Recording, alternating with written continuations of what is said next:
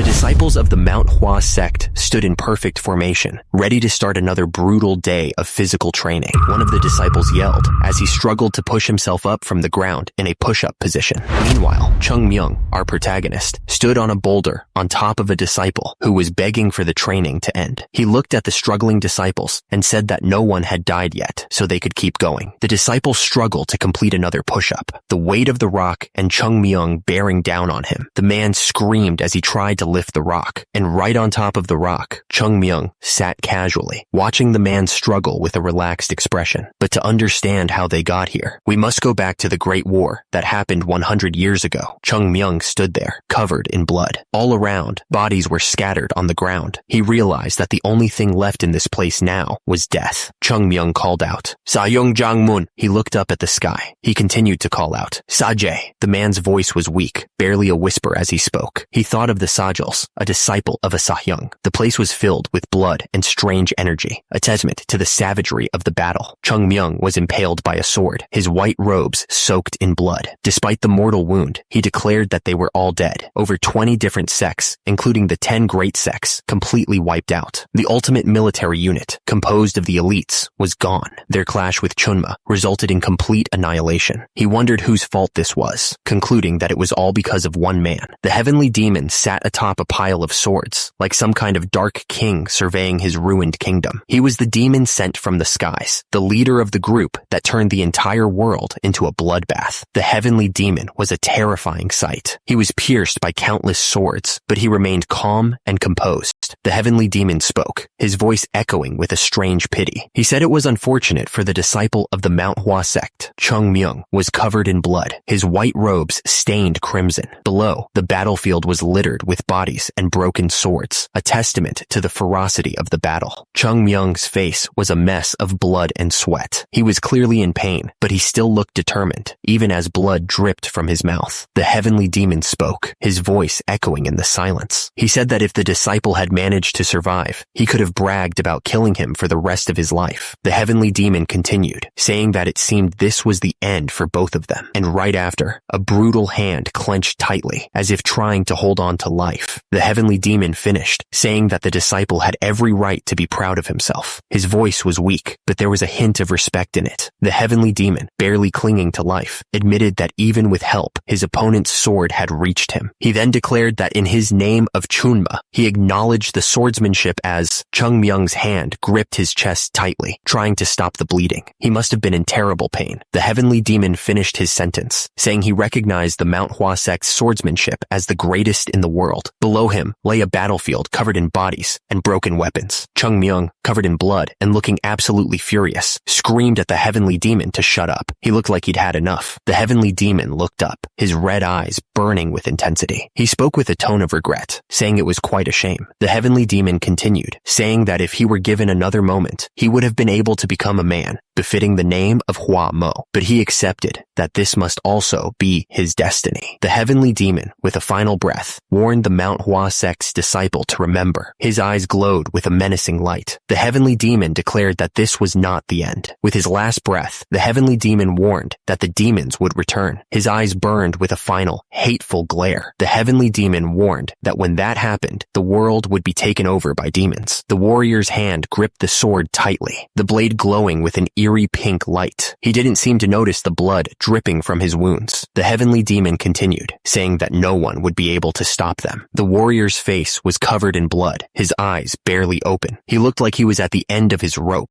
With his last breath, the heavenly demon whispered about the demons. The warrior stood amidst the destruction, his grip tightening on his sword. The heavenly demon stared forward, his red eyes burning with an eerie light. Blood ran down his face, but he didn't seem to care. And immediately, a massive explosion of pink energy erupted. The force of the blast seemed to shake the very ground. Chunma stared down with a cold expression, and immediately, a dark figure plummeted downwards, disappearing into the darkness below. Someone lay defeated defeated on the ground, unmoving. At the same time, another figure walked towards the body, their steps echoing in the silence. The scene showed a figure standing atop a mountain of corpses. The warrior seemed to be the only one left alive in the area. Chung Myung's face was covered in blood and sweat as he cried. He looked like he had been through hell and back. He stood there, gazing up at the sky, which was now glowing with an eerie light. The warrior seemed lost in his thoughts, trying to make sense of the devastation around him. He turned his head, his eyes filled with a deep sorrow. The fighter's face was streaked with blood, a grim reminder of the battle that had just ended. Chung Myung stood atop a mountain of bodies, a grim testament to the battle that had just taken place. He knew that every single member of the Manhwa sect had lost their lives in this place. Not only the members of the Manhwa sect were gone, but their followers too had been killed. The battlefield was now a graveyard. The only ones left were the powerless children, unable to defend themselves. The weight of that truth was crushing. The wind howled through the battlefield, carrying the scent of blood and the whispers of lost souls. It was a mournful song for the fallen. If only he had dedicated himself more to training, maybe he could have saved at least one more life. The thought gnawed at him, a constant reminder of his failure. Broken swords lay scattered across the ground, silent witnesses to the carnage. They were the last testament to a battle lost and a war that had ended in the worst way possible. Chung Myung lay among the dead, the bodies of his comrades surrounding him. He panted, realizing that all of this bloodshed was meaningless. Chung Myung's breath grew shallow, and he felt the life draining out of him. He thought that even a plum blossom bloom must come to an end at some point. With his last breaths, Chung Myung thought of the Manhwa sect. He wondered what would become of it now that everyone was gone. He was the 13th disciple of the great Manhwa sect, one of the 3 great swordsmen, the Plum Blossom Sword, Saint Chung Myung. After killing Chun Ma, who had brought destruction and disarray onto the world, Chung Myung's life was coming to an end. He breathed his last breath there, on top of the heavenly demon sect's mountain. The ground was covered with the bodies of the dead. Turns out, that short story was the only thing he left behind in the world. All the fighting, all the sacrifice, it all came down to that. But then, a baby was born, a new life, completely unaware of the brutal legacy he was about to inherit. At the same time, at the gates of Manhwa, the elders looked down, worried. Below, the sect was a shadow of its former glory. Despite that, the disciples kept training under the plum blossom trees. They were trying their best to keep the Manhwa sect alive, even if they didn't know its true potential. Above, the other disciples watched, but didn't dare intervene. Down below, someone yelled at Chung Myung, calling him a brat. Chung Myung was stunned by the outburst. He wondered if his life was flashing before his eyes. The authority figure lectured the 2 disciples, emphasizing that they should be an ascetic practitioner before a martial artist. He added that power without ethics can only be regarded as violence. Chung Myung looked annoyed. Someone muttered that he was at it again. He was sick of it. Even though he had been a disciple of the Manhwa sect, he hadn't followed its teachings completely. He was getting attention he didn't deserve because of his talents, but he was just a rookie in the Manhwa sect. He wondered why he hadn't realized that back then. He thought about how everything he had came from the Manhwa sect. Then, Jang Mun's voice echoed, asking if he regretted his past. Chung Myung admitted that yes, he regretted his past. Sahyung Jangmun. If only he had been more dedicated to following the teachings from the Manhwa sect, he thought. And if he could have become even a bit stronger than he was, he could have changed the ending of this horrible tragedy. Jangmun looked down at him with a sad smile, trying to comfort him. He told Chung Myung that there was no need to regret anything because the Manhwa sect would continue. The words hung in the air, promising that no matter what happened, the Manhwa sect would find a way. The mountains of Manhwa stood tall, covered in trees with pink flowers. It was a beautiful sight, full of hope. The words echoed again, stating that there would always be the Manhwa sect. It would never disappear. Chung Myung looked up, his eyes shining with a new resolve. He knew what he had to do. The small building stood quietly under the open sky, looking worn. Everything seemed calm for now. Someone reached out, shaking a figure awake. The voice shouted, asking about Chun Ma and how that could be possible since he was supposed to be dead. The person who was sleeping sat up, looking around with a dazed expression. He mumbled the name Chun, as if trying to understand what was happening. Standing over the sleeping figure, someone held a bamboo stick. He yelled that the other person was talking crazy in his sleep, calling him a bum. Now fully awake, the person sat up, his face still showing confusion. He asked why everyone had already left to beg, and what was going on. The man looked absolutely furious. He couldn't believe that he was being threatened after someone someone had the nerve to laugh at him. The man on the ground tried to calm things down. He asked the guy with the bamboo stick to put it down, saying he didn't understand what was going on. But the guy with the bamboo stick just laughed at him. He didn't seem to care at all. The man sitting on the ground was beyond confused. He started laughing too, saying that none of this made any sense.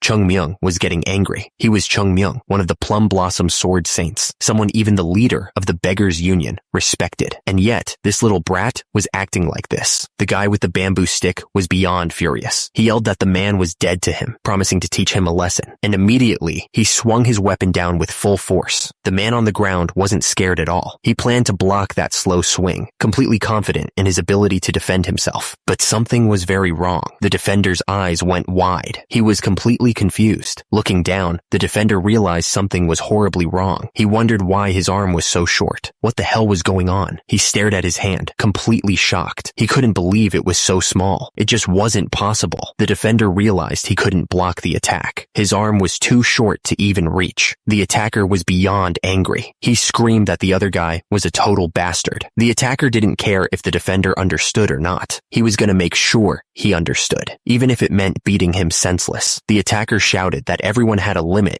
to how much nonsense they could take. He promised a good beating would knock some sense into him. Someone screamed in pain. It was a long, drawn-out shriek of agony. The attacker was on his knees, looking up at Chung Myung. He begged him to spare him, promising to come back later. He wiped the blood from his nose, making a sound of disgust. The beating had really messed him up. Sitting by the river, the attacker grumbled about how much he hurt. He couldn't believe he'd gotten beaten so badly, even back in the Manhwa sect. He called Chung Myung a damned bum brat, even if it was for the sake of that brat. He'd make sure to take care of the beggars of the Beggars Union. He was trembling with anger at the thought. Anyway, the attacker just kept walking, deeper into the water. He was probably planning his next move. Chung Myung stared down into the water, lost in his thoughts. He hadn't expected to end up in this situation, not after everything that had happened. He stared at the reflection staring back at him. Chung Myung wondered who this child was that he saw staring back at him from the water. Chung Myung touched his face, trying to make sense of everything. He asked himself what the hell was going on, and if this was the reincarnation that was mentioned in Buddhism. Chung Myung thought he would have entered the Shaolin temple instead if he knew this was going to happen. He was starting to regret his choices. He was so lost in thought that he didn't notice someone approaching. Suddenly, a voice called out, "Hey!" The guy who had been getting beat up earlier approached Chung Myung, asking if he was okay. He explained that Wang Cho always acted like that, but today he had really gone too far. Chung Myung raised a finger, stopping him mid-sentence. He said that he only had one thing to say. Chung Myung paused for a moment, then raised another finger. Actually, he corrected. There were two things he wanted to ask. Chung Myung stared intensely. His eyes narrowed. The other guy looked back, completely confused by the sudden shift in mood. They stood there near the river, the sound of the water flowing around them. The tension was thick in the air as they waited for Chung Myung to speak. Chung Myung's eyes narrowed as he thought about his situation. He wondered aloud if he had really fallen so low as to become a beggar. The other guy looked at Chung Myung with a mix of amusement and pity. He pointed out that it was pretty obvious he was a beggar just by looking at his clothes. Chung Myung was shocked at the realization. He yelled, wondering how he could possibly be a beggar. Then, he quickly composed himself and said he had a second question to ask. The other guy looked even more confused. Chung Myung suddenly asked if he knew who Chun Ma was, adding that he had thought the guy was acting pretty normal for someone who had just been beaten up. Chung Myung's patience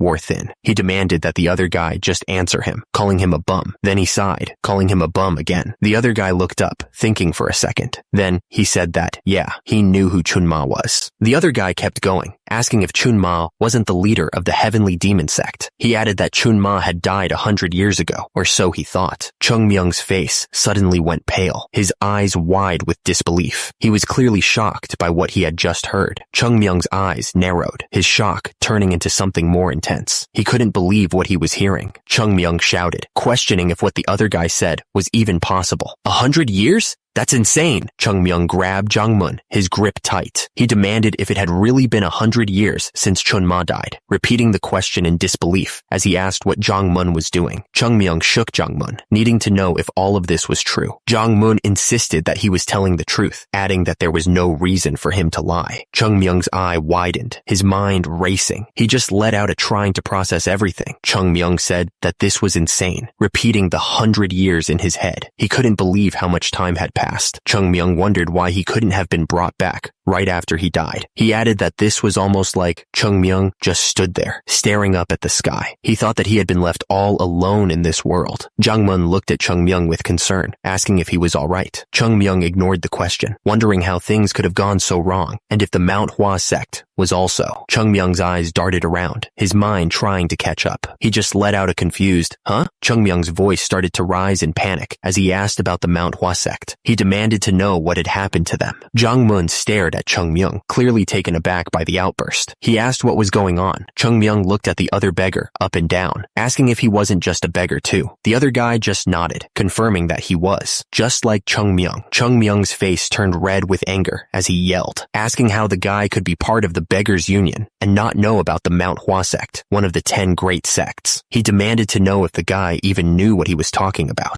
The other beggar tilted his head, completely lost. He wondered what kind of nonsense Chung Myung was spouting. Chung Myung started listing off the 10 great sects: the Shaolin Temple, the Wudang, Ashen Sect, Kong Tong Sect, Ching Cheng Sect, the Lotus Order, Southern Island Sect, Kunlun Sect, the Beggars Union, and the Southern Edge Sect. Chung Myung's eyes widened in disbelief. He couldn't believe what he was hearing. There was no such thing as the Manhwa sect in the 10 great sects. It was like a punch to the gut. The message burned into his mind. The Manhwa sect wasn't part of the 10 great sects anymore, and immediately, Chung Myung's face twisted in shock. He couldn't believe it, asking how that was even possible. The news hit him hard, and his eyes filled with disbelief. The beggar stared at Chung Myung, clearly confused by what he was saying. He asked what kind of nonsense he was spouting. Chung Myung listed the 10 great sects. They were the Shaolin Temple, the Wudang, Ashen Sect, Kong Tong Sect, Ching Cheng Sect, the Lotus Order, Southern Island Sect, Kunlun Sect, the Beggars Union, and the Southern Edge Sect. Chung Myung was stunned as he heard that there was no such thing as the Manhwa sect in the 10 great sects. He couldn't believe what he was hearing. The words echoed in his mind. The Manhwa sect wasn't part of the 10 great sects. It was a hard pill to swallow. Chung Myung's eyes widened in disbelief. He asked how that was even possible, completely shocked by the news. Chung Myung suddenly found himself being grabbed by the neck. He gasped, wondering if this was happening again. The beggar demanded, "The Southern Island sect? The Southern Island sect you said? Those country island bumpkins have become one of the 10 great sects?" He paused, then shouted, "Hold up, that's not what's important. The Manhwa sect isn't part of the 10 great sects anymore. The Manhwa sect." The beggar's grip tightened as he repeated, "The Manhwa sect." The beggar loosened his grip a bit, thinking out loud. He said that now that he thought about it, he thought he had heard that such a sect existed on the Shanxi province map. The beggar continued, "The Shanxi province map, right. It must be on the Shanxi map somewhere. Do you know anything about it?" He then admitted he wasn't sure about them being a part of the 10 great sects, but Chung Myung looked up, his mind racing. He was starting to get a really bad feeling about all this. Then the beggar said, "As far as I know, the Manhwa sect has already fallen." Chung Myung's face went pale. Chung Myung's eyes widened, refusing to believe what he was hearing. "It has fallen? The Manhwa sect has..." The beggar continued, "The sect that was one of the 3 most prominent sects in the world, along with the Wudang and the Northern Loyal family. The Manhwa sect has fallen?" Chung Myung screamed, unable to process the information. Chung Myung was left speechless. He was at a loss for words. Chung Myung groaned, clutching his head. He was really starting to feel the effects of that beating. Chung Myung sat up, still in disbelief. He shouted that he refused to believe it and needed to see it with his own eyes. Underneath him, the beggar looked down at him, clearly annoyed. Chung Myung clenched his fist, his knuckles turning white. He was determined to find out the truth, no matter what it took. Chung Myung shouted that he was heading to Manhwa. He didn't care what anyone said. He had to see it for himself. The beggar warned him not to go. He said that if Chung Myung didn't want to get beaten up again, he should just go back to begging. Meanwhile, Chung Myung just stared at the ground, lost in thought. Chung Myung yelled at the beggar to shut up, saying he was going to ask more questions and the guy better answer. But the beggar wasn't listening at all. He seemed lost in his own world. Chung Myung stared down at his hands, looking absolutely confused. He wondered what was going on with this body of his. Chung Myung looked up, his expression full of confusion. He asked what the name of this body was, hoping for some kind of answer. The beggar scoffed, asking why a beggar would even have a name. He said people just called them whatever they wanted. According to him, Chung Myung was Cho Sam. Chung Myung grimaced grimaced, thinking that Cho Sam sounded like a total beggar name. He then wondered about his age, guessing he was around 15 or 16 based on his skin. But how would a beggar even know their age? Chung Myung demanded that the beggar give him his name and the name of the brat who beat him. He asked if the beggar really didn't remember anything at all. The beggar finally gave in, telling Chung Myung that his name was Ku Chil. He added that the one who beat him was called Ku Pal, but they usually called him Wang Cho. Chung Myung just hummed in response. Taking in the information, Chung Myung warned Ku Chil to listen carefully. He declared that he repays favors twice as much, but he returns grudges 10 times as bad. Chung Myung told him to remember the name Chung Myung of the Manhwa sect. He promised that the next time they meet, he would return today's favor. Anyway, Chung Myung announced he'd be leaving now, and with that, he turned and walked away, leaving Ku Chil behind. Chung Myung turned his back to the beggar, ready to move on. The beggar watched him leave, probably wondering what to make of all that. Chung Myung stopped suddenly, looking around. He asked which way was the Manhwa of the Shanxi province. He didn't get an answer right away, so he sighed, looking up at the sky, and then he started running. He was going to get there on foot, no matter what. Chung Myung declared that he was running. He was going there by foot. He said that even in his past life, he didn't ride something as slow as a horse. Chung Myung's face was red and sweaty, but he kept pushing himself. And yet, he wasn't sure how much longer he could keep this up. He was already collapsing. Chung Myung cried out that he was gonna die. He was flat on his face, panting. Chung Myung realized that this body wasn't fit at all, and he was already tired after running for only a few minutes. There was no way it was possible. Chung Myung would probably pass out and die on the way there. Chung Myung was still lying there, completely exhausted. So, how was he going to get to the Shanxi province, you ask? Chung Myung was lying on the ground, but he was already plotting. He thought to himself that this was where the trickeries of the great Chung Myung were going to come into play. He started laughing like a maniac. Chung Myung was fired up now. He figured he just needed to train himself in martial arts. The others probably didn't realize how amazing this opportunity was, he thought. Chung Myung knew that even those who had reached the peak of their martial arts skill had regrets. They regretted that when they were younger, they should have focused more on the fundamentals. He started snoring though. He also knew that they regretted that when their sahyung nagged them to train, they should have at least pretended to. He remembered those days clearly, and they shouldn't have been caught drinking the liquor their sahyung hid away. Oh, Chung Myung told himself to disregard the last one, because it was delicious. He couldn't help but smile at the memory. Chung Myung was fired up. He declared that he could do this all over again. Chung Myung figured he needed to find a place where he could avoid the world as much as possible. He decided this spot would do just fine. Chung Myung sat down in front of the tree. He wondered what he should learn first.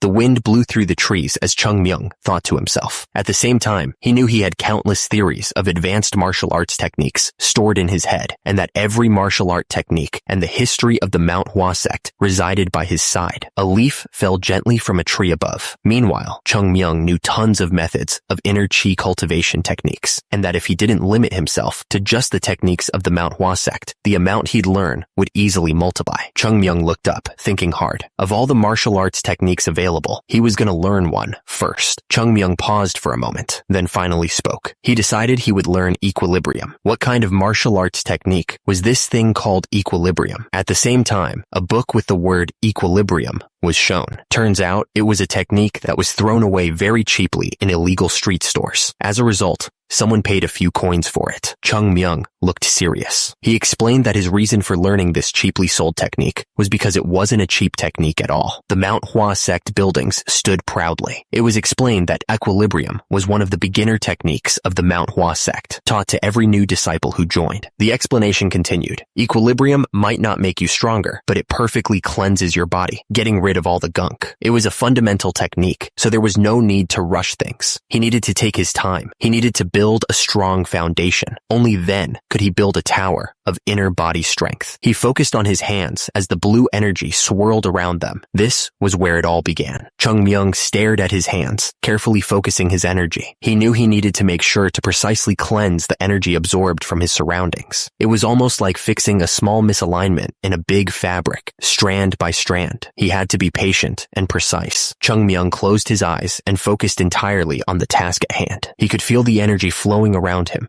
ready to be molded. He needed to perfectly cleanse any impure energy, and if he gathered the cleansed energy into the dantian of his body, the energy started to swirl faster and faster, gathering into a bright ball of pure light. He could feel the power growing within him. Chung Myung felt a surge of power as he sat there, finally done. It's done, he thought, feeling a sense of accomplishment. He knew that this dantian would be the foundation that would open up a whole new world for him. He jumped up, ready to go. A small but firm energy would roll like a snowball and eventually become an avalanche. No one would be able to stop. Shall I run to Manhwa now? He wondered. Then he paused, confused. Huh? Suddenly, Chung Myung tripped and went sprawling. Oh, right, he thought, face-palming. He had already used all of his energy learning the technique. Chung Myung groaned as he lay on the ground, completely drained. Damn it, he thought, annoyed. Equilibrium didn't help at all when he needed to use his body right away. Far away, a middle-aged man watched with a knowing smile. Chung Myung, you, he muttered, his expression unreadable. The man cackled, enjoying Chung Myung's frustration. He told him that he sometimes just forgot to use his brain, and then told him to get lost because he was getting on his nerves. Chung Myung was getting desperate. How in the world was he supposed to get to Manhwa at this rate? Nearby, the marketplace was bustling with activity. People were buying and selling, and horses were being led through the crowds. On the edge of town, a man leaned against a wall, resting. He seemed completely worn out. Suddenly, a voice called out, "Brother! Brother!" The resting man woke up, startled. What? He asked, confused. One of the beggars pointed angrily, telling the other that there was a rookie beggar stealing all their begging money. The other beggar listened, annoyed. The beggar with the bun asked if that was true.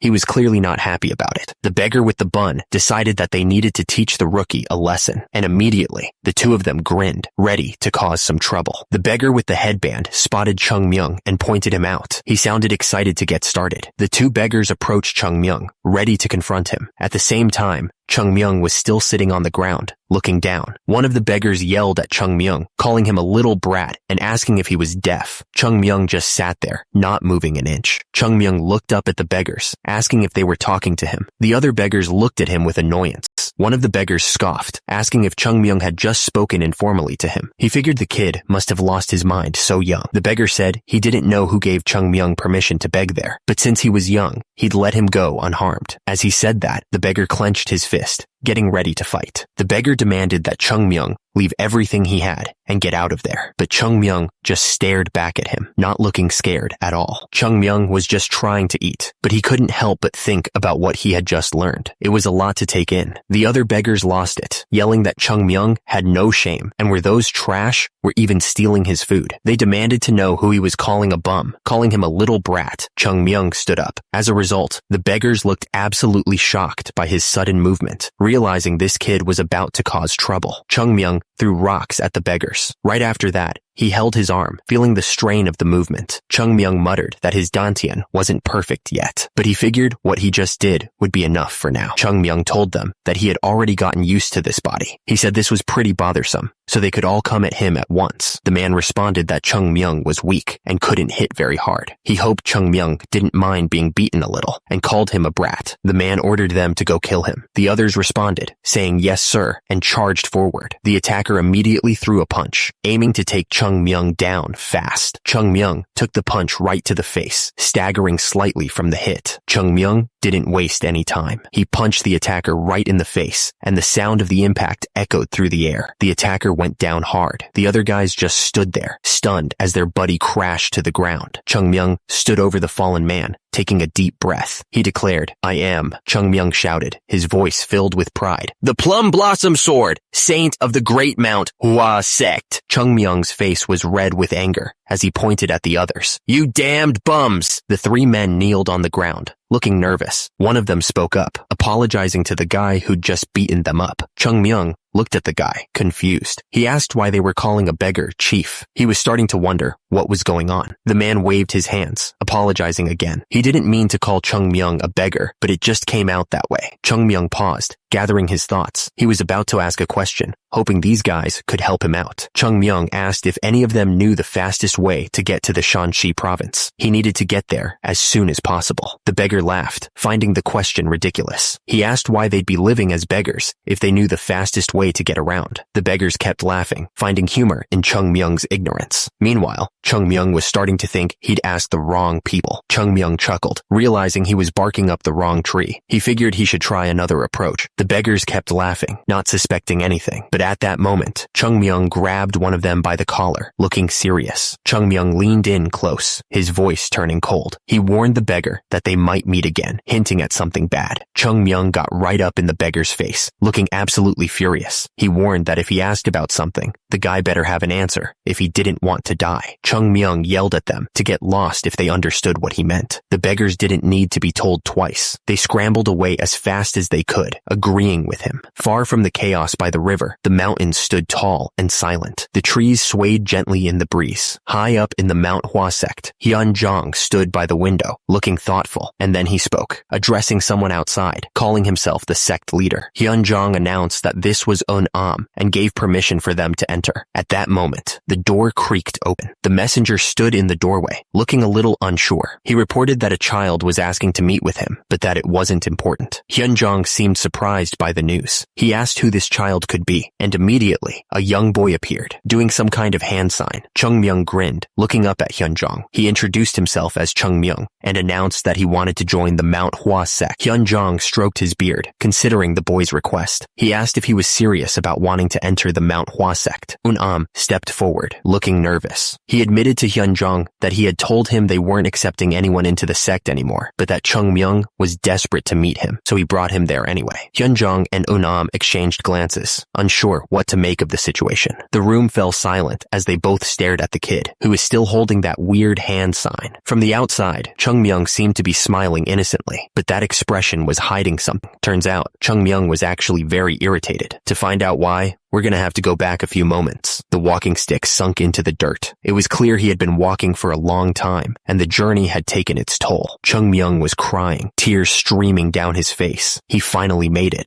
muttering that he had arrived. He looked up, his eyes fixed on the imposing silhouette of Mount Hua looming above. He said the name of the place like a prayer. Chung Myung grumbled about the shortcut those beggars had given him. It hadn't helped at all, but at least he was finally there. He swore he wouldn't forgive them if they ever crossed paths again. Chung Myung looked down, steeling himself for what was to come. Well then, he muttered, ready to face whatever lay ahead. Chung Myung gripped the branch tightly, his knuckles white. It's time for me to climb the mountain, he declared, his eyes fixed on the peak above. He took the first step, then another, and another, climbing the seemingly endless stone stairs. He grunted with each step, his breath coming in short bursts. His feet pounded against the rough ground with each step, the climb relentless, and immediately he was panting, sweat dripping down his face as he struggled to catch his breath. He grit his teeth, pushing through the pain and exhaustion. I'll climb like my life depends on it, he vowed, his voice strained but resolute. His hand gripped the rough rock, searching for a hold. As a result, small rocks tumbled down the mountainside as he pulled himself up, inching closer to his goal. Chung Myung continued his climb, his movements causing rocks to break loose and tumble down the steep mountainside. The higher he climbed, the more treacherous the path became. He was bruised and battered, but Chung Myung refused to give up. He thought that anything was possible if he was tenacious enough. He dug his fingers into the rough rock, pulling himself higher. The climb was relentless, but he wouldn't stop. Chung Myung shouted, his voice echoing through the mountains, declaring that he would climb Mount Hua. Nothing would stop him. Finally, Chung Myung reached the top, standing tall against the backdrop of the setting sun. He had made it, and he was ready for what came next. Chung Myung was breathing hard, trying to catch his breath. He managed to get out a weak, whoa. He looked around, eyes wide with panic. Where did it go? Chung Myung's gaze went up to where the Mount Hua Sect's sign should have been, but it wasn't there. Chung Myung grabbed his head, his voice rising in disbelief. The thing Young Jung-mun cleaned every morning. Squeak, squeak. Where did that thing go? Chung Myung was losing it. He shouted that he was going to go crazy right there. Someone inside called out, wanting to know who was there, and right then, the door slid open, revealing Chung Myung standing outside. The man peered out, looking surprised. He wondered if it was just a kid. The man asked if Chung Myung had come there alone,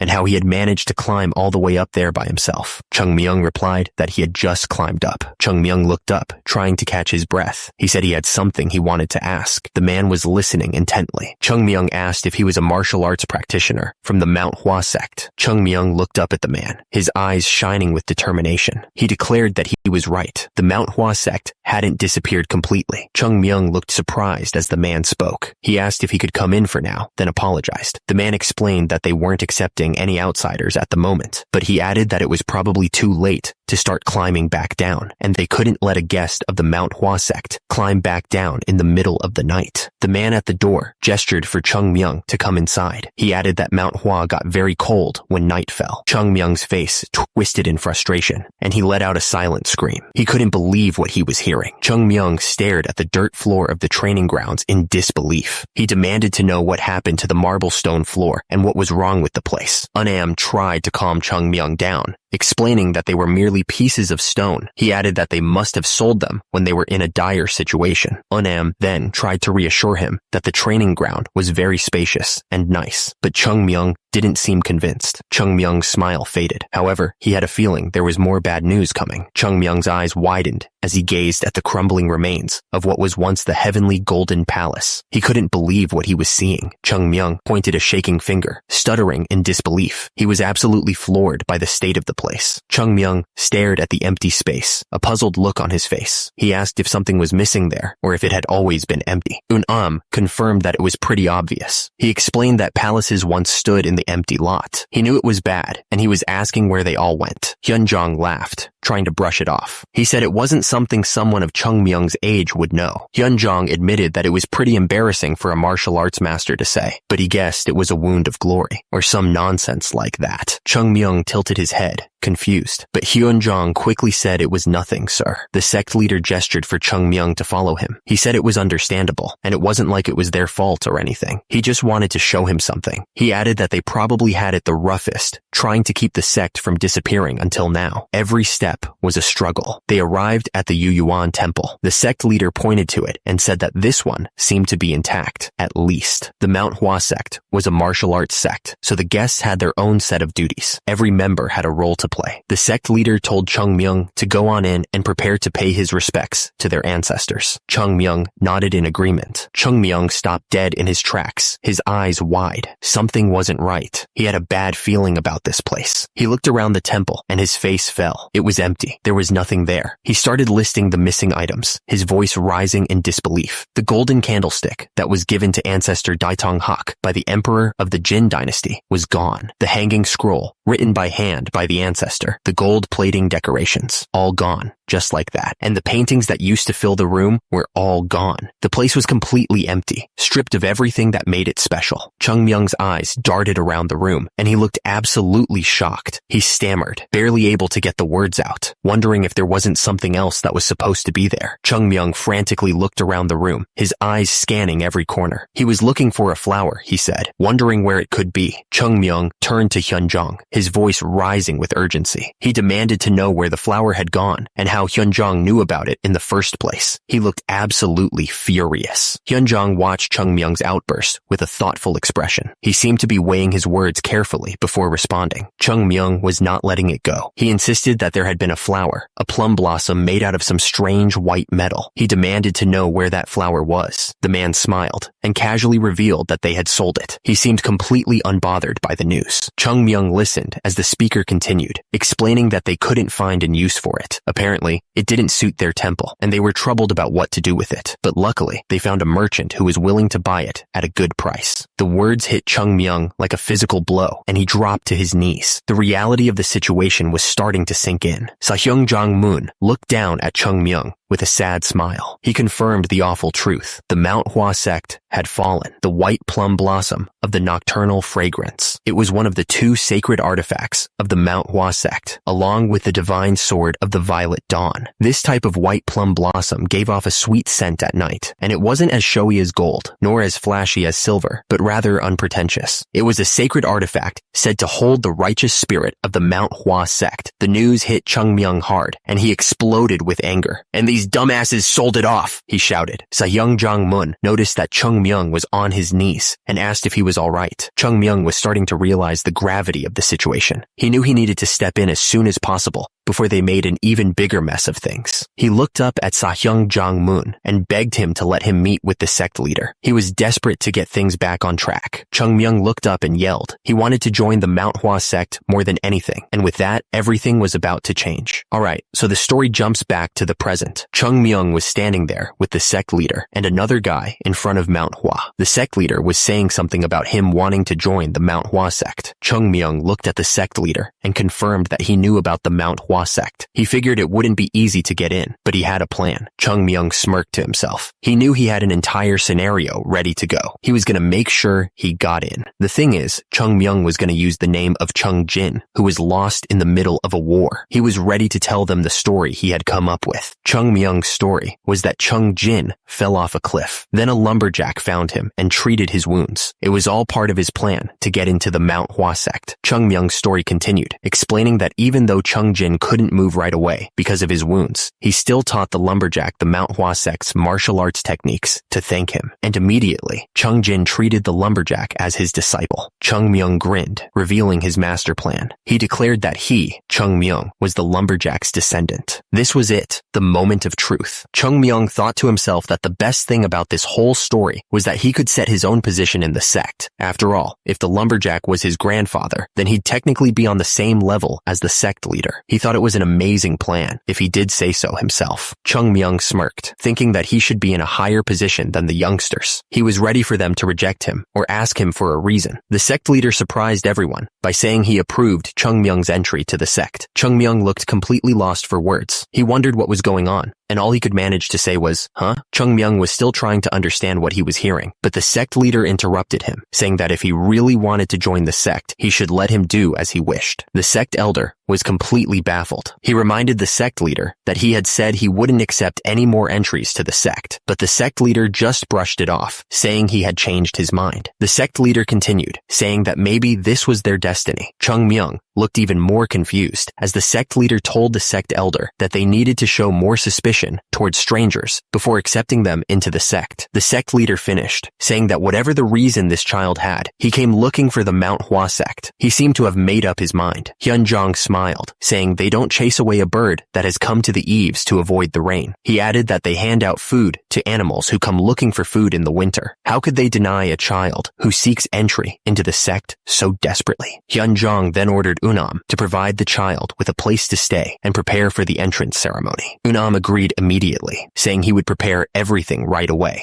Chung Myung looked absolutely stunned. He couldn't believe what he was hearing, and all he could manage was a disbelieving no. Someone started screaming about how their position was gonna be affected. They were plummeting downwards, looking terrified. The emblem of the Manhwa sect, a plum blossom, was displayed prominently. The sect was about to change forever. Chung Myung sighed, thinking he was going to have to wear a third-rank disciple's clothing. He wondered what was happening with his life. Anyway, Chung Myung wondered what this place was. He thought he remembered this place being used as a guest room. It was strange to Chung Myung that this was a temporary place to stay for those scheduled to enter the sect. The Manhwa sect originally didn't have private boarding rooms. Those who newly joined the sect immediately formed a bonding contract with their teacher and stayed in their teacher's rooms. So, it meant that there were people staying in these rooms. Chung Myung paused, looking at the open door. Suddenly, a voice came from behind the door. Someone was asking who was there, clearly annoyed by the intrusion. The person's eyes narrowed, filled with suspicion. They were clearly listening intently, trying to figure out who was on the other side of the door. The door was flung open, and the intruder demanded to know who was peeking into their room. They accused them of being a thief, looking absolutely furious. The other disciples looked around, completely confused by the sudden outburst. They started asking what was going on and what all the noise was about. Gul was furious, yelling that the peeking brat had invaded his room. He asked why he had to go through such hardships. Suddenly, a loud voice boomed through the room, demanding silence. The person wanted to know what all the ruckus was about. The guy went on, saying it was still time for training, yet they were all causing trouble in the boarding house. He looked absolutely pissed. Immediately, the group bowed their heads, sincerely apologizing to Great Sasuk. They knew they had messed up. The guy asked who he was. Chung Myung told him that his name was Chung Myung.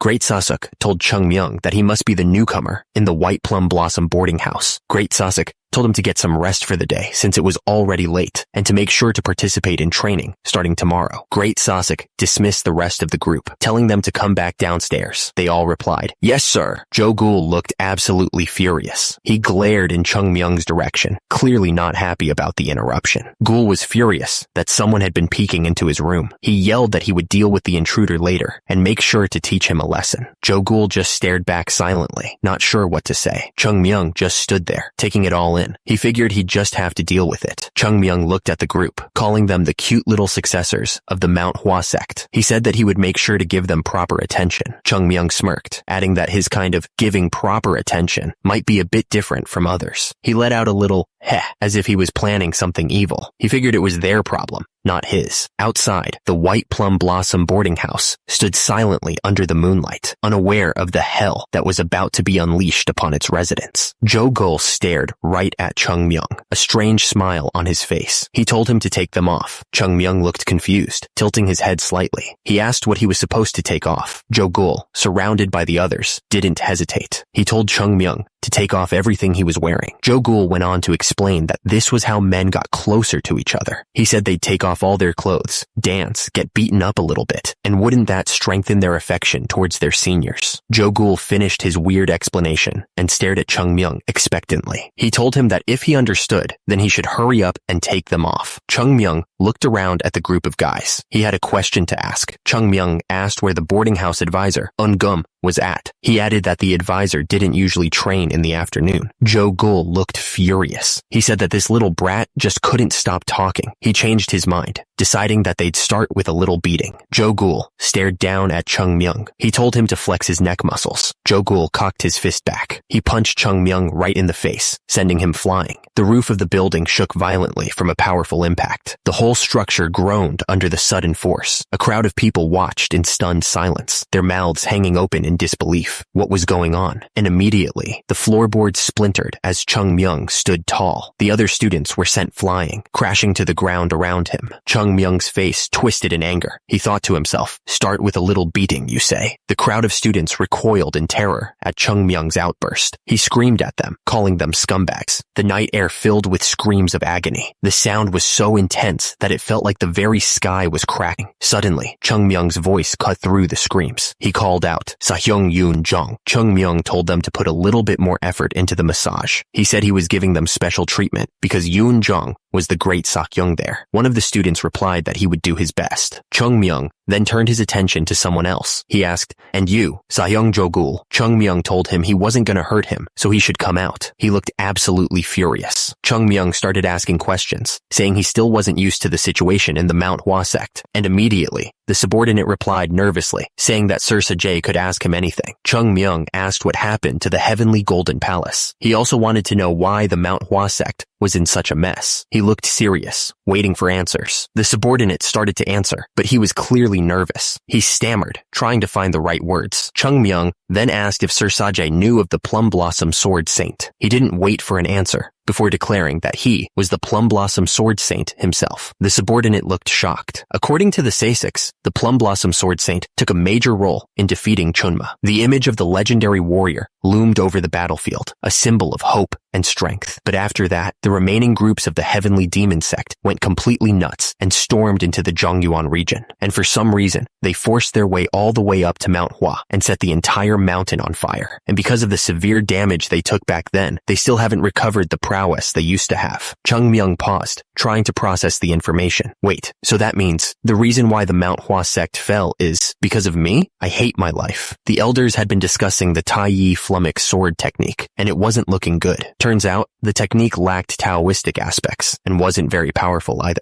Gul didn't think it would be a problem to remove the technique from the Manhwa sect. He then asked Sajay what he thought about it. Sajay agreed, saying it certainly wasn't a sword technique that could be of any good use. He figured they should probably just throw it away, even though it was left behind by their ancestors. Another man suggested that, in order to prevent the children from taking an interest in it, they should just remove it from the library. That sounded like a good idea to everyone. They decided to do as he said and get rid of the technique. The conversation took a turn. Down below, Chung Myung was stuffing his face when he heard someone calling his name. On a different note, Chung Myung. Hyunjong looked at him, his expression serious. He said he hadn't called him there just to talk about about the sword technique. Hyunjong thought it was about time for Chung Myung to take in some disciples himself. It was a big step. Hyunjong then asked Chung Myung how he thought he should teach his disciples. It was a test of sorts. Hyunjong waited patiently for Chung Myung's answer. The air was thick with anticipation. Sahyungjong Mun looked at Chung Myung, trying to figure out what he was thinking. He asked what there was to think so hard about. Chung Myung didn't even look up from his food as he answered. He said he'd just beat them up first. Once he beat them to the brink of death, they'd make even the impossible happen. The room went silent after that. You could almost hear the cherry blossoms falling outside. And after that, Sahyungjong Mun never brought up the topic of Chung Myung taking in disciples ever again. It was probably for the best. Suddenly, someone called out for their Sir Sajay. It seemed like something was about to happen. Chung Myung was just starting to get comfortable when someone interrupted him. The subordinate stammered, telling him not to address him so formally. Sa-young. He corrected himself, calling him Sir Sajay, and then just Sajay. The subordinate explained that UN Gum, the boarding house advisor, had called him to the training grounds. He added that Chung Myung would also be participating in training starting that day. The training grounds were set. UN Gum stood on a raised platform overlooking the trainees, who were lined up in neat rows, waiting for his command. UN Gum's voice boomed across the training grounds. He yelled for everyone to prepare their blades. The trainees responded instantly. They drew their swords in unison, ready to begin their training. UN Gum roared at everyone to swing their blades. His voice was so loud, it felt like it shook the whole training ground. You could see the determination on the trainee's face as he prepared to follow the order. The trainees all swung their wooden swords together, yelling as they practiced. The sound of the blades cutting through the air filled the training grounds. Chung Myung watched the trainees with a strange look on his face. Beside him, UN Gum observed the training, waiting to see how the new recruits would perform. Chung Myung tilted his head, looking confused. He was starting to wonder what kind of training this actually was. Chung Myung watched as another trainee swung his sword, yelling something about hat. He couldn't help but ask what kind of sword technique this was supposed to be. UN Gum explained that the sword technique his Sahyungs were training with was called the equilibrium sword technique. It was the foundation for all other techniques of the Manhwa Sect, he added. One of the trainees practiced the sword technique. The wooden sword sliced through the air. Chung Myung looked absolutely shocked. He couldn't believe that was Manhwa's fundamental sword technique. What the hell are these dumbasses doing? He wondered. Chung Myung realized this training was doing nothing but hindering the children from getting stronger. It was actually making them weaker. Chung Myung thought this was like teaching them the alphabet using a complicated thesis book. The trainees continued to swing their swords, unaware of how bad their training was. The trainees continued to train, but Chung Myung knew that doing this might get them ahead for a short amount of time. A very short amount of time, that is. He wondered what good technique without proper fundamentals would bring them. It was like building a house on sand. Chung Myung thought that if they were doing it this way, they needed to at least try to teach them properly. Otherwise, this was just a waste of time.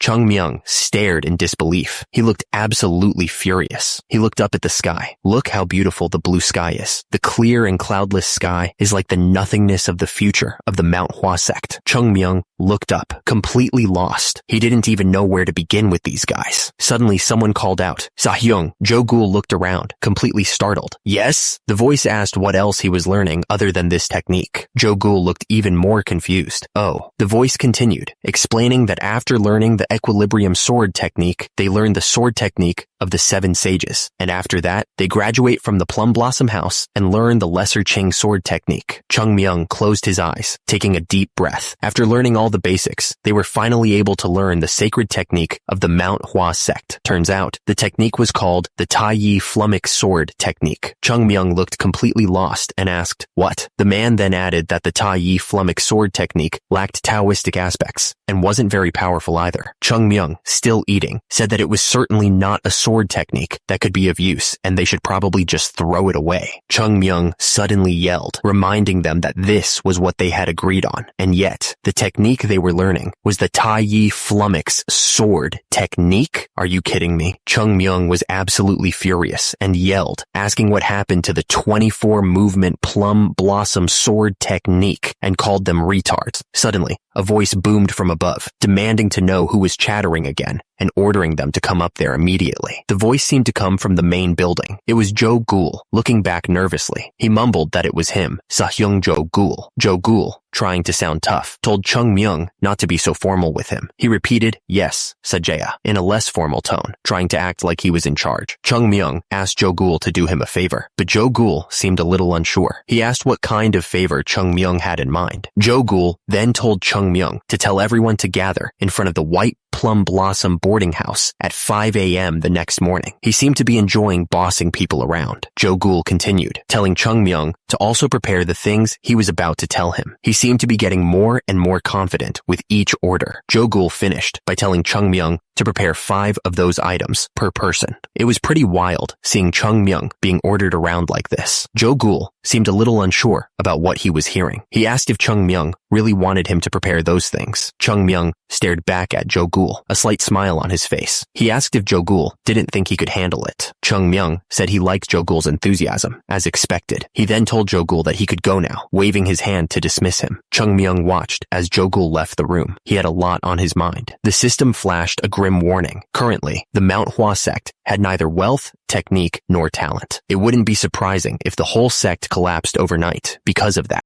Chung Myung thought to himself that out of all the things he could control, talent was one of them. He knew that the current third-class disciples didn't seem very talented, but Chung Myung continued walking, thinking that they did say 1,000-mile journey starts with a single step. He was ready to take that step. Chung Myung looked up, his eyes firm. He decided that bringing up these untalented Sayungs would be his first step. Outside the White Plum Blossom boarding house, the disciples were already gathering. They had no idea what was coming. One of the disciples yawned, clearly annoyed. He wondered what kind of Sajay made their Sayungs come and go as they wished. One of the disciples raised his voice, asking if the others agreed with him. He added that they probably weren't even in the boarding house last night. Chung Myung's voice cut through the air. He asked if he was the Sajay they were talking about. Chung Myung stood there, staring down the group. The air crackled with tension as everyone waited to see what he would do next. One of the disciples yelled at Chung Myung, asking if he didn't learn to respect his seniors. As a result, the other disciples braced themselves, waiting for Chung Myung to react. Chung Myung just stared at the disciple, his expression unreadable. He was thinking something over, but no one could guess what it was. Chung Myung's face suddenly lit up with a wide, innocent smile. He exclaimed, "Oh my Sayungs." Chung Myung bowed deeply, his voice dripping with fake sincerity. He went on, saying he was really sorry and that he must have been lacking in his understanding of his Sayungs. Chung Myung gestured towards the boarding house, his eyes gleaming. He suggested that as an apology, they should all have a little chat inside. Chung Myung put his arms around the disciples. He said, "All right now, let's head inside."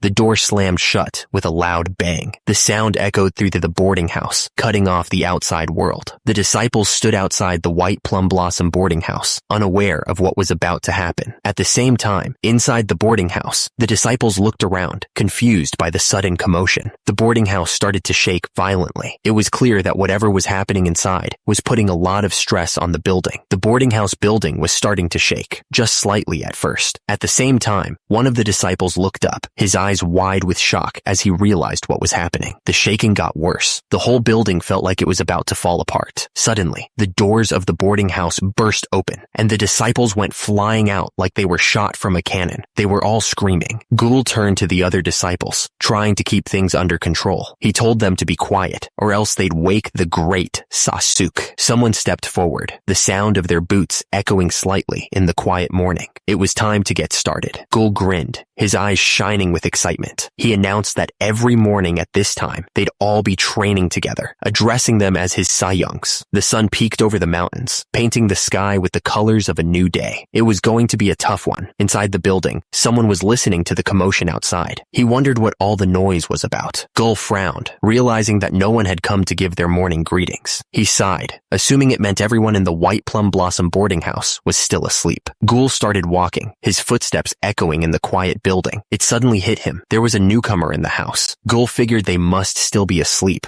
especially after doing their strange rite of passage. He glanced through a door, a mischievous glint in his eyes. Ghoul decided he was going to teach them a proper lesson this time. He had been thinking that even if Joe Ghoul got a bit too wild, Yoon Jong would be there to stop him from going overboard. But clearly, that wasn't the case. Ghoul stopped dead in his tracks, a look of utter confusion spreading across his face. He didn't understand what was going on. The scene scene in front of the White Plum Blossom boarding house was a mess. Disciples were sprawled all over the ground, barely conscious. They were calling for help, some even mumbling for their moms, and great Sasuke, another disciple, barely able to stand, looked around in disbelief. He couldn't understand why everyone was in such a bad state and begged someone to save him. Suddenly, Ungum appeared, looking extremely concerned. He demanded to know what the hell was going on, his voice filled with urgency. Ungum's eyebrows furrowed as he noticed the disciples hesitating. He wondered what they weren't telling him. Ungum's expression hardened. What reason could they possibly have to hesitate in front of him? Ungum, the boarding house advisor. Jogul was completely out of breath. He looked absolutely shocked by what he was seeing. Jogul stammered, realizing something even more important. Behind everyone else, it was the newcomer?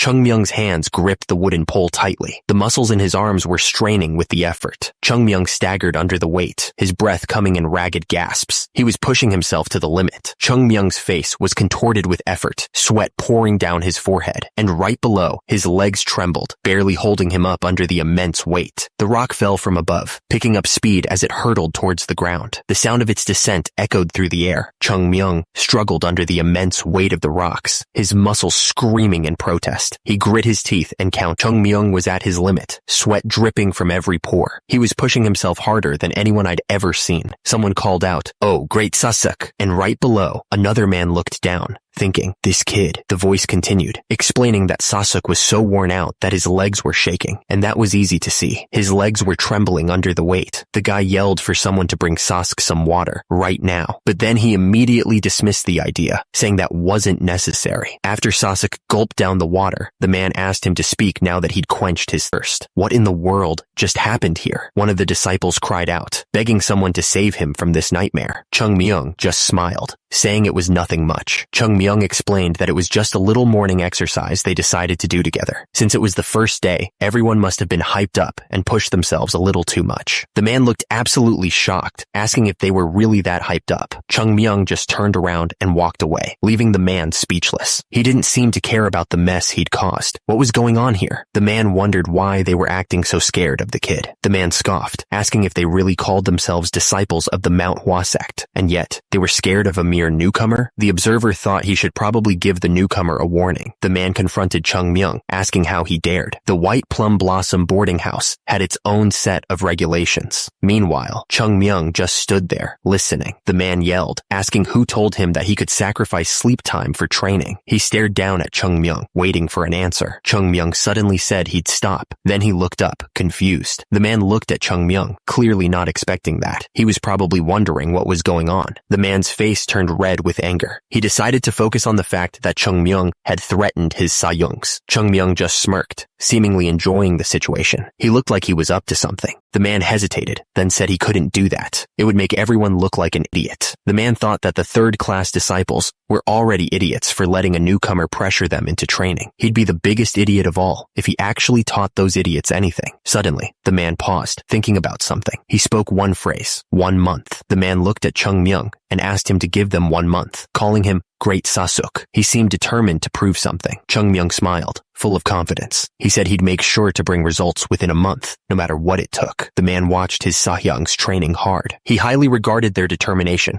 and respected them for it, since not a single one of them complained about the very demanding training session. The disciples looked at each other, trying to act tough. They all agreed that it was the right thing to do, even if they were scared out of their minds. Meanwhile, one of the disciples watched with a serious look. He figured that the others didn't dare to complain to Chungmyung, not that they actually agreed with the training. The disciple wondered where someone like Chungmyung had come from. He had completely taken control of the third-class disciples, but he intended to use that control for nothing other than training. The disciple thought it wouldn't be an easy task for Chungmyung. He wondered why he insisted on training every morning. Another disciple believed they could become plenty strong with Great Sasuke's teachings, but he figured they could speed up the process with more effort on their side. The disciple wondered if it made sense for them to sacrifice sleep for training. He figured Great Sasuke believed that there was no need for a reason in their training process, which was kind of insane. Great Sasuke asked what the most important thing was when treating their Sahyungs. The answer wasn't pretty, and it made him want to barf. dwarf? Turns out, the answer was courtesy. He knew that was important. Great Sasuke declared that he would regard his Sahyung's words as if they were coming from the heavens themselves. He was really laying it on thick. Great Sasuke wouldn't look down on his seniors. Instead, he'd keep his courtesy towards them to maintain the hierarchy. The guy was really serious about this stuff. One of the disciples admitted that Great Sasuke was the real deal. Below, the other disciples were running for their lives, clearly terrified. The disciples were completely under Great Sasuke's control. They were nothing more than ants beneath his feet. Great Sasuke told them that he was impressed with their determination to voluntarily participate in training at dawn. He was laying it on thick, but the disciples seemed to eat it up. Great Sasuke continued, saying that if they kept up these efforts, they'd definitely see great results. He told them to keep going, but then he paused, confused. One of the disciples looked up at Great Sasuke with a desperate plea. He begged Great Sasuke to save them from whatever hell they were in. The disciples were running for the hills, trying to get away from Great Sasuke. They were absolutely terrified of him. The disciples were begging for Great Sasuke to save them. They were in so much pain that they couldn't take it anymore. Great Sasuke told them it wasn't like he was going to kill them or anything. He suggested they all have a little chat back in the boarding house.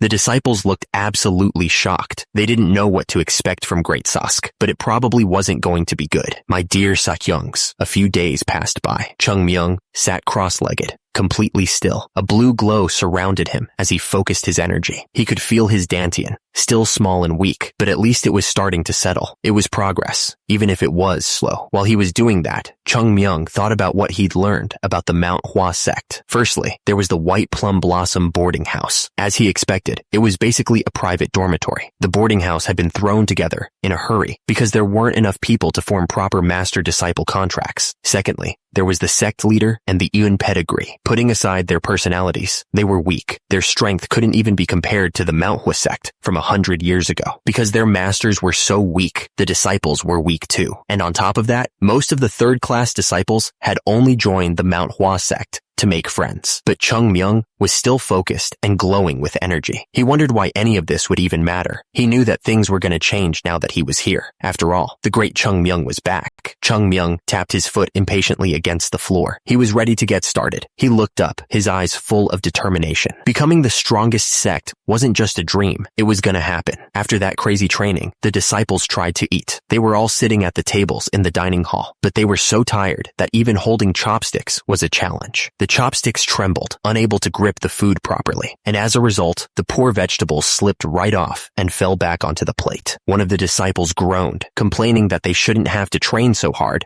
that they couldn't even eat. He was clearly not happy about any of this. Another disciple shouted, begging Sahyung Jo-gul to say something to Chungmyeong. He hadn't been able to use chopsticks for days, and it was driving him nuts. Jo-gul looked over at them, clearly annoyed. He told them they were talking too much, wondering what their problem even was. Someone started tapping their fingers on the table. They were clearly getting impatient, waiting for an answer. Jo-gul looked absolutely furious. He yelled, asking if they thought their Sahyung was their errand boy. The other disciples sat there, stunned by Jo-gul's outburst. He continued, asking why they didn't just go talk to Chungmyeong themselves, since it wasn't like he was avoiding them or anything. Jo-gul lowered his head, trying to calm himself down. He knew he shouldn't have lost his temper like that. Yoon-jong spoke up, asking if great Sahyung Sasuke could spare a bit of his time. He looked determined to get an answer. Sasuke agreed to speak with Jo-gul. The White Plum Blossom boarding house stood silently, as if waiting for what would happen next. They walked together through the garden, the cherry blossom trees providing a bit of shade. The air was calm, but the silence was heavy with unspoken questions. Sasuke turned to the disciple and commented that he looked refreshed. There was something strange in his tone, like he already knew what was coming. One of the disciples simply said, Sahyung, acknowledging Sasuke's comment. He seemed nervous, like he was trying to avoid the real topic. Sasuke asked what he thought of the Manhwa sect. The disciple hesitated, saying that it was a difficult question to answer. He was clearly choosing his words carefully. Jo-gul admitted that it would all be over for him once he decided to return to his hometown. But he turned to Sasuke, pointing out that he was planning to spend his entire life in Manhwa. Sasuke agreed with Jo-gul's assessment. Far below, the two disciples could be seen standing in the garden. Jogul confessed that he really thought the Manhwa sect was done for. He looked serious, like he was carrying a heavy weight. Sasuke told him not to be so disrespectful. That wasn't something he should say so easily, he scolded. But Jogul declared that he had changed his mind. His eyes showed a new determination. Chung Myung, after he came here, things really started to change. It was like a switch had been flipped. Jogul admitted that even though they had been forced into it, he realized after the morning training sessions that he had never pushed himself this hard before. He was sweating like crazy, but he knew it was working. Sasuke pointed out that Chung Myung didn't even seem tired, even though he was training way more intensely than everyone else. It was like he was built different. Jogul admitted that he wanted to try his best after seeing Chung Myung push himself like that. It was inspiring, even if it was also a little scary. The only sound was the soft shuffle of feet moving across the training grounds. The disciples were all pushing themselves harder than ever before, driven by Chung Myung's example. Yoon Jung stood there, listening to the other disciple. The air was still. The only sound was the wind rustling through the trees. Jogul grinned, his eyes shining with determination. He declared that he wanted to try his best to become a master who could lead the whole world. Yoon Jong smiled softly, a hint of amusement in his eyes. He seemed to find Jogul's declaration amusing. Yoon Jong nodded, agreeing with Jogul. He told him that he shared his thoughts. Up in the tree, Chung Myung watched them. He seemed satisfied with how things were progressing. Chung Myung was laying in the tree, relaxing. He muttered that he had already convinced 2 people. Chung Myung thought that Eungum was also pretty easy to convince, but he knew that he still had a long way to go. Chung Myung was still up in the tree. He yelled for the sect leader to come out. Chung Myung looked confused. He didn't seem to expect what was about to happen. Someone was outside the building, banging on the doors. They demanded that the doors be opened immediately. A group of angry men stormed towards the building. They shouted for the sect leader to come out right away. The men were not backing down. One of them, holding a torch, demanded they get inside. He shouted, asking where the sect leader was hiding. The intruders pushed past the disciples, not caring who they shoved aside. One of the disciples tried to stop them, but they just yelled at him, asking if he had just touched them. Up in the tree, Chung Myung watched the chaos unfold below. He was surprised that they had actually broken through the gate of the Manhwa sect. He wondered what the hell was going on. The men continued to push forward, ignoring the disciples' protests. They yelled that they had waited long enough and couldn't afford to wait any longer. The attacker screamed, demanding to know when they would get their money back. He kept yelling, asking if they were going to pay them back at all. The air hung heavy with the unspoken question. Could the Manhwa sect really be in debt? It was a ridiculous thought. The sky seemed to darken as the words echoed. Could they really be in debt in this situation? The thought was terrifying. The mob outside the building was getting angrier. They screamed at the sect leader, demanding if he had no shame. They told him to stop running away and come out at once. The mob kept yelling for the sect leader, their voices echoing through the building. All that could be seen was the sect leader's feet, hidden behind the closed door. Outside, the angry men stood with their torches, waiting impatiently. Their faces were grim, lit by the flickering flames, as they waited for the sect leader to appear. Suddenly, Chung Myung's voice cut through the air, asking what brought them here so late at night. He stood above them, looking down with a cold stare. There's no doubt about it, he thought to himself. That man was indeed the sect leader of the Manhwa sect. Chung Myung's eyes narrowed, ready to deal with whatever came next. The sect leader stood there, radiating a sophisticated aura with every move and word. It was as if he was trying to act cool, but everyone knew he was just putting on a show. The sect leader was trying to act cool, but everyone knew he was just putting on a show. The sect leader was trying to act cool, but everyone knew he was just putting on a show. He was clearly trying way too hard. Someone from the crowd spoke up, asking the sect leader how he had been. The sect leader didn't seem too pleased to see them. The sect leader replied that he hadn't expected the pavilion owner Kong to come himself. Kong chuckled, saying he felt uneasy having to visit for something like this. Pavilion owner Kong started to explain that he didn't want to climb Mount Hua again if he could avoid it, but he added that many people had been asking him to come there, so he hoped that the sect leader would understand. The sect leader replied that they had to understand the reasons of these people, reminding him that the agreed date had already passed. He looked grim. Kong continued, saying that they had tried to understand the Manhwa sect situation multiple times already. He mentioned that if they followed the contract, they would be asking them to pay the price for violating the promised date, but they had been indebted to the Manhwa sect many times in their lives. Kong said that they would try not to be so harsh on them, offering them 7 days. He then warned that if they were unable to pay them back within this time, they would confiscate the temple of the Manhwa sect. He hiccuped. The crowd stood there silently. The threat hanging heavy in the air. The sect leader stared back at them, trying to figure out what to do next. Chung Myung was hiding, trying to stay out of sight. But then he heard the pavilion owner Kong say, "Looks like I let the child see something they shouldn't have." The building loomed in the darkness, silent and foreboding. So, what was going on in there? Inside, the men were waiting. One simply said, "Yeah." Chung Myung thought to himself that he was in trouble. He figured, who knows what he's gonna do to me? I should probably stay away. But then Sajay spoke up. "Isn't the Hua Prefecture the name of the village right below Mount Hua?" Young confirmed that was correct, adding that he remembered it from the days when he was peddling with his father. The disciple with red hair wondered if Manhwa Sect had borrowed money from the merchants. The other disciple admitted he didn't really know about that, but the disciple with black hair piped up, saying he knew about the pavilion owner Kong. He explained that Kong was the owner of the Tai Hua Pavilion of the Hua Prefecture. He added that he's the owner of the biggest pavilion of Hua and apparently a wealthy merchant who takes part in many different businesses. The disciple with red hair asked, shocked if he was hearing right. Was Kong really the owner of the Tai Hua Pavilion? The disciple with red hair started freaking out. The other disciple told him to calm down, but he just shouted, asking if he was really being told to calm down at a time like this. He realized that the Tai Hua Pavilion was originally owned by the Manhwa Sect. At the same time, his fist clenched tightly, shaking with anger. One of the disciples asked if the pavilion owner Kong was really trying to take the temple after lending them money. Another disciple confirmed that it was true, which made the situation even worse. But something didn't feel right. A strange feeling washed over him. The disciple with red hair said it was weird that the Tai Hua Pavilion, which used to belong to Manhwa Sect, was now lending them money. He couldn't shake the feeling that something was off. The disciple with black hair realized that if something didn't add up, it probably meant things were going in the wrong direction. He felt a shiver run down his spine. Jo-gul looked shocked as someone called him. He stammered, trying to sound respectful. "Sahyong Jo-gul. Yes, sir?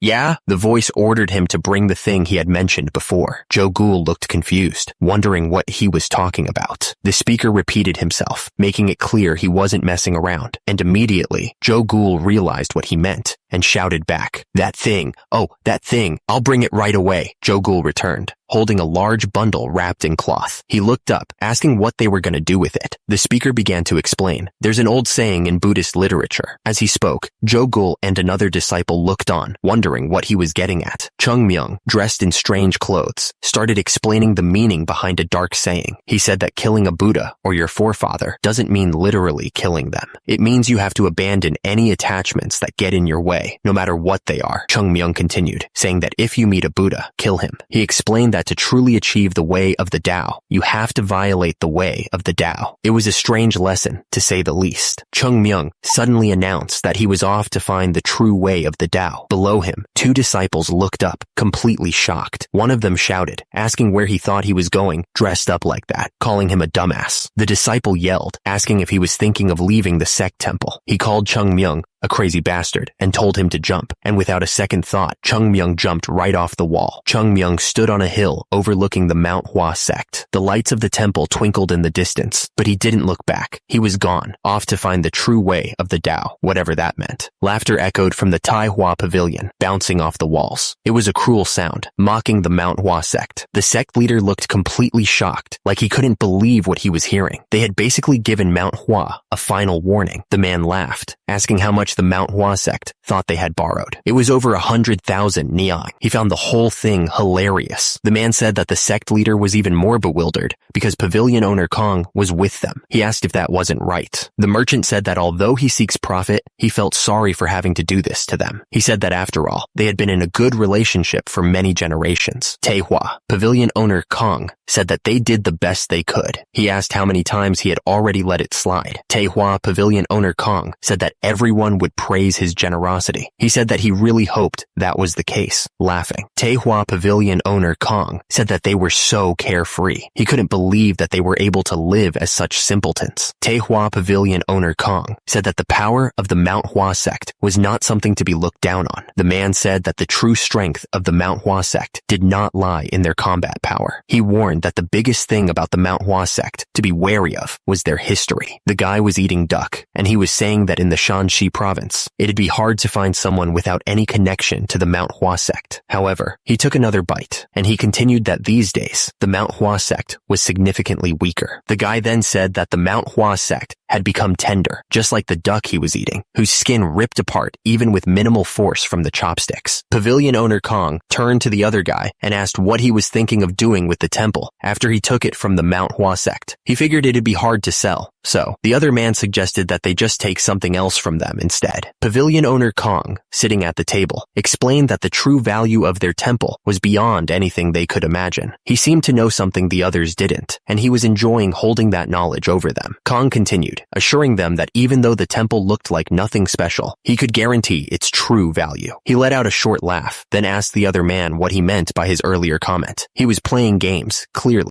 Up close, Kong bit down on his chopsticks, looking annoyed. He thought to himself, damn idiots. And then he told the others that he couldn't tell them directly. Kong explained that they could use the Manhwa sect's enemies to their advantage. He asked how many other sects would be willing to spend a fortune to buy the temple, just to erase the Manhwa sect from existence. It was a dark plan, but effective. Kong finished by telling everyone not to worry. He promised that he would make sure they all got their money's worth. The others seemed satisfied with his explanation, but the whole thing felt pretty messed up. The others were really eating up what Kong was selling. One of them even slammed his cup on the table and said that Kong was a very smart man. Kong poured drinks for everyone. He told them to raise their glasses for pavilion owner Kong. Everyone raised their glasses. They all shouted, "Cheers!" together. Hours later, under the cover of night, a man walked away from the building, humming to himself. He thought this felt great. He figured if he managed to get the money back from the Manhwa sect, it would be enough to last him his entire life. He also knew that pavilion owner Kong was very thorough when it came to money. The man felt great, and the moon was so bright. But then he paused, realizing there was no moon at all. He figured it must be a new moon. He figured he should probably walk through the main streets on nights like this. He was really enjoying himself. Meanwhile, the man's drunken stroll was about to be interrupted. He started sweating, not feeling so good anymore. Below, shadowy figures emerged from the darkness, their intentions unclear. He swallowed hard, his mouth suddenly dry. Something wasn't right. He could feel it in his gut. Suddenly, a figure in black appeared, standing silently in the night. He was completely covered,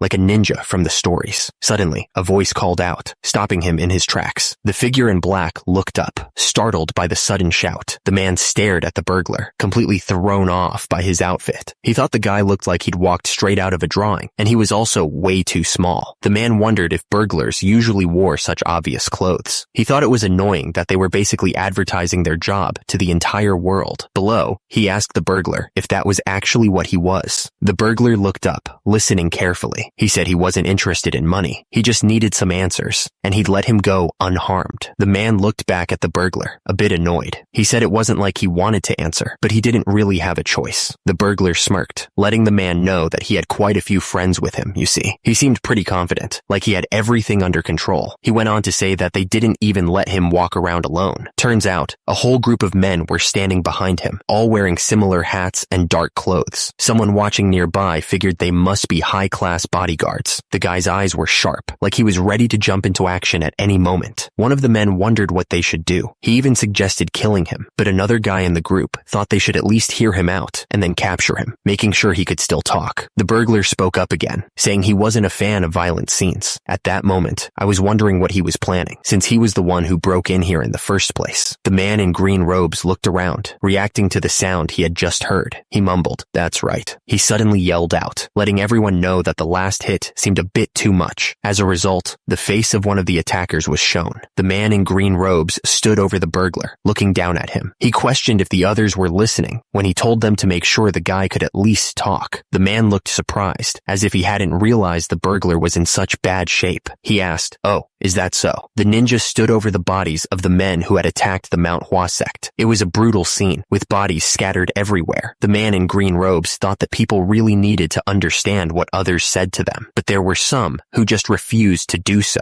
and immediately, the burglar was shown on the ground, beaten. The man in green robes called the burglar over, telling him to come closer. He was clearly setting a trap. The man in green robes repeated that if the burglar answered his questions, he would let him go unharmed. The burglar was scared and agreed. The burglar was caught off guard and shouted, asking what the hell was going on. He didn't expect to be attacked after agreeing to answer the questions. The man in green robes explained that if the burglar had just answered his questions when he first asked, he would have let him go unharmed. But since he tried to fight, this was what he deserved. The man in black clothes loomed over the burglar, who was still on the ground. He promised that he'd make sure the guy could at least talk. The burglar burglar tried to speak, but his face was so swollen he couldn't get the words out right. It came out as a slurred mess. The ninja warned him to fix his pronunciation before he hit him again, clearly not in the mood for games. The burglar, terrified, promised to speak clearly. The ninja asked if he was saying that he had loaned more than 100,000 yangs to the Manhwa sect. The burglar confirmed that was right. The ninja sighed, clearly not buying it. The burglar, seeing his reaction, looked even more scared and nervous. The ninja pointed out that even if he sold everything the burglar had, right down to his underwear, there was no way he'd make 10,000 yangs, let alone 100,000. The ninja wanted to know if he was claiming to have loaned 100,000 yangs to the Manhwa sect, which was supposedly collapsing. Trying to save his skin, the burglar stammered that he could explain everything. The burglar explained that it was just how high interest rates worked. He said if you loan money with a high interest rate, as long as they didn't pay it off, the interest just kept getting higher. The burglar continued that if you just gave it a little time, the interest became way higher than the original loan. Meanwhile, the ninja was trembling, barely able to contain his fury. The ninja struck the burglar hard, sending him flying. He shouted that taking money that way wasn't something to be proud of. The burglar coughed, blood splattering on the ground. He managed to choke out that he was also the owner of the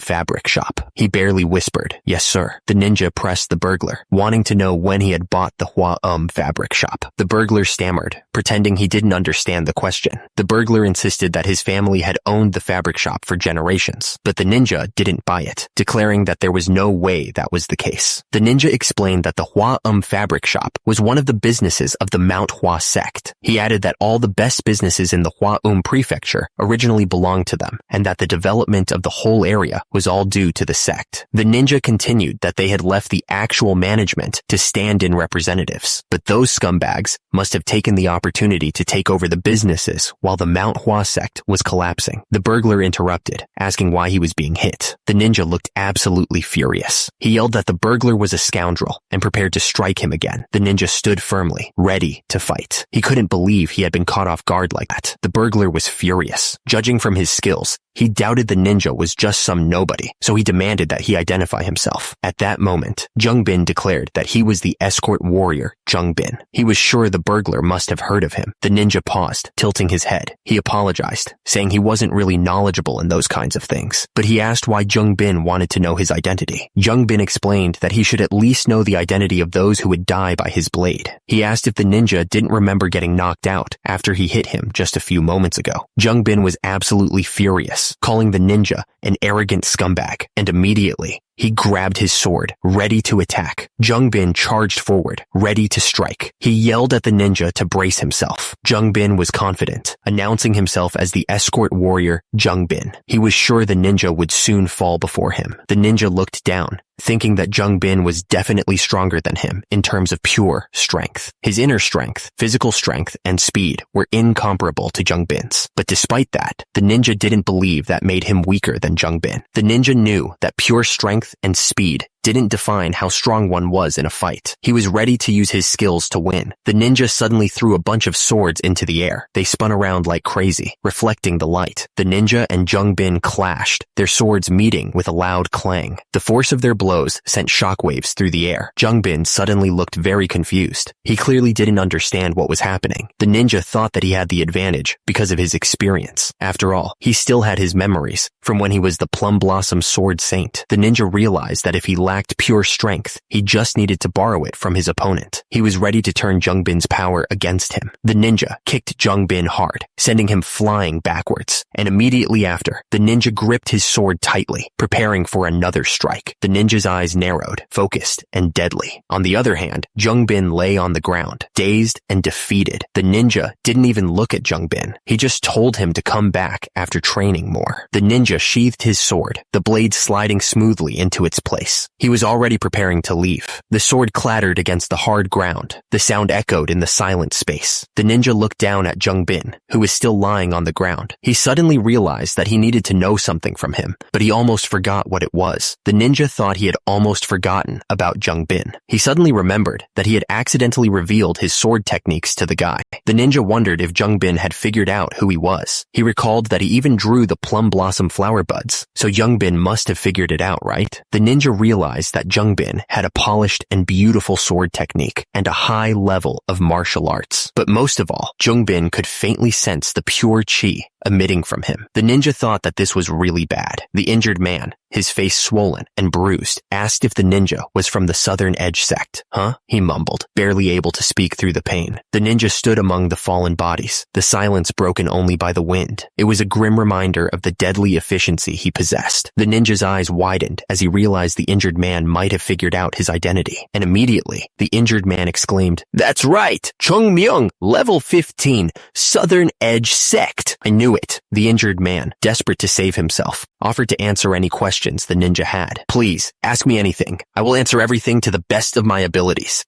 Yeah, alright, thanks, I guess. The building loomed above, casting a long shadow over the scene. Something felt off, like a storm was brewing. Joe Ghoul was getting anxious, tapping his foot impatiently. "What's taking him so long?" he asked, clearly worried. But Sa-young tried to calm him down, telling him to just relax. Joe Ghoul was still worried, but Sa-young tried to reassure him. "But Sa-young," Joe Ghoul protested. But Sa-young insisted that he knew Chung Myung wasn't an idiot and could handle himself. Sa-young looked at Joe Ghoul with confidence. He said that Chung Myung would be back, sooner or later, so there was no need to worry. Sa-young's face turned to worry. He muttered that as long as Chung Myung didn't get into an accident, everything would be fine. The door creaked open, breaking the silence. It sounded like someone had just arrived, but who was it? The door swung open with a bang, and Chung Myung walked in, looking around. "Did anything happen while I was out?" he asked, his voice loud. "Sajay!" He didn't wait for an answer, but walked right in. The door creaked open wider as someone else entered the room. Yoon Jong and Joe Ghoul turned to look at Chung Myung, a little surprised. "That's something we should be asking you," Yoon Jong said, sounding calm. "Did anything important happen outside?" Joe Ghoul added that not much had happened. Chung Myung smirked, holding up his hand to show off a few coins. "I was treated very well," he said, sounding pleased with himself. "And I even got some spare change on top of that." Suddenly, a man with puffed up cheeks and a suspicious look on his face spoke up. "Are you from the Southern Edge sect?" he asked, his voice full of doubt. "Huh?" Chung Myung thought it was probably a good thing that the guy couldn't figure out who he was. Still, it left a bitter taste in his mouth. The plum blossom sword techniques were lost, so it wasn't the symbol of the Manhwa sect anymore. Even so, Chung Myung thought that Jongsan Yu, who had lived his entire life in the Hua-Um prefecture, couldn't think of the Manhwa sect after seeing his sword technique. Joe Ghoul asked Chung Myung what he had been doing outside of the temple. Chung Myung said it wasn't something a child like him should know about. Joe Ghoul pointed out that Chung Myung was also a child. Chung Myung brushed it off and told him to gather everyone, because they needed to train now. Joe Ghoul looked surprised and asked if they were really going to train again,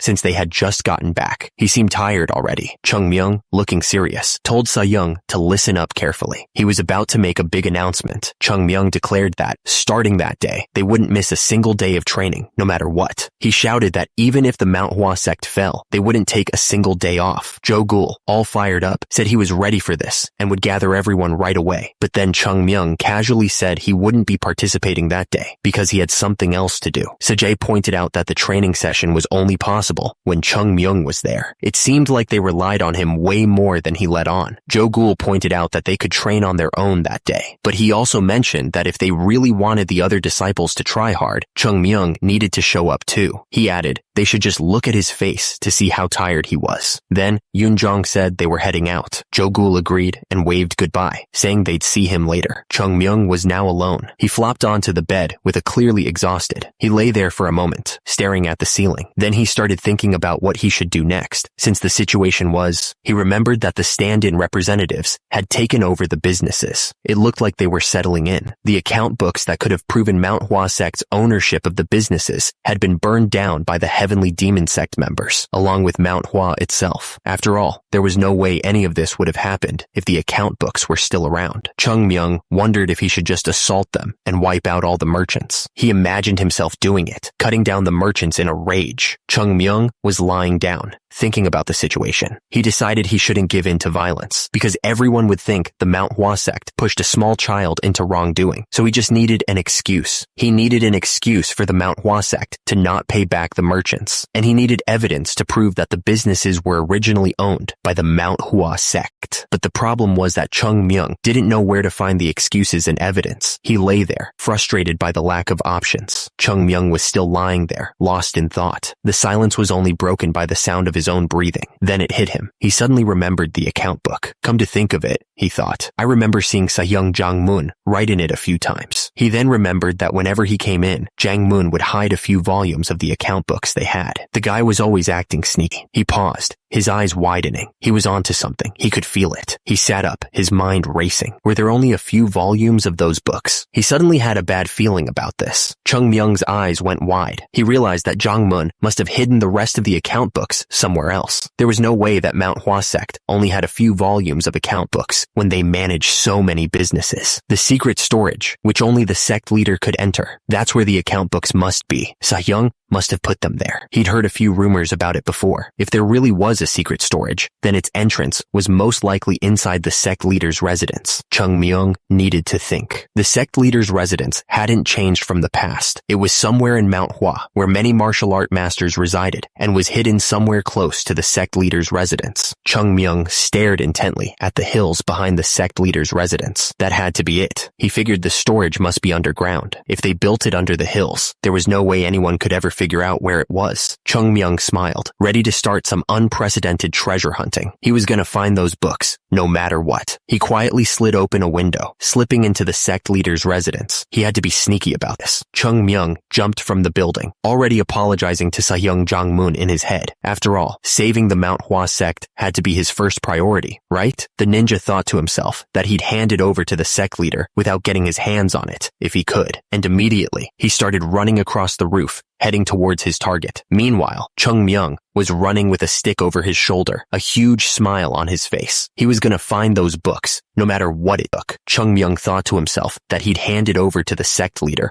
without getting his hands on it, if possible, that is. The mountains loomed in the distance, their peaks shrouded in mist. The air was still, and the silence was broken only by the wind whistling through the rocks. Suddenly, Chung Myung lost his footing and started falling backwards. He shouted that he was gonna die. Chung Myung sat at the bottom of the small hill, catching his breath. He muttered to himself that it might be a small hill, but it was still the same as searching an entire mountain, which was no easy task. Chung Myung looked annoyed. Even when he did it this way, it was still a pain. Chung Myung sat down and put his hands together, focusing his energy, and immediately, a blue light started glowing from his hands, swirling with power. Chung Myung focused, his hands glowing with a bright blue light. He channeled his energy, hoping this would lead him to the hidden storage room. Chung Myung watched as the beam shot out from his hands, piercing through the ground. He thought that if the energy met a large, empty space, that would be the storage room. Chung Myung stared at the ground, a question mark hanging in the air. He said that was what he thought, and he didn't know where it was, but there was no other reason for the empty space to be in the ground there. Chung Myung fell back, exhausted and frustrated. He exclaimed that he was gonna die, and it was probably not there. Chung Myung looked up, his eyes filled with determination. He decided to screw it and try one more time. Chung Myung gasped for air, his lungs burning. He wasn't gonna give up just yet. He had to try one more time. Chung Myung focused his energy again, sending a beam of light into the ground. But as the light pulsed, Chung Myung looked confused, not understanding what was happening. The beam of energy shot down into the earth, creating a ripple effect. And immediately, Chung Myung realized what it meant. He had found it. Chung Myung shouted that he had found it. And immediately, he grabbed a pickaxe, ready to dig into the ground. Chung Myung knew he needed to dig to confirm what he had found with his own eyes. With a grunt, he swung the pickaxe down, the sound echoing in the room. Chung Myung stared at the ground, his heart pounding in his chest. He could feel that he was close to finding what he'd been searching for. Chung Myung looked absolutely shocked. Bricks? He wondered if this was really Manhwa's secret storage. There was no way it could be made out of just bricks, not with all of Manhwa's treasures and account books supposedly hidden inside. He reached out and touched the bricks, feeling around the edges, and immediately his eyes widened as he looked into the hole he had created. A grin spread spreading across his face, saying it was nice. A dark hallway stretched out before him, promising secrets and hidden treasures. Chung Myung shouted that he found the hallway that led to the secret storage. Chung Myung stared down the hallway, a mix of excitement and nervousness swirling within him. He wondered what secrets and dangers awaited him in the depths of the secret storage. Chung Myung stood in the hallway, deep in thought. He wondered if the sect leader knew about the hidden safe. If he did, that could complicate things.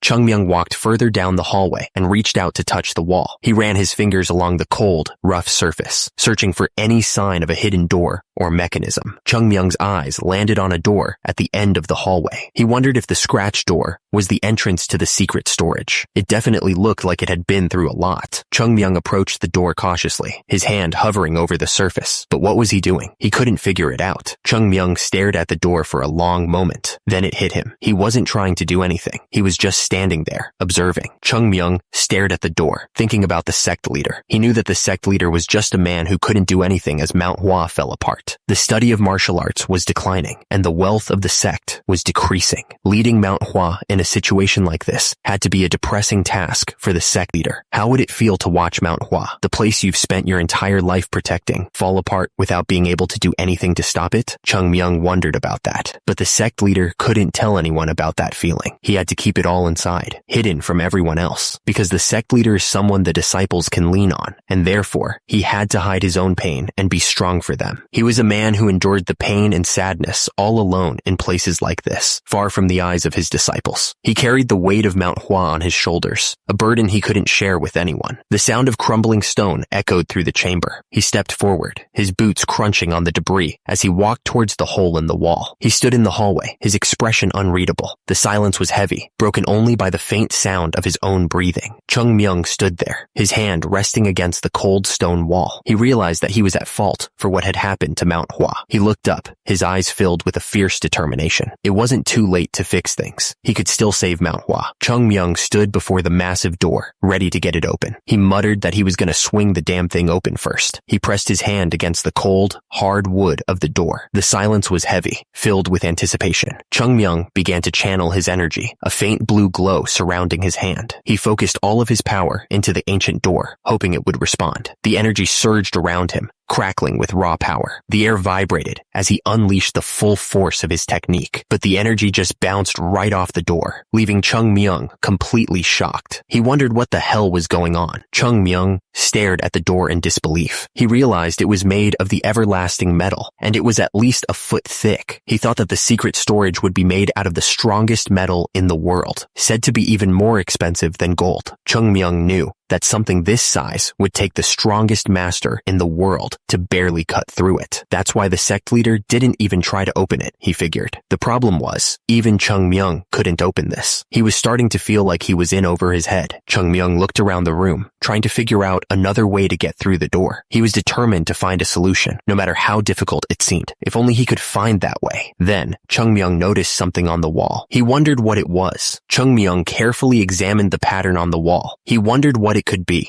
Then it hit him. Chung Myung realized that the patterns weren't just decorations. They were blade marks. Chung Myung stared intently. Some of the marks resembled the movement plum blossom sword technique. He was starting to piece things together. He looked closer. This one was the bamboo leaf sword technique, and that one was the equilibrium sword technique. Now that he knew they were blade marks, Chung Myung started to recognize them for what they were. Chung Myung's eyes widened. If these were the clues on how to open the door, he was finally on the right track. Chung Myung realized what he was dealing with. Turns out, it was the Violet Dawn fortified chi. Chung Myung planned it out. He'd follow the marks precisely, starting with the equilibrium sword technique and the bamboo leaf sword technique. Then he'd move on to the 24 movement plum blossom sword technique, and finally bring out the plum blossom sword dance. That's how he'd open the door. He wondered how anyone could make something like this. Anyway, Chung Myung felt like he got the gist of it. He could see the complex patterns of the door right in front of him. That meant there was just one problem left. Chung Myung wondered how he was supposed to perform all those techniques. It would have been no problem if it was his past self. However, now Chung Myung was nothing but a child. He could play it all in his head, but applying inner strength to his blade and instantly performing those techniques was currently impossible for him. Chung Myung realized there was still a way, but he really didn't want to do it. He could already feel the exhaustion creeping in. He focused his energy. His hands started to glow with a bright, unnatural light as he started to gather his innate, true chi.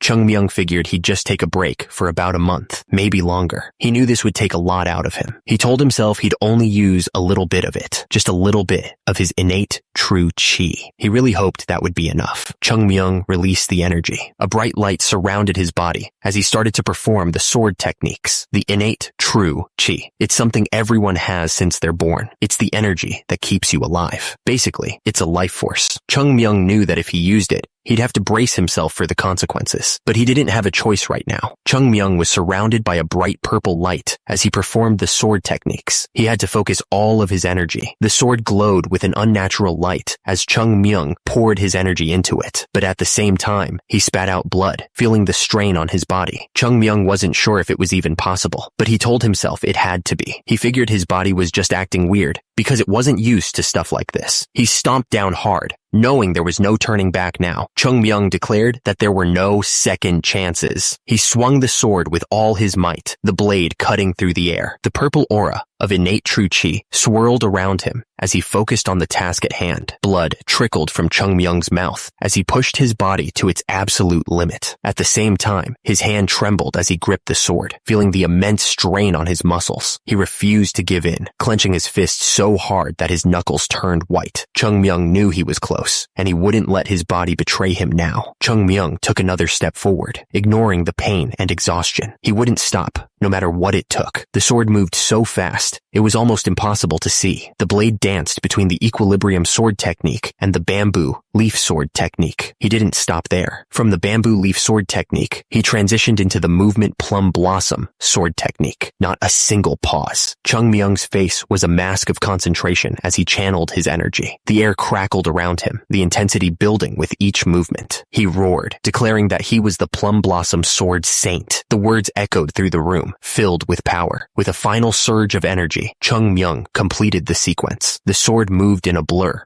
cutting through the air with incredible force. Chung Myung coughed, spitting out blood. He had pushed himself too hard, and his body was starting to feel the strain. He collapsed to the ground, panting. The residual energy from the sword technique swirled around him, a chaotic reminder of the power he had just unleashed. Blood stained the floor, each drop a testament to the effort he had put into that final strike. It was a grim reminder of what it took to unlock this secret. Chung Myung pushed himself up, his face pale and streaked with blood. Did it work? He asked, his voice hoarse with exhaustion and anticipation. He stared at the door, his heart pounding. It would be devastating if it still wasn't opened after all that, he thought to himself. The power of the sword technique began to condense, swirling into a vortex of pure energy. It was a dangerous amount of power to contain in such a small space. The energy exploded outwards, shaking the entire room, and immediately, Chung Myung was left staring blankly, totally confused by what was happening. Chung Myung's eyes widened in shock. He couldn't believe what he was seeing, his face frozen in disbelief. The sound of stone grinding against stone echoed through the chamber as the door began to crack open. Chung Myung looked up, a flicker of hope in his eyes. The door swung open, revealing the hidden chamber beyond. Chung Myung grinned, finally able to see the results of his efforts. It opened, he thought. Chung Myung's face was all puffed up as he tried to cough. He could feel blood trickling down his face, a grim reminder of the power he had just unleashed. The floor was now covered in blood, splattered everywhere from the force of the blast. It was a messy scene, to say the least. Chung Myung coughed again, more blood coming up. He was clearly in a lot of pain, his body taking a beating from using all that power. Chung Myung sat there on the floor, beat. He figured he'd be stuck in bed for at least 2 months now, not just one. Saving the Manhwa Sect was such a pain in the butt, he thought. He slowly got to his feet, ignoring the pain, and as he stood up, Chung Myung gripped his sword tightly, ready to face whatever was next. Chung Myung wiped the blood from his mouth. His eyes narrowed with determination. He wasn't about to let a little pain stop him from getting to the bottom of this. Chung Myung glanced down, a glint of curiosity in his eyes. He wondered what kind of secrets Seung Jongmun had been hiding all this time. Shall I take a look at what Seung Jongmun's been hiding? He thought. Chung Myung didn't hesitate. He gathered all his power and slammed it into the door, the force causing cracks to appear all around it. The entire structure shook as he forced it open. Chung Myung stepped into the room. The air was thick with the scent of old paper and dust, a stark contrast to the chaos he had just left behind. Chung Myung looked around, but there were only 3 bookshelves. It's smaller than I thought, he muttered, clearly disappointed. Chung Myung figured it made sense, though. He thought that making a huge safe out of everlasting metal would only be possible for the greatest sect in the world. Chung Myung remembered how Sa-young kept complaining about how they had no money. He guessed Sa-young had used all of it to make this storage room. Chung Myung reached out and grabbed a book, his eyes widening in surprise. What the hell was this? Chung Myung's eyes lit up as he held the books. He shouted that he had found them, the account books of the Manhwa sect. The pages were filled with meticulous records. It looked like Sa-young had even made copies of the originals from the Finance and Economy Agency. Such a thorough man. This would definitely do.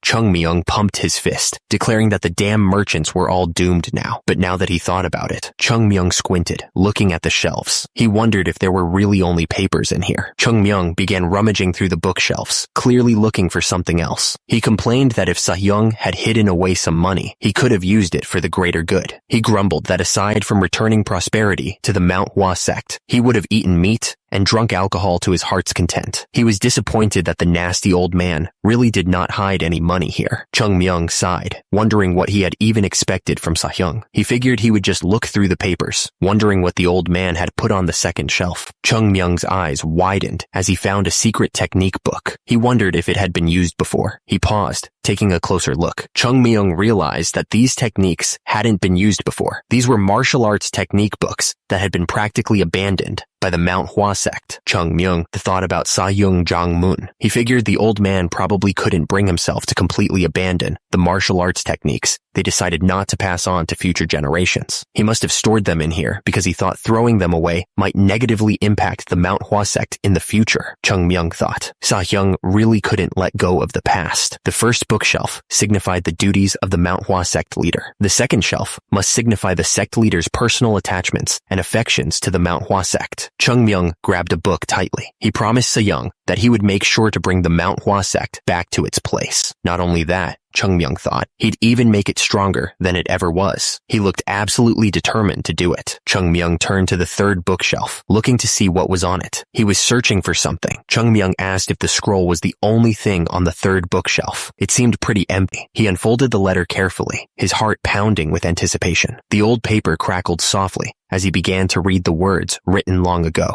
Chung Myung looked up, surprised. The letter was from the sect leader. He continued reading, his eyes scanning the ancient script. If anyone was reading this right now, it meant the next generation sect leader had been decided. He turned the page, his expression thoughtful. The sect leader humbly left his words in this letter. The role of the Manhwa sect leader wasn't simply to lead the Manhwa sect. If the reader was already a sect leader, they surely must know this already. The letter went on to say that those who truly lead the Manhwa sect are none other than its own disciples, the children who would grow to carry its legacy. He could almost see the sect leader carefully writing these words, each stroke filled with the weight of responsibility. The sect leader continued, saying that the job of anyone leading the sect was simply to protect and motivate the disciples. They needed to ensure everyone could chase their dreams, nothing less. The letter stated that the Manhwa sect was just the Manhwa sect. It was full of a will and spirit that no one could ever control or lead. Whether it was on the rise or in decline, the Manhwa sect would always be itself, the letter said. It was a promise and a warning all in one. The sect leader's final words were about ensuring the will of the Manhwa sect was passed on to future generations, unchanged. The key to that was fostering those future generations and continuing their legacy. The letter spoke of a great responsibility left behind by the writer, a duty passed down from ancestor to successor. The letter identified the writer as Chung Mun, the 21st sect leader of the great Manhwa sect. Chung Myung continued to read, feeling the weight of those words. He muttered that the guy seemed to like nagging others, even from beyond the grave. Yu Iseol stood near the doorway, quietly observing him. She figured she didn't get much out of this trip, but it should be enough. What really mattered was that she finally had the account books in her hands. She started walking back the way she came. Chung Myung thought that with these, he could bring back Manhwa's stolen businesses. But then he paused. Something didn't feel right to him. Chung Myung looked around the storage room, his eyes narrowing. Something was definitely off about the way this place looked. He stared around, his face showing his confusion. This was strange, really strange. Chung Myung remembered that the Sahyung Chung Moon he knew had terrible OCD. He was someone who kept 2 lamps in his room, directly on his right and left, to keep the symmetry of his room. Chung Myung looked at the 3rd shelf, now almost empty. He wondered how someone like Chung Moon could have left it like this. Chung Myung stared up at the shelf, his eyes widening.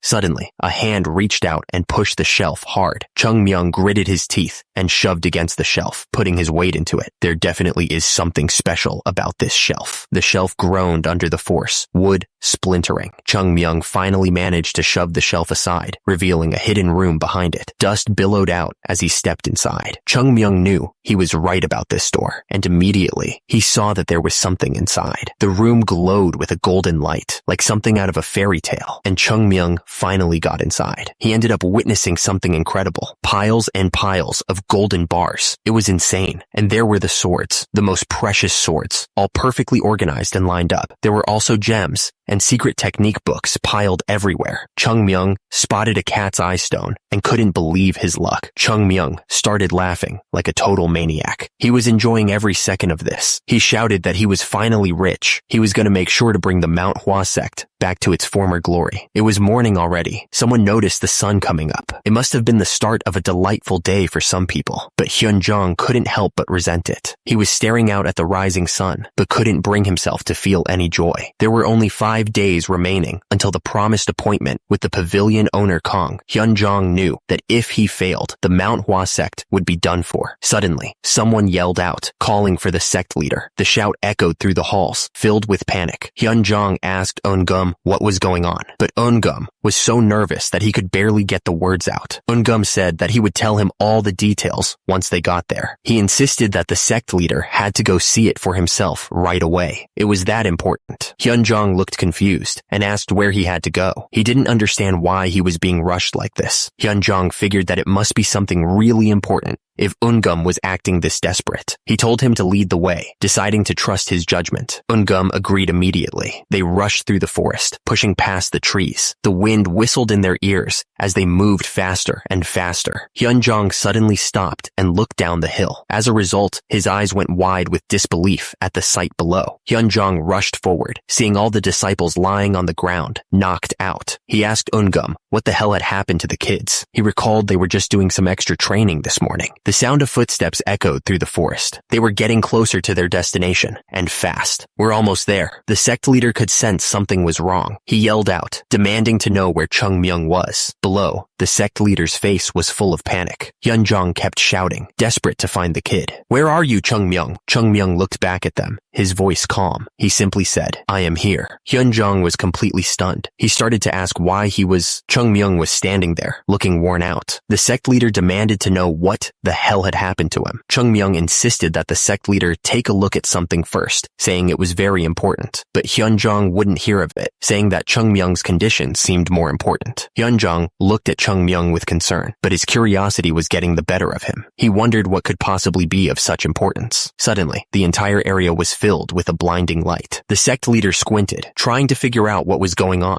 Hyunjong's eyes widened in disbelief. He couldn't believe what he was seeing in front of him. Chung Myung looked back, a wide smile spreading across his face. He couldn't believe what he had just stumbled upon. A treasure chest overflowed with gold bars and ancient books. Chung Myung realized he had discovered this by accident. Hyunjong was absolutely shocked. He stammered, asking how Chung Myung had found this place. He was sweating from exhaustion. Hyunjong quickly told Chung Myung to go back and rest, saying he wouldn't ask any more questions. Chung Myung's shoulders slumped as he tried to catch his breath. He was completely drained. The shiny golden bars seemed to stretch on forever. Chung Myung stared in awe, completely speechless. Hyunjong's eyes widened as he looked at the contents of the chest. He muttered, realizing realizing there was something even more important inside. Lying inside the chest were the account books. Hyunjong realized they were the Hua Prefecture business account books of the great Manhwa sect. Hyunjong slapped his forehead, suddenly understanding the situation. He had almost forgotten about these books. Hyunjong knew that if he carelessly opened the books, they might crumble apart, and he'd be uneasy for the rest of his life. On top of that, there was something else that caught his attention.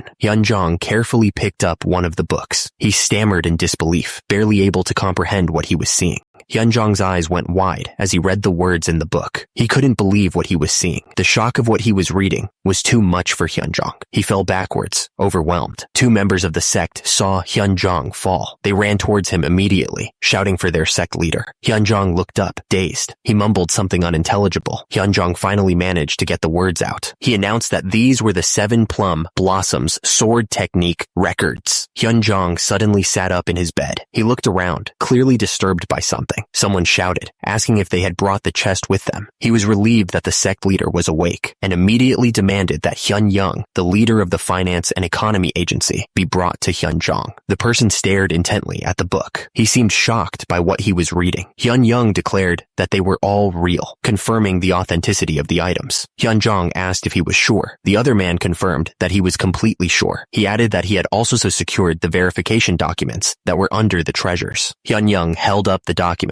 explaining that they were from the government itself. He said that with these, they could not only prove that the account books were real, but also, Hyunyoung continued, saying that they could immediately bring back the businesses of the Taihua Pavilion and the Hua Prefecture, which had originally been under the Manhwa sect. He added that the treasures that came with these documents easily exceeded 100,000 nyangs. Hyunyoung sighed in relief, clearly overcome with emotion. He said that it was a relief and that there was only good news. The room fell silent as everyone took in the news. The implications of this discovery were starting to sink in, and a sense of hope filled the air. Someone thought about that kid, Chung Myung, to think that the decision to accept him would bring them such prosperity. It was unbelievable. Someone said that the kid was the harbinger of fortune in the Manhwa sect. It was a lot of pressure to put on a child, but they weren't wrong so far. More importantly, someone slammed their hands on the table, making a loud noise. It was a sign that a decision was being made. The elder stood up from his chair, turning around. He thought that if the account books were real, he would have to confront them. Hyunjong yelled for them to bring in all personnel related to the Great Manhwa's Hua Prefecture business account books. He looked absolutely furious. A few days had passed since the sect leader had demanded the account books. The story was about to move forward. Someone shouted, complaining about being pushed and warning that he was going to fall. He looked absolutely furious. The man stated that they weren't too far from the Manhwa sect and told everyone to keep moving. He then replied to someone with, "Yes, sir." At the top, one of the guys was thinking that after he got his money, he was never coming back to this mountain. And immediately below, another guy was breathing heavily, looking exhausted. The men wondered why the sect leader had suddenly called them to Manhwa. They questioned if he had already prepared the money. The group made their way up the mountain path, each step bringing them closer to Manhwa. One of the men muttered that 100,000 nyangs wasn't exactly pocket change, highlighting the significant debt at stake. One of the creditors figured that Haegun Jeong was probably calling them to beg for mercy. He didn't think there was any way the sect leader could get that much money in such a short amount of time. Another man speculated that there was no point in dragging things out until the promised date. That was probably why Haegun Jeong was calling them in early, he thought.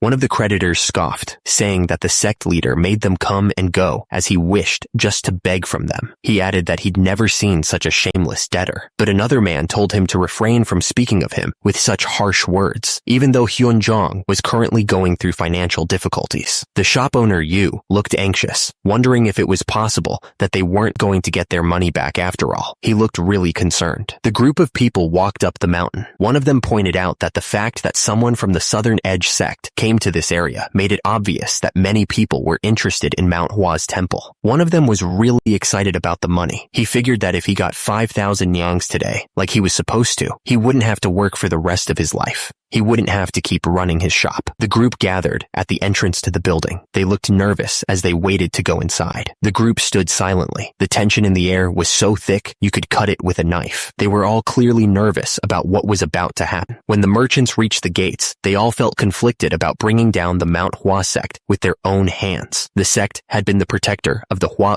Prefecture for hundreds of years. If they didn't give in to the sect leader today, the Manhwa sect wouldn't even last 7 more days. Knowing this, they climbed up Mount Hua with heavy hearts. They were there to receive their debt, which had increased to a substantial amount of money over time. Shop owner Yu had a serious look on his face as he walked up the stairs. He seemed determined to get what he was owed. The group continued to walk towards the building. They were about to meet with the sect leader, and the tension was building with every step. A man greeted them with a deep bow. He announced that they had arrived and were expected. The man explained that the sect leader was waiting for them. He asked them to follow him that way, to where Hyunjong was waiting. The sect leader paused for a moment, lost in thought. He seemed to be considering his next words carefully, knowing the weight they carried. The merchants finally arrived at the sect leader's residence, ready to discuss the debt. The air was thick with anticipation, and everyone was eager to hear what he had to say. One of the merchants bowed deeply, showing respect to the sect leader. He announced that they humbly greeted him, signaling the start of the meeting. The sect leader welcomed everyone, thanking them for answering his call and climbing up the mountain. Immediately, one of the merchants replied that it was no problem at all. One of the merchants said that even though they were busy, they could never be busier than the sect leader. He added that it was a given that they were the ones to come visit him. The sect leader chuckled, suggesting they have a cup of tea since they must be worn out from climbing. The merchants were all lined up, bowing low. The sect leader was facing them, listening intently to what they had to say. One of the merchants spoke up, explaining that they were just lowly merchants and wanted to get straight to the point without any extra stuff. He seemed eager to get the meeting underway. Hyunjong listened to the merchant, a slight smile forming on his face. He seemed to be considering their request, his expression thoughtful. The sect leader replied that he understood, saying he might have been a little inconsiderate. He seemed to be adjusting his approach based on their directness. Hyunjong then explained that the real reason he had called them all the way up there was to tell them the Manhwa sect's official position on their business. He was about to lay down the terms. From a distance, the Manhwa sect looked peaceful, but things were not good. Someone explained that they had contacted many people, but they still couldn't find anyone willing to lend them money. Hyunjong sighed heavily. He admitted that he wouldn't be able to repay the debt when it was due. Hyunjong stood silently, listening to all of this. The sect leader's expression was unreadable, but the situation was clearly tense. One of the merchants stepped forward, telling the sect leader that they had already given him more than enough time. He explained that they were merchants who needed to make a living and couldn't afford to wait any longer. The merchant looked directly at Hyunjong. He emphasized that this was precisely why he was bringing all of this up. One of the merchants spoke up, saying that even though they couldn't repay the entire debt, they could at least repay part of it. He hoped that would be enough to satisfy them for now. The merchant continued, wondering if anyone there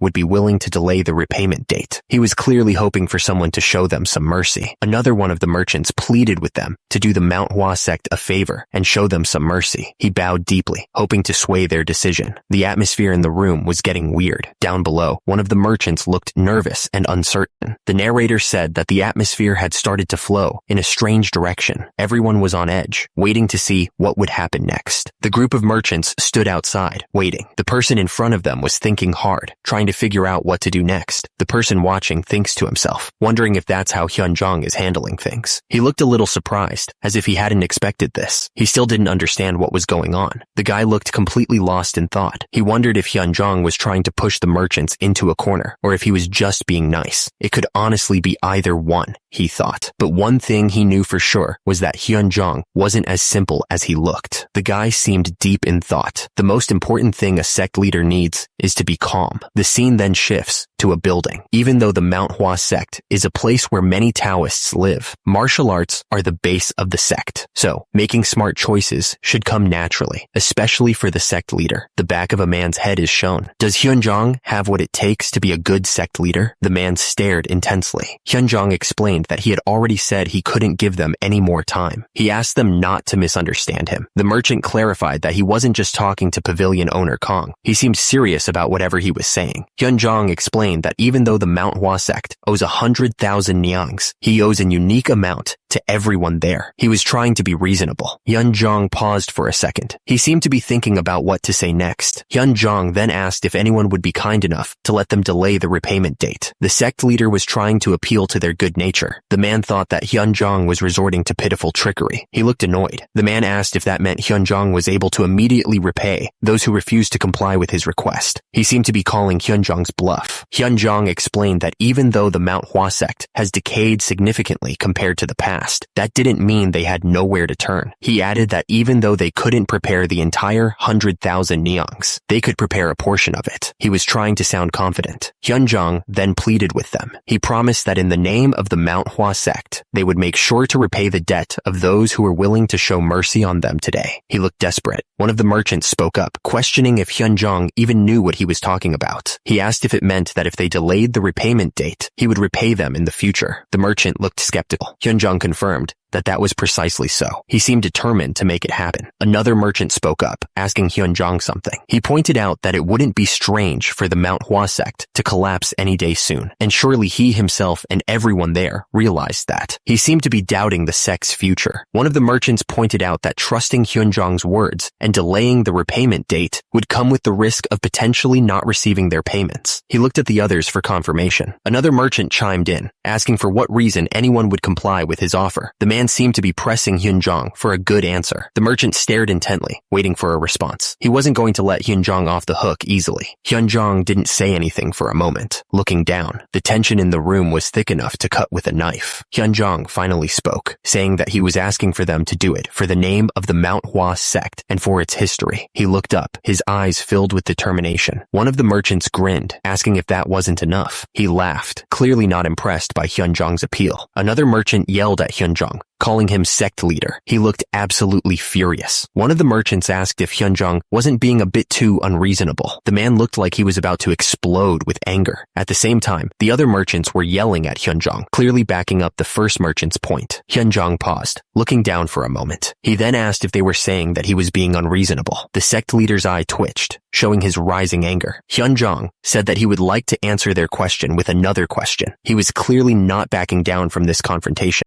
Hyunjong asked what the Manhwa sect meant to everyone there. He continued, questioning if the name and history of the Manhwa sect carried any value at all. The sect leader continued, questioning who would dare to treat the name of the Manhwa sect lightly. He pressed on, asking who would dare to dismiss its history. Hyunjong explained that they may have weakened over the years, but the Manhwa sect had always been with the Hwa prefecture this entire time. He added that the Manhwa sect had passed on its energy and spirit over the generations and continuously shared it throughout the entire prefecture. Hyunjong continued, saying that he would like to humbly ask of them something. Meanwhile, one of the merchants looked down, seemingly contemplating something. Hyunjong asked them to reflect on what the Manhwa sect meant to them. The merchants looked at each other, seemingly unsure of what to say. Hyunjong spoke up, saying that he would like to suggest something to everyone there. He looked around, waiting for everyone to pay attention to what he had to say. Hyunjong gestured, directing people to move to one side. He then told everyone that those who were willing to personally delay the repayment date should stand over there. Hyunjong continued, telling everyone that those who were not willing to delay should stay standing where they were. The atmosphere was tense, with everyone unsure of what to do. Hyunjong then warned that everyone was responsible for their own actions. He wanted to make sure everyone understood the risks involved. Hyunjong added, clarifying that those who decided to delay the repayment date would not be protected by the Merchant Alliance. The sect leader emphasized that this was the case even if they ended up not receiving their payments. The speaker told everyone to choose where they wanted to stand. He looked around, waiting for them to make their decisions. The tension in the air was thick as everyone considered their options. The merchants started murmuring among themselves, clearly unsure of what to do. They looked at each other, trying to gauge what the others were thinking. At the same time, another group of merchants also mumbled, hesitant to make a decision. The merchants were still unsure, not knowing what to do. The air was thick with uncertainty. But below, a man smirked, clearly pleased with how things were going. Someone spoke up, saying, "Look at what we have here, sect leader." The speaker seemed amused by the situation. The man opened his arms wide, gesturing to the crowd. He pointed out that no one was willing to personally delay the repayment. The merchant clicked his tongue, clearly disappointed. Shop owner Yu walked away from the group, and immediately, someone asked if that was shop owner Yu. Hyunjong stared intensely. He seemed to be thinking about something. Someone shouted at shop owner Yu, asking what he thought he was doing. The others watched with anticipation. Shop owner Yu asked them not to look at him like that. He admitted that he knew he was doing something stupid, but he had something to say. The sect leader looked on, waiting to hear what he had to say. Pavilion owner Kong told them that he wasn't from the Hwa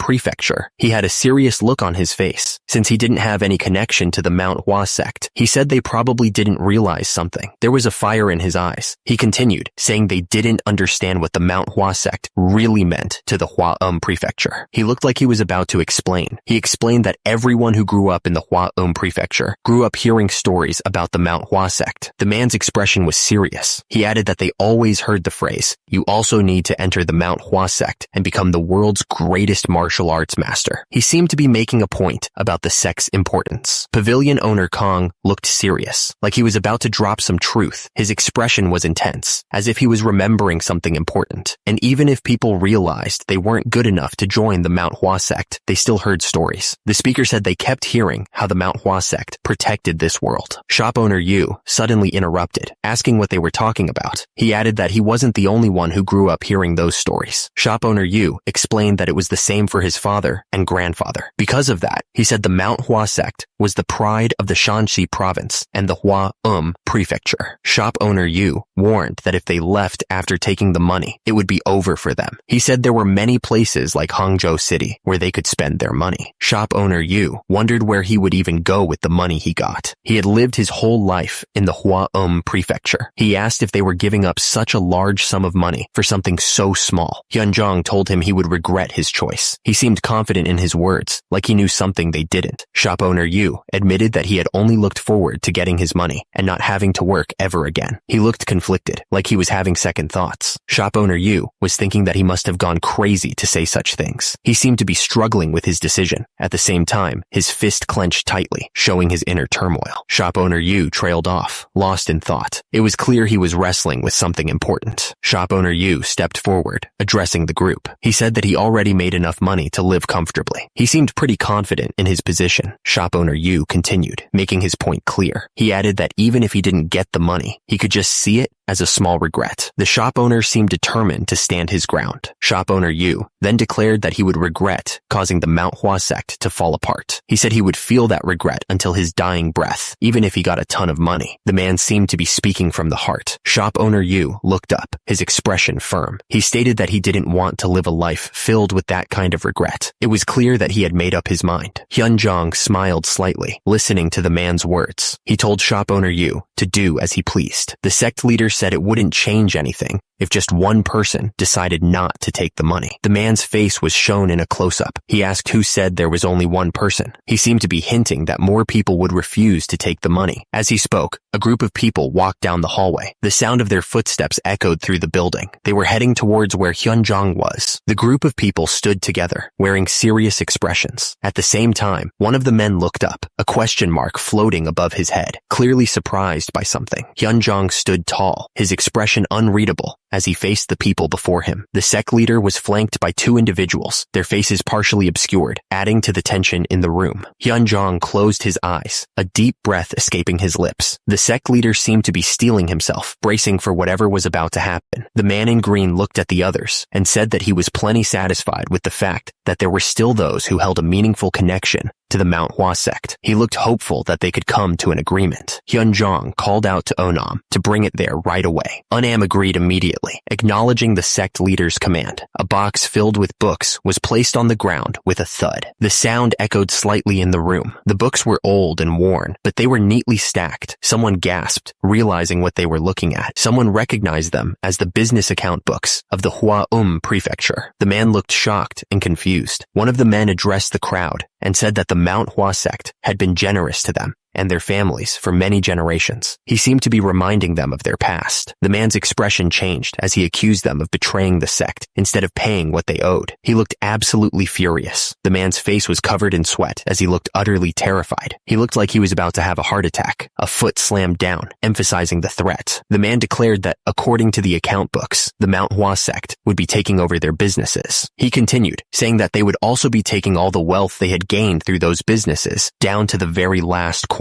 The merchants looked stunned as the man walked. One of the men shouted at the sect leader, demanding what he was talking about. The crowd looked on, waiting for an explanation. Another man stepped forward, accusing the sect leader of taking over all the businesses. He said it was just as he had predicted. Another man told the sect leader that his joke had gone too far. He looked serious, not finding any humor in the situation. The Sect leader replied that it was a shame that they thought he would have the time to joke around with them. He looked annoyed by their accusations. Another voice spoke, but the Sect leader cut him off. He slammed his hand down on some papers, looking absolutely furious. The man looked at the account books in his hands. He asked how they could prove that the account books were real. The speaker looked at the group of people. He asked if they were saying that the Manhwa sect had forged the evidence, adding that he was sure the Manhwa sect would never do that. The Sect leader spoke to the man, trying to reason with him. He asked how he could be so sure that he wasn't being tricked by what were presumably fake account books. The man listened to the sect leader's words. He replied that he understood where he was coming from. The sect leader ordered Unam A to bring the leader of the finance and economy agency to him. Unam replied that he would. Sect leader. The man looked closely, thinking about the account books. He said the validity of the account books was something they had to consider. Hyun Young agreed with the man. He said that it was certainly something they had to take into account. Another man chimed in, agreeing with Hyun Young. He added that even the leader of the finance and economy agency agreed, saying it was as expected of pavilion owner Kong. But the man with long hair paused, turning to look back at the group. He seemed to be thinking hard, then said, "However," the man continued, looking down thoughtfully. He explained that since they had expected something like this to happen, Hyun Young raised his hand, explaining that they had already sent half of the account books to the Hua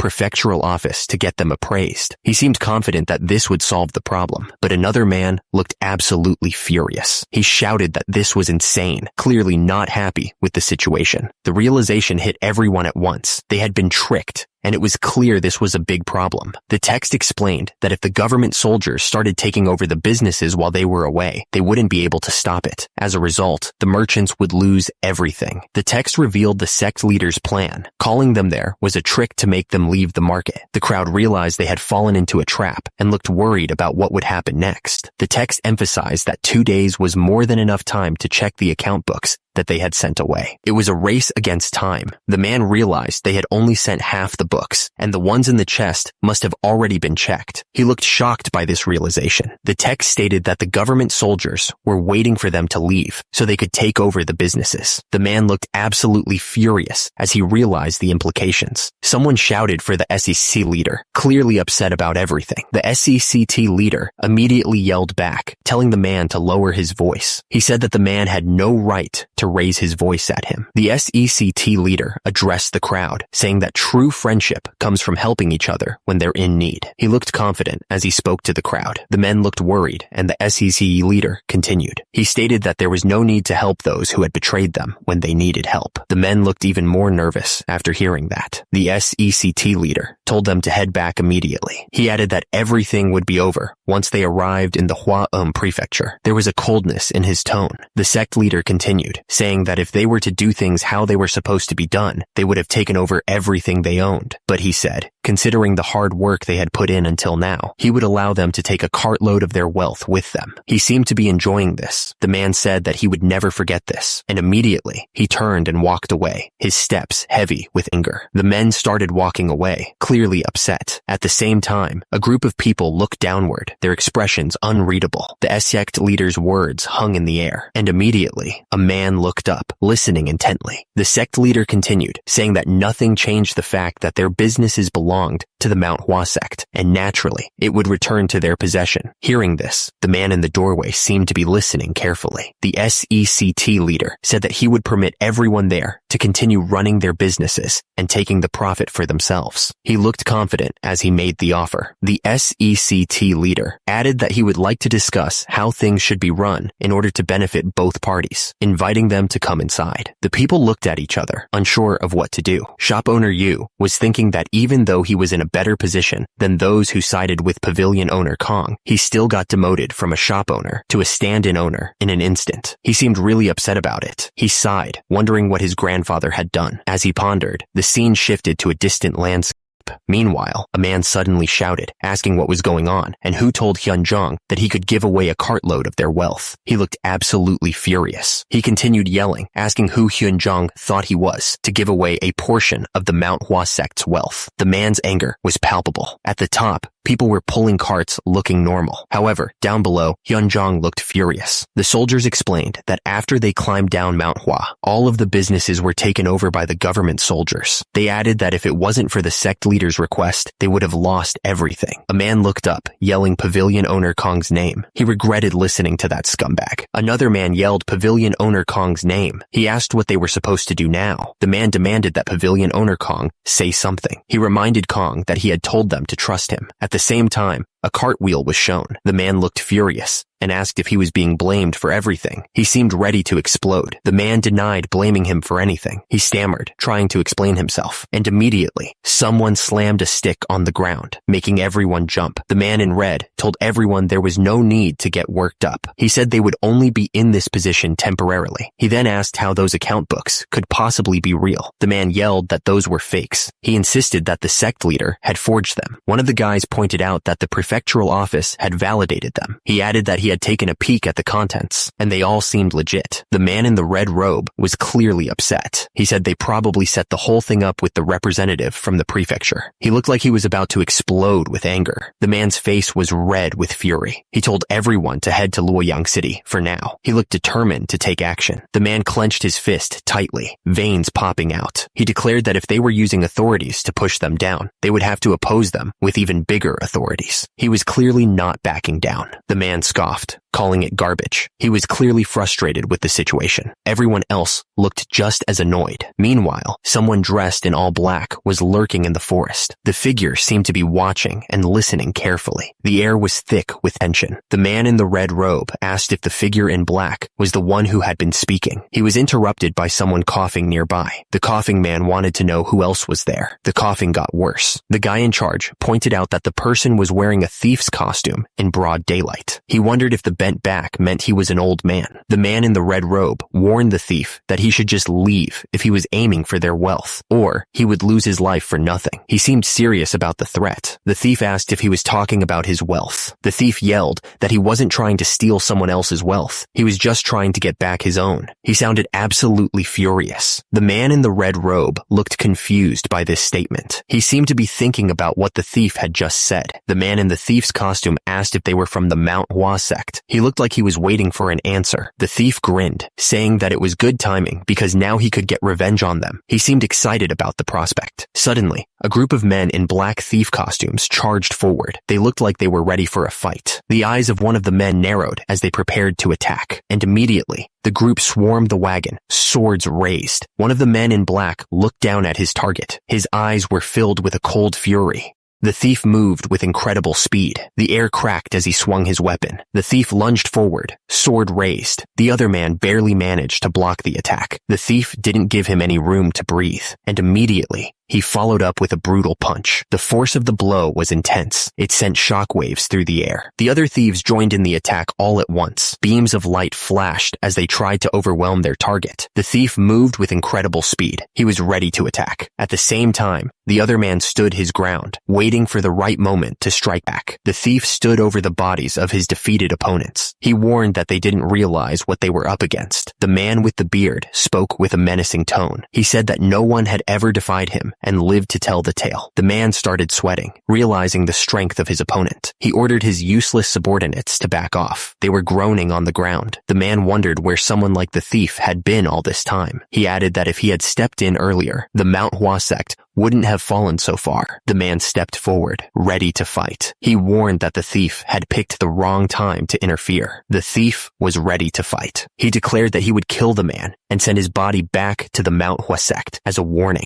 The man with the glowing hands spoke with confidence. He said that the sect leader would be sad to hear that someone like the thief died by his hands. The man shouted, telling the thief to prepare himself. He looked absolutely furious. The thief realized that the man had been hiding his true power. He knew that there was no way someone who just owned an inn could be this strong. He was impressed. The man spoke to the thief with a smirk. He warned that he wouldn't beat up the thief's mouth too badly. He looked confident, and immediately, the thief was sent flying through the air. The force of the blow was so strong that it looked like he was launched from a cannon. The man added that he needed the thief to be able to speak at least. He was clearly planning something. Suddenly, a massive explosion ripped through the forest, shaking the ground. The trees were torn apart, and the air filled with smoke and dust. Someone was channeling energy into their hands, preparing for a fight. He thought that he certainly didn't let his guard down. The man was struggling to get back on his feet, clearly hurt. He thought that the #1 rule for martial arts practitioners is that they must not look down on their opponents. The man was sweating and panting, pushing himself to his limit. He thought that it is said that tigers give their best even when they hunt mere rabbits. The man stared intently, his body tense. He remembered watching that masked man single-handedly take down all the escort warriors, and he wouldn't even think about letting his guard down. The man was still channeling energy into his hands. His face twisted in anger. He pointed out that his opponent was making a face as if he was getting bored. The man didn't waste any time and attacked, promising to fix that bored expression of his opponent. The force of the blow sent the man flying through the air. He crashed through the trees, leaving a trail of broken branches behind him. The attacker didn't give him a chance to recover and pressed his attack. He swung his sword down with incredible speed. The man managed to block the sword, but the force of the impact was immense. His arms trembled as he struggled to hold his ground.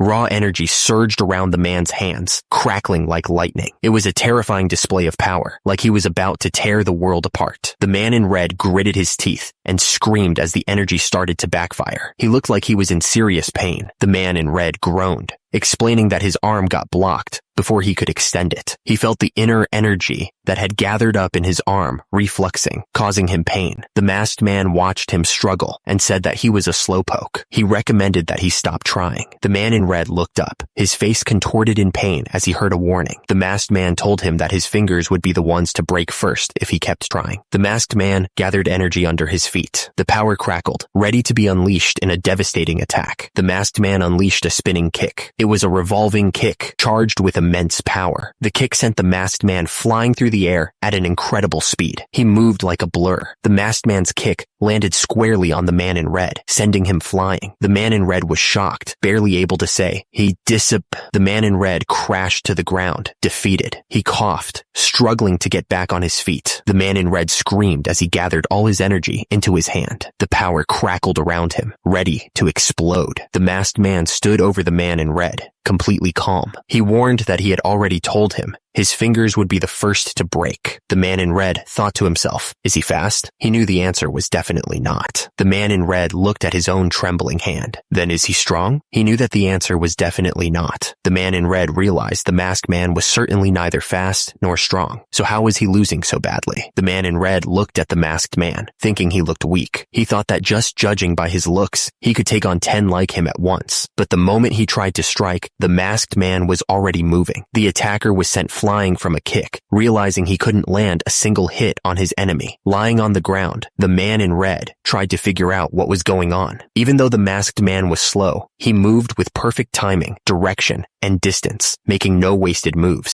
The man in red started to get scared, feeling like he was fighting something not human. It almost felt like the masked man was a goblin. Completely out of breath, the man in red knew he was in deep trouble. The masked man was seeing through all of his moves, and he realized that this man was a monster, far more dangerous than he could have imagined. The man in red was panting, sweat dripping down his face. He admitted that he didn't think he could keep fighting like this for much longer. The masked man stood there, barely breaking a sweat. He said he wanted to play a little longer, but that he was also running out of energy. The man in red looked up at the masked man, his voice strained. He asked why someone like him hadn't helped the Manhwa sect all this time. Suddenly, the legs of the masked man moved with incredible speed. The ground crunched beneath his feet as he dashed forward. The masked man stood tall, his sword now drawn and glinting in the light. He asked why he should tell anything to someone like the man in red. The man in red scoffed, sweat dripping from his brow. He told the masked man that blabbermouths like him lived in strange delusions and that he shouldn't answer anything he asked. The masked man countered that he should be the one asking questions. He wondered why someone with such skills would waste his life running an inn in the Hwaom prefecture. The man in red shot back, asking if there was a law that stated strong martial artists weren't allowed allowed to run an inn. The masked man insisted that there definitely wasn't a law like that. But with the man in red's skills, there were probably many other ways to earn money without running an inn, he said. The masked man quickly denied having a secret scheme or any bad intentions. He insisted that he hadn't received an order from anybody. It was his own decision. The masked man scoffed, saying that was correct. He knew it, and that's what they all say. He thought how uncreative the man in red was being. The masked man pointed a finger, declaring that he had one last question to ask. The masked man asked the man in red if he knew what he did to people like him to get answers. The man in red wondered how he would know. The masked man stated plainly that he beat the hell out of them. The man in red looked confused, not sure what to make of the masked man's words. The masked man figured there was no point in wasting time trying to dig out information from those who weren't going to speak anyway. So he said there just needed to be a little compromise between him and them. The masked man made it clear. If the man in red made sure not to tell him the information he needed, he would make sure to beat him up enough to satisfy himself for not getting to hear it. The masked man then launched a kick at the man in red. The man in red realized the masked man was aiming for his left knee. He braced himself, sweat dripping down his face. The man in red thought that at this speed, he could block the masked man's attack. He tensed his muscles, preparing for the impact. The masked man's kick slammed into the man in red. The force of the blow sent the man flying backwards, crashing into a nearby table. The man in red screamed, wondering why his shoulder was hurting. He was so sure the masked man was aiming for his knee, so why the sudden change of target?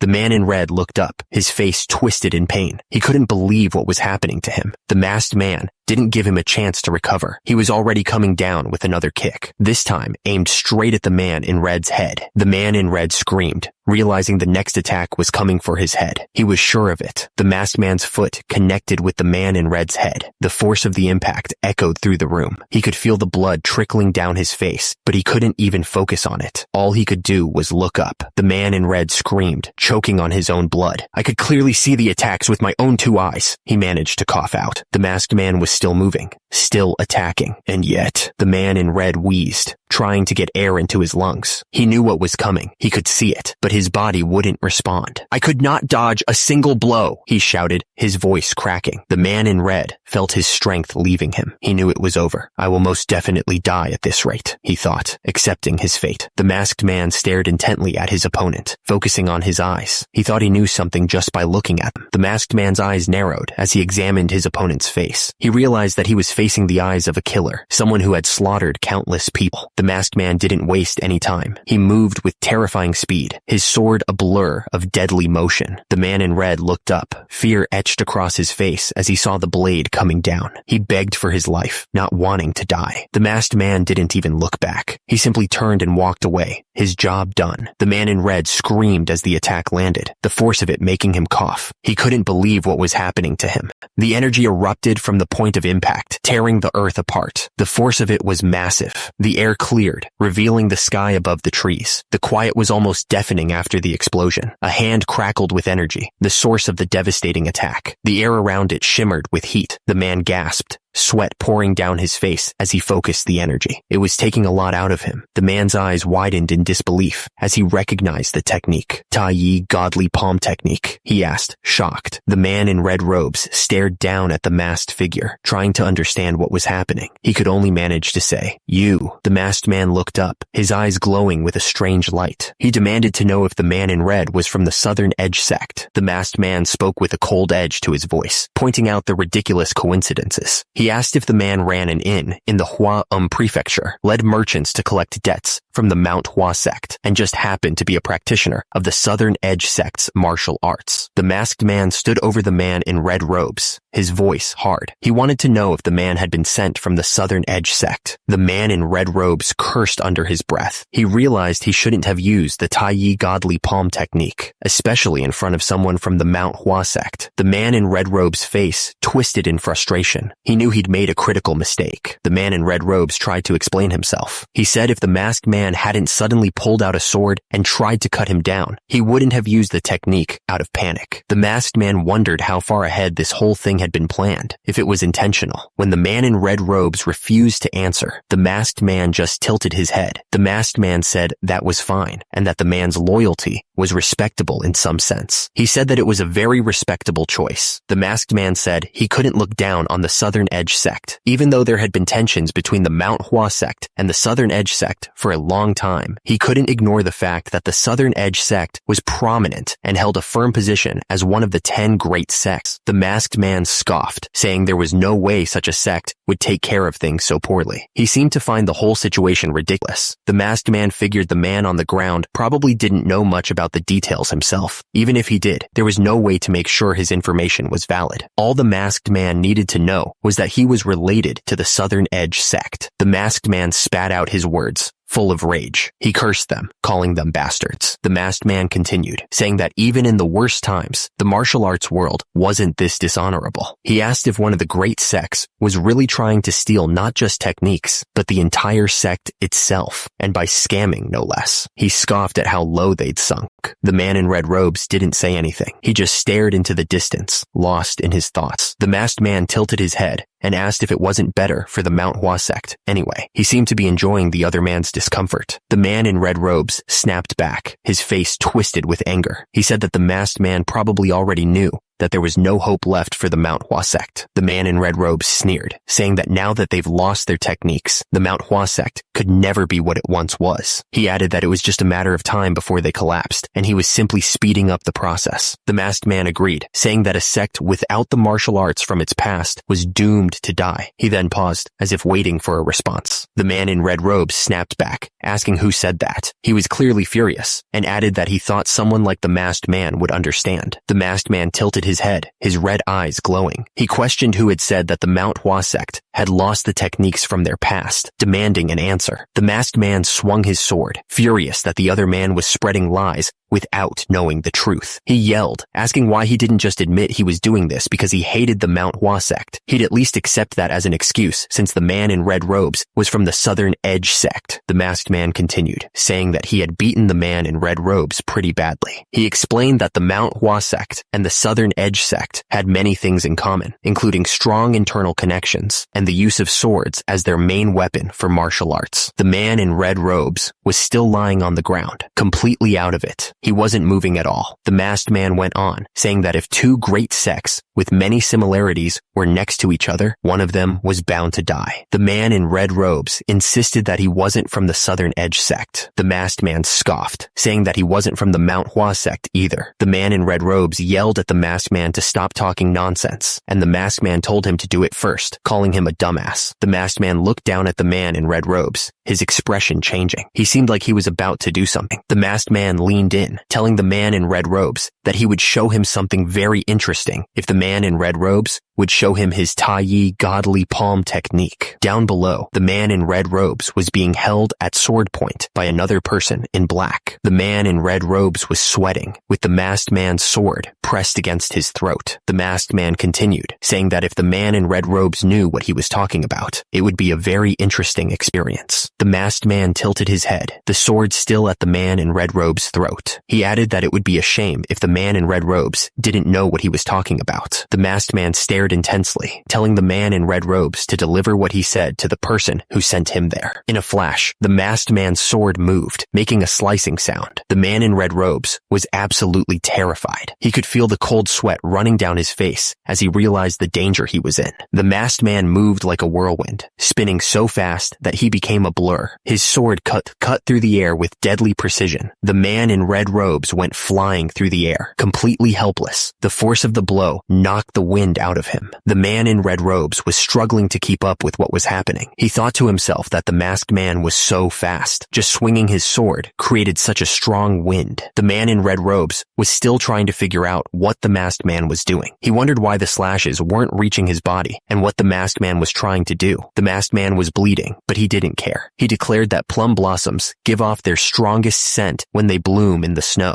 The masked man swung his sword, not slowing down at all. He stated that even though it's winter, the spirit of the Manhwa sect is not fading. The masked man and the man in red robes continued to fight, their swords clashing in the forest. The sound of metal against metal echoed through the trees. The masked man continued to press forward, his foot landing heavily on the ground. He added that once spring comes, the man in red robes was on the ground, his face contorted in fear. He was clearly terrified of what was about to happen. The man in red robes held a small branch in his hand, his brow furrowed narrowed in confusion. He looked up, sensing that something strange was about to happen. The masked man held his sword out, ready to strike. He wasn't going to let the man in red robes get away. Plum blossoms started to fall all around them, filling the air with a sweet scent. It was like the mountain itself was promising that plum blossoms would bloom all over. The man in red robes looked up, his eyes wide with shock. He wondered what he was seeing. Hundreds of thousands of plum blossom leaves were falling all around him, covering everything. It felt like the whole world was turning pink. The man in red robes looked up, his eyes wide with disbelief. He couldn't understand what was happening around him. The man in red robes stared in disbelief, his face frozen in shock. He stammered that this couldn't be happening. The air shimmered as the plum blossom sword technique, the rainfall of plum blossom, filled the area. It was a sight thought lost to time. The man in red robes was on the ground, trembling. He muttered that he must be imagining this. The masked man's hand tightened around the hilt of his sword. He was ready to finish this. The man in red robes lay on the ground, completely still. The masked man stood over him, his sword still dripping blood. The masked man stood alone in the open field, panting heavily. He thought to himself that this was going to kill him. His inner strength was still lacking. The masked man sighed, realizing that what would have been child's play for his past self had taken everything out of his current self. He knew he needed to come up with a way to stop this. The masked man looked up, his eyes narrowed. He called out to someone, saying, "Hey, you." The masked man's expression hardened. He demanded that whoever he was talking to come closer to him. The masked man stood at the end of the dirt road, blocking their path. The group of people stood before him, unsure of what to do. The masked man stared at them, his eyes narrowed behind the mask. He wanted to know who wanted to be beaten up before leaving. The masked man tilted his head, as if considering something. Then, he asked who wanted to just leave without being beaten. Immediately, the group of people raised their hands and started shouting. They all wanted to leave, and they wanted to leave right away. The masked man chuckled, sounding almost pleased. He said very well and thanked them for their cooperation. The masked man watched as the people scrambled to get away, each one tripping over themselves in their haste. He just stood there with his arms crossed, completely calm. Suddenly, the masked man shouted, telling them to stop right there. His voice echoed through the trees, stopping them in their tracks. The masked man asked if they really didn't know how to use their brains. He seemed genuinely annoyed, like he couldn't believe how dumb they were acting. One of the people looked back, confused. The masked man asked how he was going to take all of these carts with him if everyone just leaves. He told them to use their brains for once, then paused, as if realizing something. The masked man ordered everyone to report to him how much was on each of their carts, telling them to go.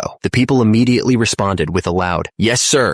The people started shouting out the amounts of money they had, desperate to save themselves. One guy yelled that he had 1,800 niangs. Another claimed 2,300, and the last one nervously squeaked out that he had 8,000 niangs. The masked man scoffed, asking if they really had that much money. He told them that it wasn't important right now, calling them dumbasses.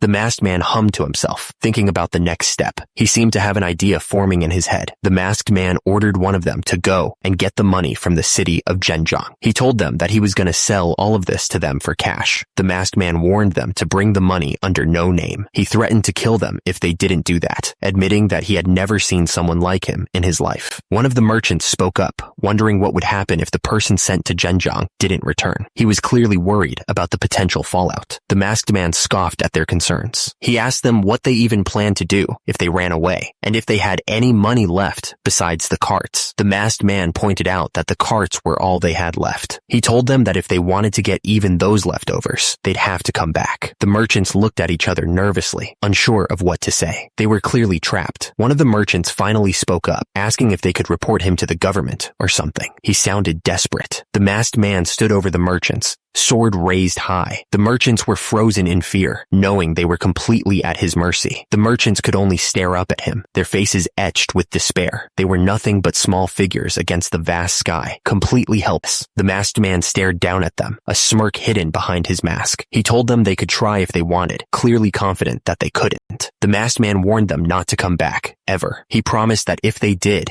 he would hunt them down, no matter what it took, chasing them to the other side of the continent. The merchants looked at each other, their faces filled with fear. One of them sobbed, admitting that he couldn't think of any way to escape from this crazy person. Someone barked out orders to get moving. A trembling voice responded, agreeing with a sob. The sound of the bills rustling filled the air as someone counted a huge stack of cash. Each bill was crisp, and new, adding to the satisfaction. Chung Myung looked absolutely thrilled, holding the money close. He thought it was just great. Chung Myung laughed to himself as he ran. He was clearly having a blast. With a running start, Chung Myung leaped into the air. He cleared the wall with ease. The clear water flowed over the rocks in the river, and immediately, someone was drying off with a towel, out of breath. Joe Ghoul was drying off with a towel after training. He complained that today's training was exhausting and asked if they really needed to do this so early every morning. Joe Ghoul smiled. A lot had changed, he thought. They felt like an actual group of martial arts practitioners, but someone yelled at another not to spray water on them. Joe Ghoul noticed Sahyung was smiling and asked what was making him so happy. Sahyung looked at him, a little surprised by the question. Sahyung paused for a moment to think. He didn't know how to explain it. Sahyung finally said that it felt like they were an actual group of martial arts people. At that moment, someone else asked if that was really the case. Joe Ghoul admitted it was a strange thought to have since they've all been martial arts people this entire time. But Sahyung replied that it wasn't strange at all. Sahyung said he had been thinking the same thing. He seemed to be smiling with satisfaction. Joe Ghoul laughed, saying he couldn't have imagined training so hard at the Manhwa Sect just a few days before. He seemed happy with the progress they were making. Someone shouted for the group to start heading back. At the same time, Sahyung agreed, adding that they used to just try to kill time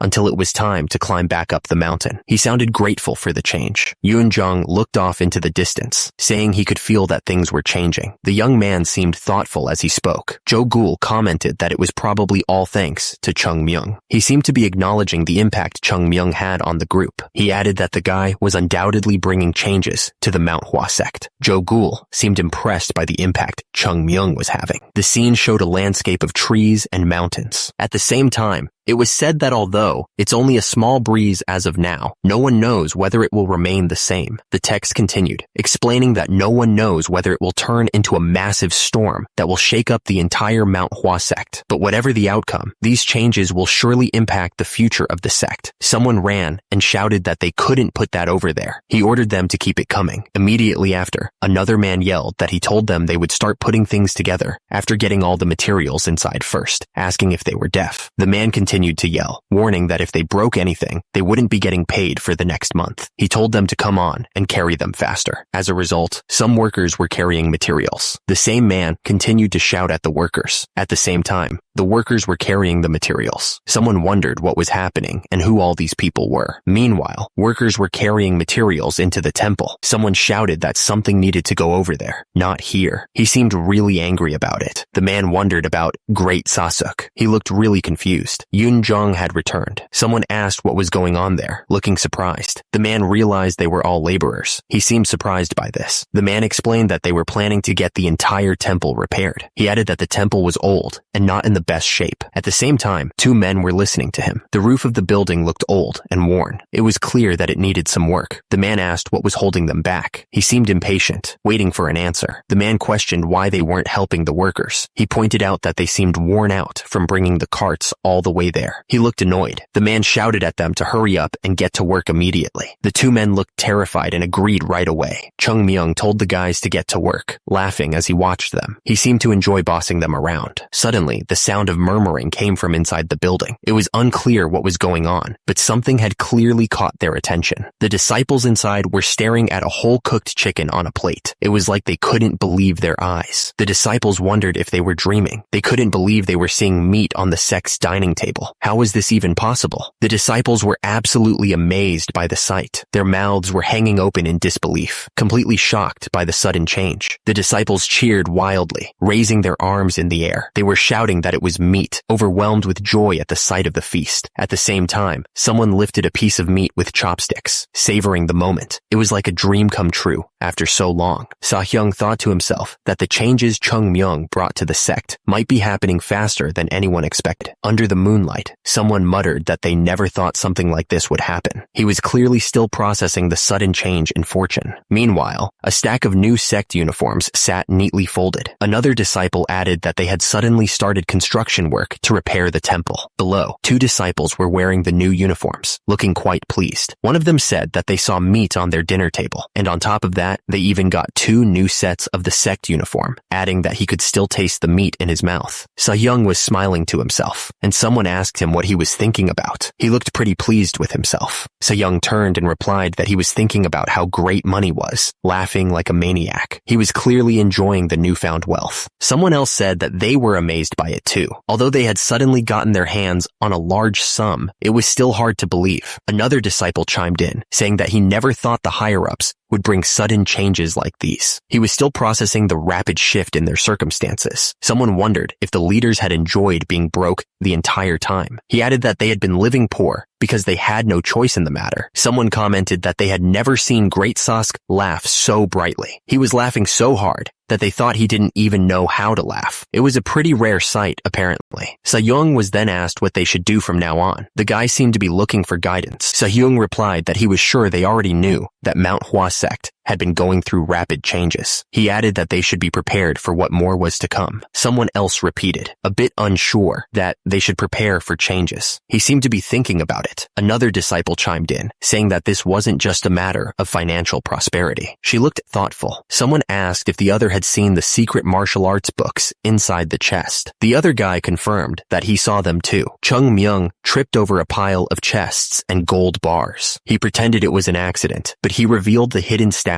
with his terrible acting. Someone wondered how he got hold of those things. The other person replied that who knows. Yoon Jong said that one thing was certain. The Manhwa Sect was going through changes. Joe Ghoul. He looked serious. Yoon Jong continued that they would inevitably be caught up in the storm of change brought upon the Manhwa Sect. He added that they must prepare themselves with utmost determination. Someone was worried that if they didn't do things right, they could get swept away by the changes Chung Myung was making. The figure looked small and insignificant against the vast, snowy landscape. Soo-young was worried, but Joe Ghoul told him not to be. He said that he was Joe Ghoul, and everything would be fine. He seemed confident. Joe Ghoul wondered where Chung Myung was. He said he hadn't seen him since that morning. He seemed a little concerned. Soo-young told him that the sect leader wanted to see Chung Myung earlier. He added that the young man was probably in the sect leader's residence right now. Joe Ghoul repeated that the sect leader wanted to see him. Joe Ghoul wondered why the sect leader would want to see Chung Myung. The sect leader's residence was quiet and imposing against the backdrop of the mountains. The sect leader explained that it was only right to reward those who had done something great. The group sat around the table, waiting to see what the reward would be. The atmosphere was calm and expectant. The sect leader leaned forward, saying he wanted to give Chung Myung a reward for everything he'd done. He added that this was the whole reason he'd called him in. The old man seemed earnest. Chung Myung looked surprised and asked if he really wanted to give him a reward. The sect leader confirmed it and asked if there was anything he wanted. The young man's eyes widened slightly. The sect leader suggested that Chung Myung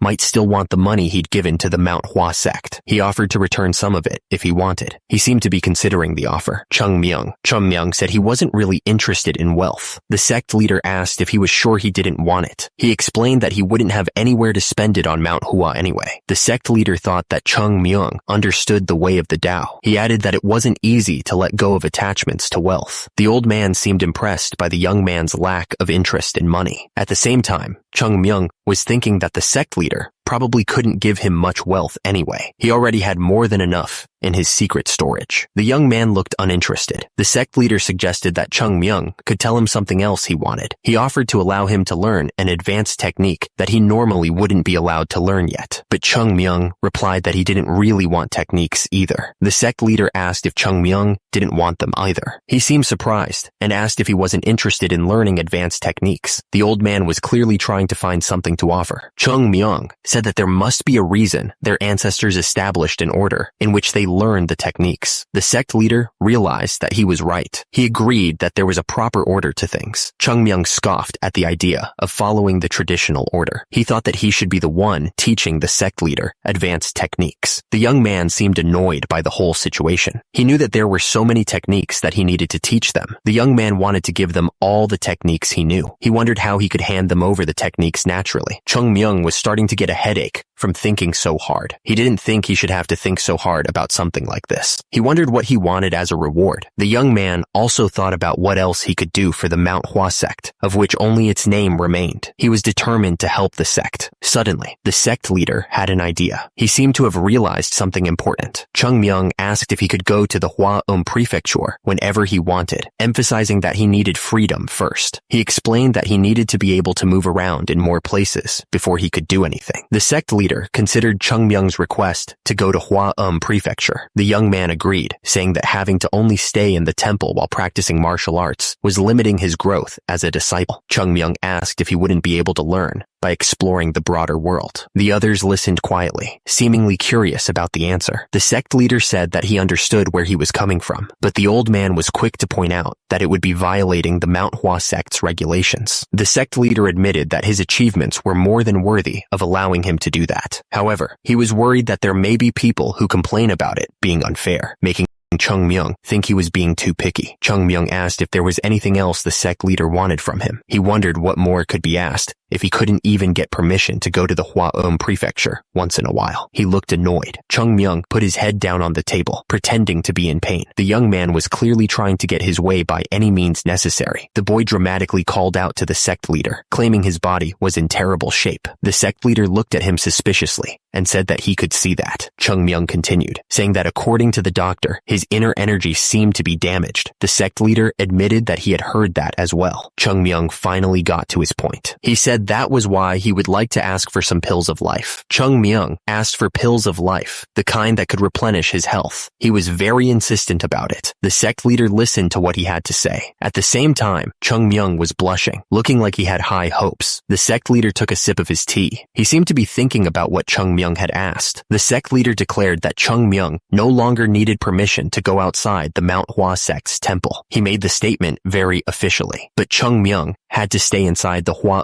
prefecture. The boy was confused because the sect leader had said he wouldn't allow that. The sect leader said that Chung Myung would need to take full responsibility for what happened when he was outside the Manhwa sect's temple. He finished with, "That's all," and immediately, Chung Myung was at the door. He asked the sect leader about the pills of life. Chung Myung was still standing at the door, waiting. He looked confused because the sect leader wasn't answering. Chung Myung shouted, asking what the hell. He demanded the sect leader give him some pills of life because he was dying out there. But the sect leader responded that he didn't even have pills of life for himself, calling the young man a brat. He said he'd rather die than suffer like that. The sect leader put his hand on the door, ready to leave. He asked what the other person thought about Chung Myung. He was curious about their opinion. Hyun Song replied that Chung Myung definitely understood the way of Tao. He added that the sect leader felt that as well. He seemed confident in his assessment. The sect leader said that although Chung Myung was a young child, he could sense his wisdom from the way he spoke. He was clearly impressed by the boy's maturity. The others listened intently. Hyun Sang agreed that even though he came off as rough at times, considering his young age, it was understandable. He nodded in agreement. He thought that Chung Myung's behavior was acceptable. Hyun Sang continued, saying that when he talked to Chung Myung, it didn't feel like he was a young child. He seemed to be in awe of the kid. The man was very impressed. The sect leader thought to himself that it wasn't just the way Chung Myung spoke that was so striking. He couldn't sense any childishness from the boy. He was trying to find the right words to describe it. The sect leader continued to ponder, admitting that he could sense the spirit of a Taoist from him. To think that he could feel that from a child was unbelievable. He couldn't find a better way to describe it. The sect leader turned to Hyun Sang and asked what he thought about Chung Myung. He looked at him expectantly. Hyun Sang seemed surprised by the question. Hyun Sang replied that he didn't really have an eye for evaluating people, especially not like the sect leader. However, he figured that the sect leader must have felt something special when he saw Chung Myung, right? The sect leader thought about it for a moment. He mused that Chung Myung was like a child that was not childish. He seemed to be deep in thought. Hyun Sang looked thoughtful as he spoke. He said that the sect leader wasn't the only one who felt that way about the kid. He seemed to be agreeing with the sect leader's assessment. The sect leader listened intently. He explained that children who are deep thinkers or have lived hard lives tend to develop such characteristics. He gestured slightly with his hand as he spoke. The sect leader continued, his expression serious. He clarified clarified that it wasn't just about being mature for his age. He felt that the way Chung Myung talked and acted made him seem like an actual adult, even an old man. Hyun Sung paused, a concerned look on his face. He asked if that meant Chung Myung was corrupt inside, but he immediately added that he didn't mean it that way. He seemed to be thinking something over. The sect leader didn't reply immediately. He just stared off into the distance, deep in thought. The silence hung heavy in the room. The man with his back turned said he understood the sect leader's point. He told them not to read too much into things, reminding them that Chung Myung was just a kid. The sect leader agreed with him immediately. The sect leader explained that the Manhwa sect existed to nurture people, not to use them. He added that if they found a great talent, they needed to help them grow and guide them through any problems they faced. Hyun Sang replied that he was absolutely right. He seemed to be agreeing with everything the sect leader said. The sect leader then turned to Onam, asking how the construction was coming along, but he trailed off with a simple "oh" as he waited for the report. Onam reported that because the mountain was so steep, they were having trouble getting enough wood for the construction. Down below, workers struggled to cut and move the heavy logs. The worker smoothed out the log with his plane. He explained that even though they were cutting down all the trees they could find, it still wasn't enough. He added that they would still need a few more days to dry and trim the trees they had already cut down. The sect leader, Hyun Jong, listened intently and just said he understood. Onam then asked if the sect leader was upset that he cared so much about the temple's appearance, especially since they finally had some money to spare. He seemed worried about how his efforts were being perceived. Hyun Jong laughed, telling him not to worry and to understand that he had good intentions. He added that the Manhwa sect needed to be rebuilt after all. The sect leader explained that when people made new resolutions, they needed to organize their surroundings and correct their behavior. He said that this was the most effective way to communicate those resolutions to the disciples. Hyun Jong clasped his hands together and agreed, saying that the sect leader was absolutely right. He looked calm and collected as he spoke. Hyun Young then turned to Se-young, asking him to finish interpreting the new techniques they had acquired as soon as possible. The other man, Sa-hyung, turned to face him and listened intently. Hyun Young warned that they couldn't afford to make any mistakes because the fate of the entire Manhwa sect depended on how well they taught those techniques to the disciples. The weight of responsibility was heavy on their shoulders. Hyun Sung clasped his hands together, bowing his head slightly. He promised that he would make sure not even the slightest mistake was made during the interpretation. The sect leader looked at both Hyun Young and Hyun Sung. He told them that he was putting his full trust in the two of them to get the job done right. Hyun Jong wondered if he should tell him right now. He was deep in thought, his brow furrowed with concern. The sect leader seemed to be weighing his options carefully. He thought that the technique books were strangely new, considering it had been at least 100 years. The sect leader looked doubtful as he considered the possibilities. Hyun Jong continued thinking that he hadn't noticed when they first discovered it because he was in shock, but there were even ink marks, almost as if someone was in a rush writing the books. The sect leader then thought that he would be going too far. After all, the contents of the books were without a doubt the real deal. He shook his head, dismissing the idea. Hyun Jong realized that meant there was someone who was helping the Manhwa sect, but had to keep their identity a secret. The sect leader wondered who would do such a thing.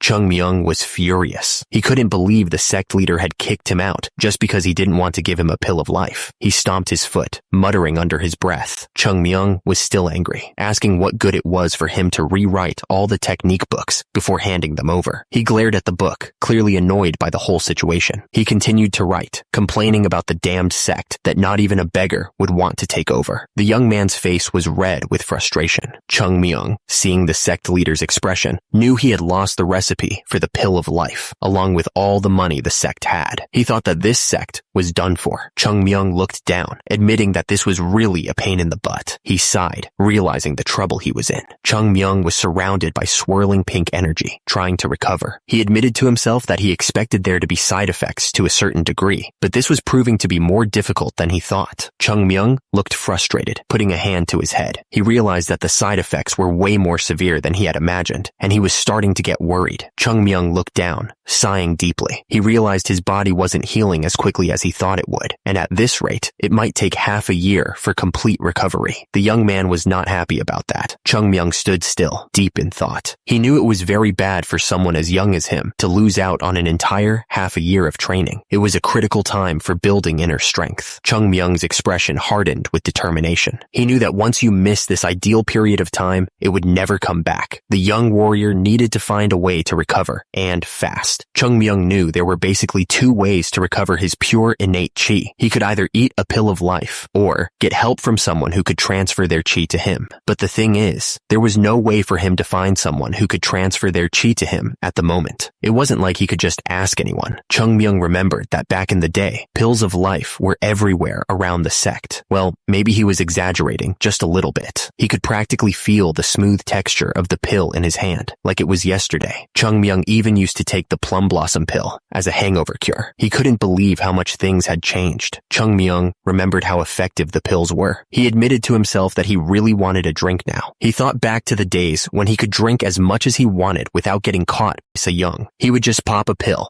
and the hangover would be gone instantly. The young boy was lost in his memories, thinking about the good old days and how easy things used to be. He paused for a moment, and then it hit him. Hangover relief? Chung Myung's eyes widened as he realized something important. A thought sparked in his mind. His eyes darted around as he remembered something. He knew where they were. The young man's face lit up with excitement, a plan forming in his mind. Pills of life. Chung Myung's eyes sparkled with determination as he remembered the secret place. He was ready to go get them, no matter what it took. Chung Myung sprinted through the forest, determined to find the secret stash. He was sure that the pills were hidden somewhere around here. He kept running, pushing himself through the dense forest. He repeated to himself that the pills should be right there, somewhere close. The young boy ran faster, reminding himself that his bad memory was actually helping him this time. He was getting closer to the pills. He could feel it. The moon hung high in the sky, casting a pale light over the forest. Chung Myung finally stopped, panting heavily as he looked up. He was sweating, and his heart was pounding in his chest. Chung Myung stood at the bottom of a massive cliff. The air was thin, and the climb looked almost impossible. The cliff was known as the ruggedly disconnected cliff. Just looking at it made his stomach drop. It was said to be the most dangerous and steep cliff among the 5 great mountains. The legends surrounding it were enough to scare anyone away. Chung Myung looked up, realizing the place he was searching for was somewhere in the middle of this incredibly steep cliff. He muttered to himself that he must be crazy to even consider this. This was a secret place that only Chung Myung knew about, even within the Manhwa sect. And in the middle of the cliff, there was a small cave that could only be found by climbing up the cliff. Chung Myung thought that this cliff was off limits to disciples for training because it was too dangerous. But thanks to that, he had found the best place to hide from Se-young. He admitted it had been a great help to him. He realized that he had been able to do things like drink without being seen by Se-young, or eat meat without being seen by Se-young. He could even take a midday nap without Se-young noticing. Chung Myung wondered why Se-young even let him live. Even when he thought back to it, he wouldn't have left someone like him alive. Chung Myung knew that wasn't what was important right now. Anyway, he prepared himself for what was to come. Somewhere up there, Chung Myung knew that the pills of life he hid away in his past life were waiting. He was determined to find them. Chung Myung looked up at the cliff. He thought that if it was his past self, he would have been able to get up there with only 2 jumps, but he knew there was no way he could climb up with his current body. Chung Myung kept walking. However, he had an idea in mind. Chung Myung walked along the edge of the cliff, dragging a rope behind him. He seemed to be searching for something specific. Chung Myung stood at the edge of the cliff, looking down at the steep drop. He wondered what if he climbed down instead of climbing up. Chung Myung peered over the edge, his face showing a mix of excitement and fear. The young man realized that the only problem about it was that it's about 10 times more dangerous. Chung Myung told himself that he only lived once, so he should just go for it. He looked determined to face whatever was coming next. He quickly corrected himself, realizing that it was technically his second life. The young man was still getting used to the idea of reincarnation. He was having second thoughts. This was going to be harder than he thought. He was getting really frustrated with the whole situation. He had to find a way to make this work, Chung Myung shouted, wondering why it was so damn hard to revive the Manhwa sect. He was starting to feel like it was an impossible task. The steepness of the cliff wasn't the only reason it was banned as a training ground for the disciples. The text wondered why the ruggedly disconnected cliff was named that way. It was a mystery that needed solving. Just as its name suggested, it was a very rugged and steep cliff. There wasn't anywhere to step or grab on. The climber looked like he was in a really tough spot. The climber's foot slipped off the rock face. He was starting to fall. He looked like he was in real trouble now. In other words, this cliff was very difficult to climb. It was clear that this was no ordinary training ground. The challenge was immense. The climber fell through the air, arms outstretched. He was completely helpless. It looked like a long way down. Chung Myung was falling, and he knew it was over. He screamed that he was gonna die. The view from below showed just how far he was falling. He was really going to die, he thought. Suddenly, he stopped falling. He was hanging from a rope, suspended in mid-air. The rope had saved him, he realized. That was why you had to be prepared, he thought to himself. But then he started sliding down the rope. He quickly used the QI suction technique. The young man was trying to stop himself from falling any further. Chung Myung focused intensely, trying to absorb as much chi as possible. He needed to stop himself from sliding down any further. The effort was visible as energy gathered in his hands. Chung Myung was still hanging on the cliff, trying to hold on. He was clearly struggling, but he was determined to make it. He had to find a way to survive this. Chung Myung was in pain as he hung there. He complained that his bones were breaking like twigs. This body was too weak, he thought with frustration. Chung Myung looked up, his expression changing. He realized something important, a glimmer of hope in his eyes. Chung Myung could see it. He realized that he could see the entrance to his hideout. The rope he had prepared according to the estimated distance was barely able to reach the entrance.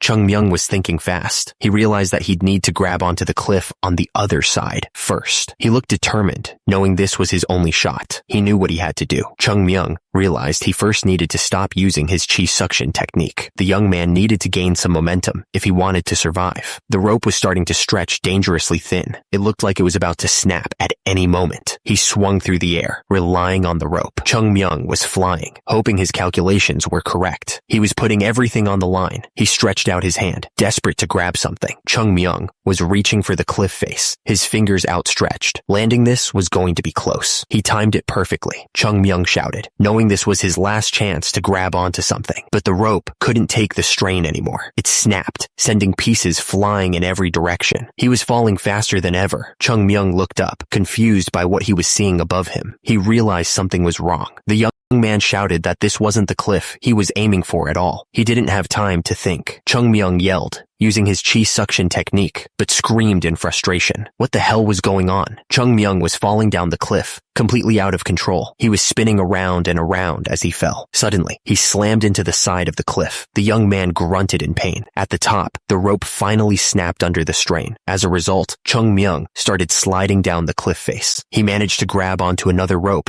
that was hanging down. The warrior dangled there, trying to catch his breath. He hung there in silence, thinking about his situation. The young man was really in a tight spot. Chung Myung landed hard on the ground. He was completely still for a moment, not moving a muscle. It looked like he had finally stopped falling. Chung Myung suddenly sat up, looking furious. He yelled that the Plum Blossom Sword Saint was a crazy bastard. He looked around at the cave. At the same time, he wondered what the Plum Blossom Sword Saint had been thinking, making a hideout in a place like this. He looked even more confused. The warrior wondered if he had gone crazy because of all the training. Chung Myung's eyes widened in realization. Oh, right, he thought. That's him. Chung Myung was lying on the ground of the cave. He was talking to himself and said that he had somehow managed to get into the cave, even though he almost died doing it. He was still holding onto the rope. His hand was gripping it tightly, showing how close he had come to falling to his death. Chung Myung then threw a cloth onto the ground. The sound echoed through the cave as the cloth landed with a soft thud. Chung Myung got up and looked around. He could see a bed, a table, and other supplies in the small hideout. Chung Myung noticed a nightlight crystal. He wondered why the Plum Blossom Sword Saint would bring something like that to a hideout, and how much it was worth. Chung Myung was standing in the cave, looking at the nightlight crystal. He was talking to himself, realizing that he was the Plum Blossom Sword Saint. He admitted that he kept forgetting about it. There was a sound of something heavy dropping. Chung Myung looked absolutely exhausted, his face covered in dirt and sweat. He was breathing heavily, trying to catch his breath. Suddenly, there was a ray of hope. A treasure chest and a jar came into view. This was it, the moment he had been waiting for. Chung Myung was standing in his old hideout, looking around. He said to himself that the plum blossom pills he had hidden away should be there. The young man was hoping they would help him recover his body.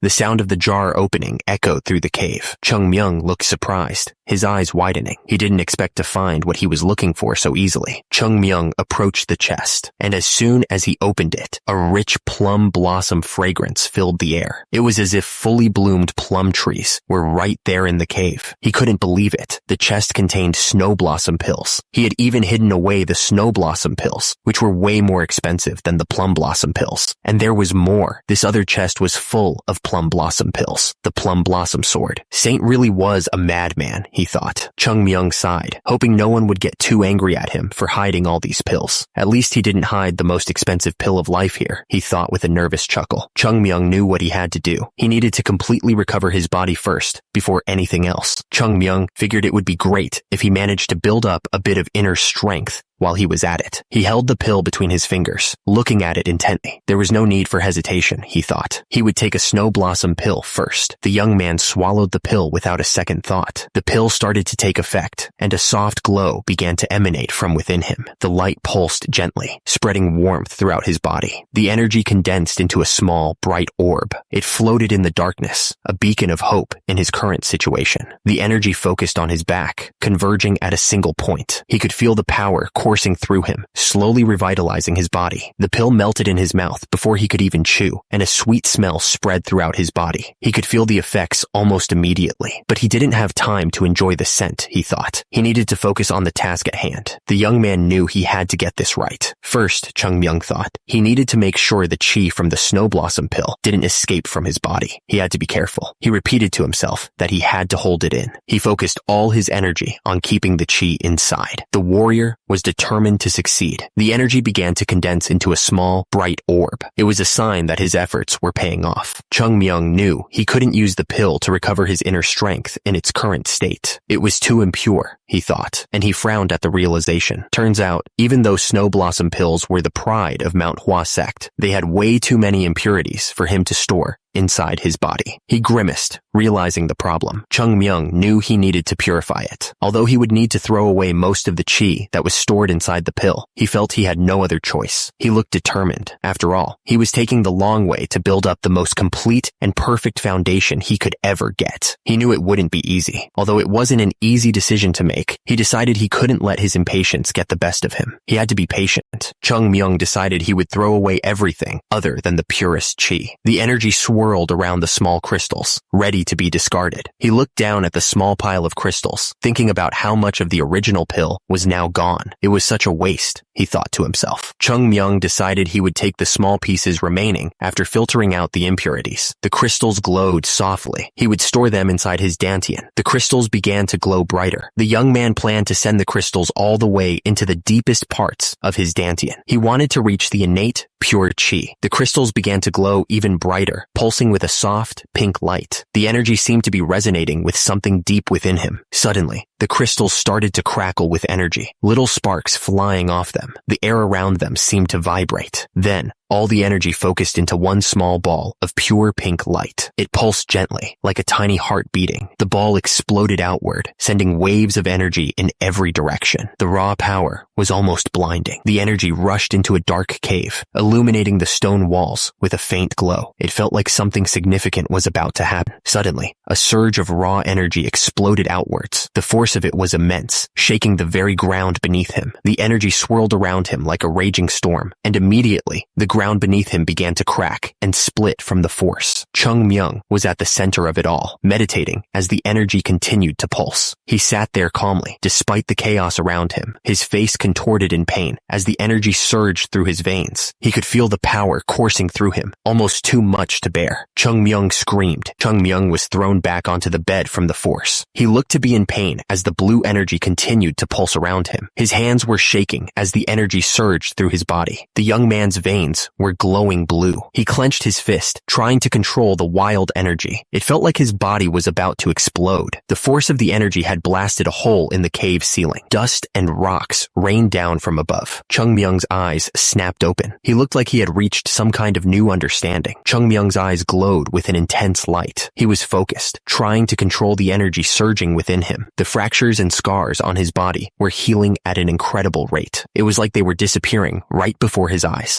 The wounds closed up in an instant. He was shocked by the speed of his recovery. The young man realized his bones even felt sturdier than before. Chung Myung was amazed. He realized this young body was very compatible with the chi from the pills, which made its effects greater than he had expected. He hadn't thought it would be this good. On top of that, the remaining impurities in his body started leaking out all over him. The impurities were visible as dark droplets running down his skin. Chung Myung could feel like his meridians were expanding. It felt like his body was changing from the inside. He didn't know what was happening, but it felt intense. He was surprised. Chung Myung wondered why his heart was beating so fast. The young man felt like it was going to explode out of his chest. Chung Myung gritted his teeth in pain. He could feel something breaking inside him, and it hurt like hell. The warrior was trying to endure it. The chi from his lower dantian had broken through the middle dantian. It was like a dam had burst, and the energy was flowing uncontrollably. He was in a state of risk regarding his upper dantian. It felt almost like a massive ocean wave crashing over him. Chung Myung realized he couldn't control it. He was losing control of the energy inside him. Chung Myung could feel the energy surging through him.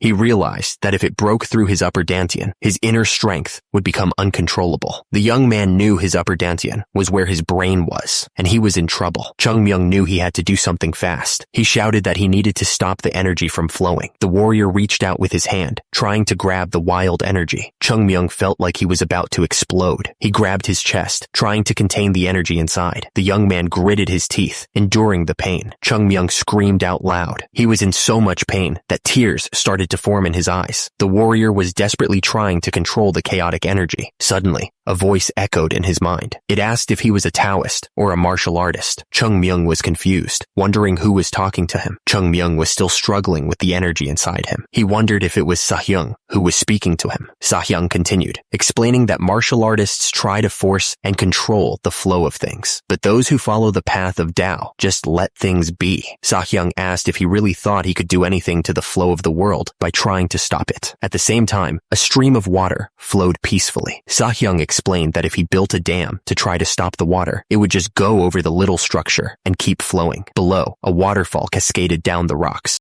Sahyung told him to just leave things be, and they would flow as they were meant to. Below, the sun was setting over a field. Sahyung continued, explaining that humans are part of nature too. He wondered if they could really be exempt from its magnificence. Chung Myung stood on the cliff, staring out at the sunrise. The young man seemed to be taking in the beauty of the landscape. Sahyung told him to just leave things as they flow. He wanted him to stop trying to control everything. Chung Myung floated in the air, completely still. Blue energy surrounded him as he meditated. Chung Myung stood on the circle, feeling the energy flowing through him. The young man finally felt like his body was getting stronger and lighter. Chung Myung's eyes widened in shock, his face showing a mix of surprise and concern. He looked around, trying to understand what was happening. Below, Chung Myung stood surrounded by strange energy, looking up at the cracks forming above him. The young man was trying to figure out where he was, confused by the strange surroundings. He muttered, "This place is..." He instantly realized what he was seeing. It was the upper dantian, the core of his spiritual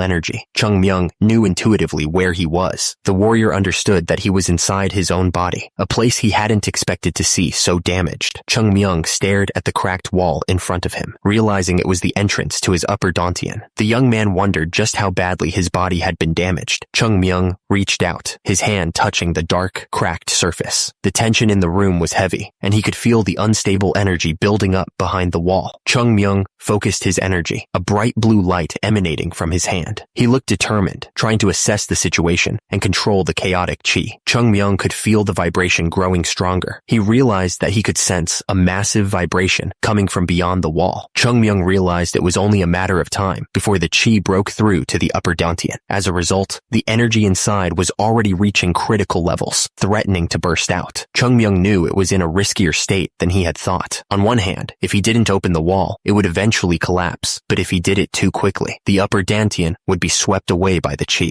Chung Myung realized there was only one way forward. Blue energy crackled around him, showing the intensity of his focus. He remembered a lesson. If you try to stop water with a dam, it will just go over the top and keep flowing. He looked at the waterfall as he remembered what Sahyung had told him. He had said to just let it flow. He understood that if he tried to stop the energy, it would only become too much. It would just overflow. Chung Myung knew he had to let it flow. He reached out his hand, ready to guide the energy instead of block it. Chung Myung focused, letting the energy flow. The energy exploded outwards in a massive wave of power. Chung Myung floated in the air, lost in thought. He realized he hadn't paid attention to Seo-hyung because he thought he was just nagging him. Chung Myung stared ahead, his eyes filled with determination. He was starting to understand things. Chung Myung continued his reflection. He admitted that after 100 years, he finally understood what Seo-hyung meant. The energy around him intensified, now with a blue tint. The young man was starting to grasp the deeper meaning of his master's words. Chung Myung felt the energy surging through him. The power was almost overwhelming, but he focused on controlling it. The energy expanded outwards, reaching far beyond the cave. It was as if the mountains themselves were resonating with his power. Chung Myung opened his eyes, a glint of determination in them. He mumbled to himself, a quiet M. Chung Myung floated in the air, still deep in meditation. He seemed a bit confused by everything that was happening. Suddenly, Chung Myung lost control and crashed to the ground. He yelled, "Ouch!" from the unexpected fall. Chung Myung was sprawled out on the floor, looking around with confusion. He mumbled to himself, wondering why he had been floating in the first place. Chung Myung reached out and touched the floor, grounding himself. He felt a strange sensation in his fingertips, like a newfound connection to the earth. Chung Myung stared at his hand, a thoughtful expression on his face. Something definitely felt different, but he couldn't quite put his finger on it. Suddenly, Chung Myung stood up, a surge of energy coursing through him. A pink aura emanated from his body, bathing the cave in an eerie light. Chung Myung clenched his fist, feeling the power thrumming within him. He realized that the meridians throughout his body had been unblocked, and he could feel the difference in his strength. Chung Myung stared at his open hand, realizing how close he had come to disaster. He thought to himself that he still couldn't believe this young body had withheld it, and with the slightest mistake, he could have either lost his life or been paralyzed. He looked out at the horizon, thinking he would have been doomed if it wasn't for Seo-hyung's teachings. The old lessons had saved him once again. Chung Myung suddenly stood up, feeling the renewed energy in his body. He knew it had been a dangerous gamble, but he decided it was worth it. He clenched his fist tightly, feeling the power returning to his body. The young man realized he had not only recovered his innate chi, but also expanded his meridians and increased his inner strength. He smiled, feeling his body was now stronger and lighter than before. The story was coming to a point of conclusion. It was time for the next stage. Chung Myung stood in the cave, feeling the changes in his body. He realized that his body had become stronger. He looked up at the sky. Maybe it was because he had been enlightened after dying once. Chung Myung started to walk. He was starting to understand Seo-hyung's teachings, which he only regarded as nagging during his past life. The young man reflected on the teachings. He thought about how martial artists oppress and try to control, but those who follow the path of Tao leave things be. Chung Myung thought about his past life. He realized that he had been a swordsman, but not a Taoist. At the same time, he knew that the Manhwa sect was a sect of swordsmen, but it was also a Taoist sect. The young man realized that this was its identity, but he couldn't exactly call himself a Taoist. Chung Myung wondered if someone like him could really revive the Manhwa sect. He looked down, lost in thought. Before he did anything else, his eyes sharpened with determination. He would try everything he could, and if it didn't work, too bad. The fighter was ready to face whatever came next. Chung Myung looked at the chest, full of pills. He realized that the pills were useless to him now. He figured that others could probably get a lot of use out of them. Chung Myung smiled, thinking about how he could use them to help the sect. Chung Myung turned to leave, saying it was time to go back. He was ready to get out of the cave, but then he stopped, surprised by something he saw. The young man paused, tilting his head in confusion. Chung Myung glanced at his flasks, trying to deny his intentions. It wasn't like he wanted to drink alcohol or anything, he thought. Chung Myung was curious about what 100-year-old liquor tasted like. He was probably gonna find out, he thought to himself. The Manhwa sect had gone through many changes, but this cave still remained the same as it was in the past. He walked out of the cave, taking in the scenery. Because of that, when he was in this cave, it felt like he was reliving his past life. The young man smiled softly, remembering the good old days. He missed it. He missed it a lot. The warrior's smile faded slightly, a hint of sadness in his eyes. Chung Myung thought he should come back here once in a while. He sat down, deciding to rest for a bit before heading back. Suddenly, the energy inside him exploded outwards. The force of it shook the entire cave. The explosion sent Chung Myung flying. He tumbled through the air, completely out of control. He managed to grab onto the side of the cliff. He started climbing, trying to get back to safety, but he lost his grip and went flying again. He was starting to get annoyed. Finally, Chung Myung landed on his feet. He started running, determined to get out of there. Chung Myung was sent flying again. He was completely helpless in the air, with no way to control his fall. He must have looked like a rag doll being tossed around. He slammed into the side of the cliff. The impact shook him, but he managed to grab onto a small ledge. He was desperate to stop himself from falling again. Chung Myung pushed off the cliff face. He was trying to gain some control over his descent. The young man needed to find a safe place to land. He continued to fall, the ground rushing up to meet him. He could see the landscape spinning around him. The warrior knew he needed to prepare for impact. Finally, Chung Myung hit the ground. He landed hard, but he managed to stay on his feet. He felt relieved that the crazy ride was over. Chung Myung felt that his body was surprisingly light. He was surprised that the pill had such a big effect on him. It was a pleasant feeling. He liked the feeling. The young man was standing on top of the mountain, looking out at the view.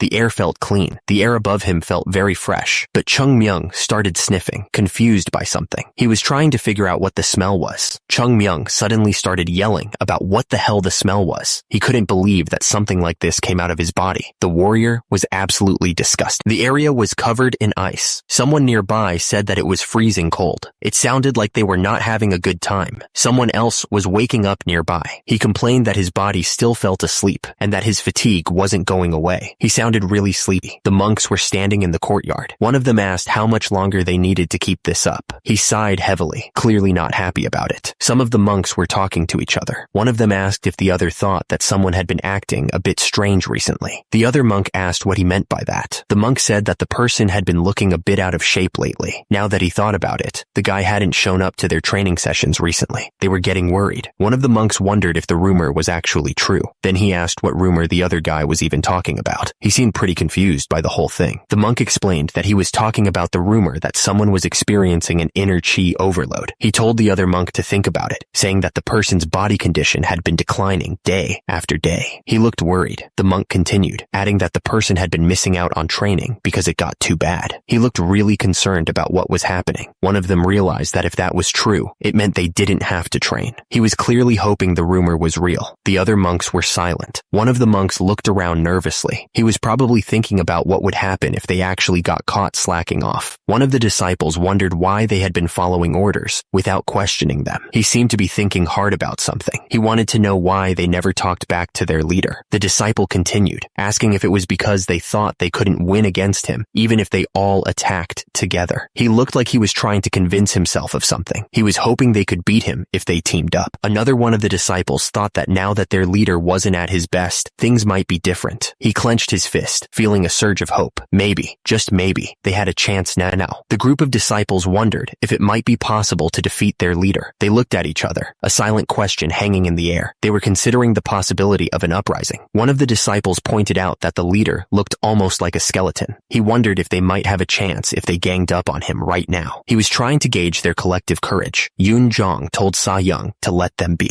Jo Gul looked at Sa Young, waiting for his reaction. Yoon Jong smiled slightly, saying that they would all find out the truth sooner or later. He seemed confident in his words. Suddenly, a door burst open, letting a flood of light into the room. The sudden brightness was almost blinding. The disciples stood in formation before the main gate. Yoon Jong and Jo Gul were at the front, looking calm and collected. The entire group stood in front of the building, waiting for something to happen. The tension was thick in the air as they anticipated what was to come. Someone stepped forward, their foot landing with a thud. At the same time, a face smiled slyly, hinting at something mischievous about to happen. The group of disciples looked absolutely shocked. They were clearly not expecting whatever was about to happen. Chung Myung stood there, glowing with power. It was clear that he had fully recovered his strength. The disciples were terrified, realizing that Chung Myung had awakened. One of them thought that they were all done for if they tried to fight him, wondering why he looked so refreshed. Chung Myung spoke, calling out to his comrades. He seemed ready to lead them into whatever was coming next. Sa-hyung stood before the disciples, admitting that he couldn't fully express how sorry he felt. He explained that his poor health had forced him to neglect their training sessions, and he felt a deep sense of responsibility for his actions, looking down with guilt. Suddenly, there was a feeling that something bad was about to happen. The air seemed to grow heavy with anticipation. Suddenly, there was a feeling that something bad was about to happen. The air seemed to grow heavy with anticipation. The disciples tried to reassure Sajae, saying it was okay, and they understood. They told him not to worry about it. insisting that they were fine. They were trying to lift his spirits, despite the tension in the air. But Jae didn't accept their reassurance, saying it wasn't okay. He knew they had been training hard even during his absence, and he felt completely at fault here. The man looked genuinely distressed by his failure. Sahyung spoke with intensity, declaring that although mistakes had been made, they could always be fixed. He was determined to make things right, his eyes gleaming with resolve. Sahyung insisted that if they were lacking in training, they just had to train harder than usual. He looked determined to push them to their limits. As he spoke, the disciples stood in formation, looking up at him with mixed expressions. Chung Myung gave a thumbs up, a wide grin on his face. He seemed to be enjoying the situation, his eyes sparkling with mischief. The towering mountain range loomed in the distance. The air was crisp, and the sky was overcast, creating a somber mood. Chung Myung stood in the doorway, a serious expression on his face. He simply told them to run, his voice firm and commanding. The trainees stood there, completely lost. They had no idea what was coming next, and the uncertainty was eating at them. Sahyung announced that it would be on a first-come, first-served basis. He added that the slower half of them would have to run up there again. The guy looked like he was enjoying their suffering. One of the trainees wondered if Sahyung was really telling them to go up to the Lotus Mountain peak and back. The guy looked exhausted just thinking about it, and then someone got smacked on the head. Sahyung just took off, running along the wall. A trainee yelled after him, begging him not to leave without saying anything. He seemed genuinely upset. The trainees could only watch as Sahyung disappeared.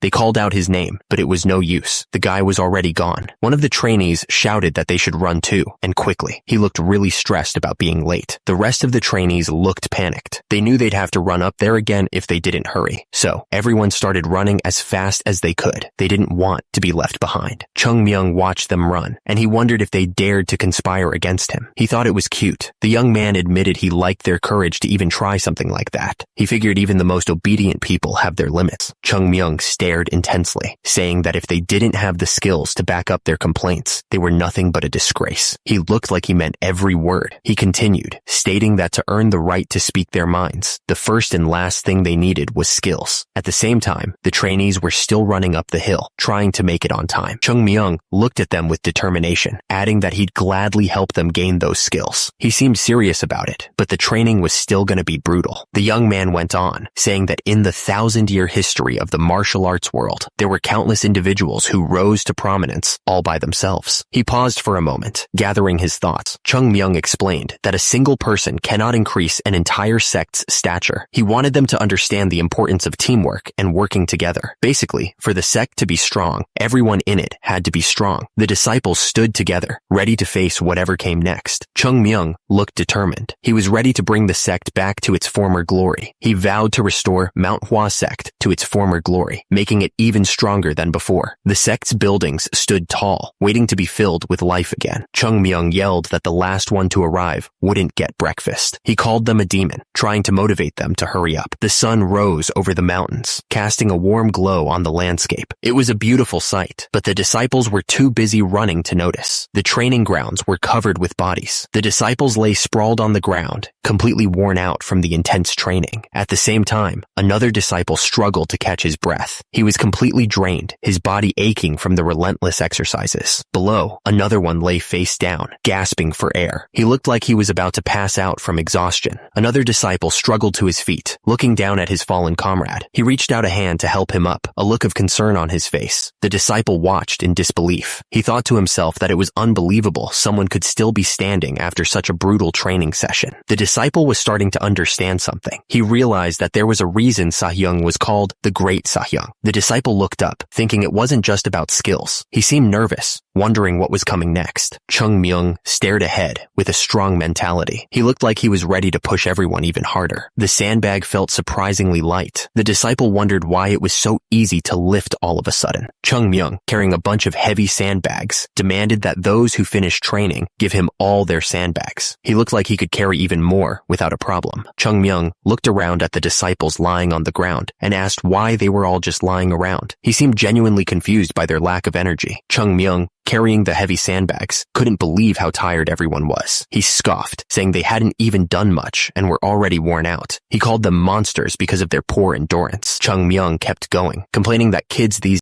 days didn't have any tenacity. He said things were different back in his day. He pointed out that they were the youngest ones there, so they should have more energy. Chung Myung told them they'd leave it at that for now. He instructed them to go eat and come back later for afternoon training. He seemed serious about them returning. Chung Myung warned them that if they skipped out, he'd make them train 10 times as much. He demanded to know if they understood. He looked like he meant business. The young master ordered them to clean up the training equipment properly. The trainees knew they better not leave a mess. The trainees continued their hard work. They were lifting weights and training with swords, all under Chung Myung's watchful eye. The scene was intense, showcasing their dedication. But the trainees were not happy with the training. The hard work was not easy, and they were cursing Chung Myung in their heads, calling him a jerk. Back at the dining hall, the trainees were eating. The sound of chopsticks hitting plates filled the room. Even though they were hungry, they still felt exhausted. Chung Myung noticed some of them weren't eating. He asked them why they weren't eating anything, looking annoyed. One of the trainees replied that he couldn't eat. He said that he felt like he would throw up if he ate anything. The poor guy looked pale and sick. One of the trainees spoke up, calling for the attention of Sahyung. He looked worried, glancing nervously to the side. Another trainee joined in, also calling for Sahyung. He looked just as concerned, his eyes wide with worry. Yoonjong finally spoke up, asking if the training sessions were too extreme. He looked exhausted, barely able to hold his chopsticks. Another trainee agreed, saying that they might die at this rate. He complained that he couldn't even eat his meal because his hands were shaking so bad. Another one begged Sahyung to do something about it, pleading for him to save them. The guy looked like he was about to pass out. Gul took a bite of food and then asked what everyone else was thinking. He looked serious, waiting for an answer. The other trainees were quietly eating, but you could tell they were thinking hard about it. The tension in the room was thick enough to cut with a knife. One of the guys pointed out that the training had gotten way more intense lately. He added that it had gotten to the point where their bodies just couldn't keep up anymore. Gul chimed in, saying that steel gets stronger when you hammer it, but that's not how humans work. He looked concerned, thinking about the implications. But then Gul paused, thinking that there's no way Chung Myung doesn't realize all this. He looked up, a bit surprised by his own realization. Meanwhile, Chung Myung was smirking like he knew exactly what was going on. Jo Gul thought it would be best if they just kept doing what they had been doing for now. He seemed determined to stick with the plan, and if nothing changed over time, then they would talk to him, Jo Gul added. Meanwhile, Yoon Jong was sitting at the table with the others. Someone agreed that he was right. All the trainees were eating together. Yoon Jong said that he understood. He declared that if the time came, he would be the first one to step up and do what was needed. Back in his own room, Chung Myung flopped down on the bed. He looked totally exhausted. Jo Gul was completely exhausted. He could barely breathe as he lay there, trying to recover. Jo Gul thought that he needed to train again after he woke up. He felt like his body was about to break from all the training. He was spread out on the bed. Jo Gul recalled thinking he could get through anything, no matter how harsh it was. The young man was starting to doubt himself. Jo Gul wondered if he could really keep up with such intense training. He looked worried.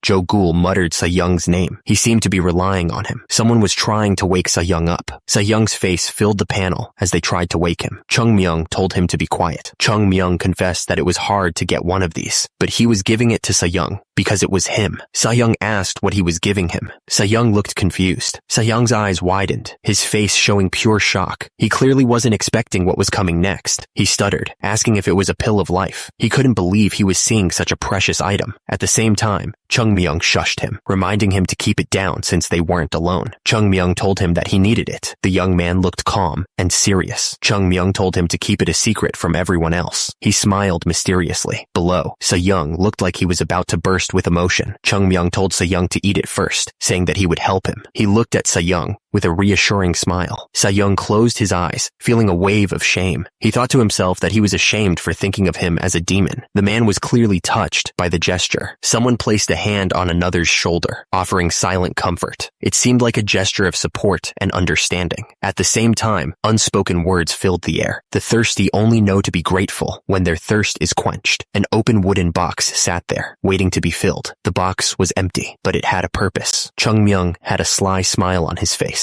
He warned that it'll get even more difficult from now on for his Sayoungs. The young man seemed to be enjoying the challenge. Someone laughed maniacally, their voice echoing through the night. The sound was chilling and full of dark intent. The laughter was coming from somewhere beyond the roof. The group was practicing their sword forms. They swung their swords together, creating a loud sound. The trainees seemed to be putting all their effort into it. One of the trainees swung his sword with all his might. The swing was powerful, and the sound echoed. He looked determined to improve. Hyun-sang watched the trainees with a thoughtful expression. He sensed that something felt different about their training. The man couldn't quite put his finger on it, but he knew something had changed. Hyun-sang's eyes narrowed as he observed them. He thought their sword paths looked very stabilized. The elder was impressed by the progress they were making. The trainees continued to practice. Hyun-sang thought to himself that they were practicing the same thing they had been doing all along. The man wondered what had changed to make them so much better. The elder was observing the training, and he noticed something was different. Their movements were becoming sharper and more stabilized, which was a good sign. He could also feel the strength in their feet, which was important for balance. The power in their lower body was clearly improving with this training. It was also making their upper bodies firm, which allowed them to put more weight onto their swords. The elder could see the trainees were developing a solid foundation. The trainees continued their practice, putting all their effort into each swing. The sound of their swords echoed through the training grounds. The elder wondered if this was really possible in such a short amount of time. He couldn't believe how quickly they were improving. Chung Myung faced someone out of view and requested 1 month. He promised that he would surely bring results within that time, calling the person Great Sasuk. He looked determined, with a slight smirk on his face. The young man was confident that he could deliver on his promise. Hyun-jong observed the trainees and wondered if their progress was due to the morning training. He looked thoughtful, stroking his beard as he considered the possibilities. The elder's eyes narrowed as he watched the trainees. He was clearly deep in thought, trying to understand the changes he was witnessing. The trainees continued their intense training, swords flashing in the sunlight. At the same time, Hyun-jong was impressed, thinking it had been a long time since he had seen such fierce eyes from these children. Someone cleared their throat loudly. It seemed like they were about to start talking. The instructor said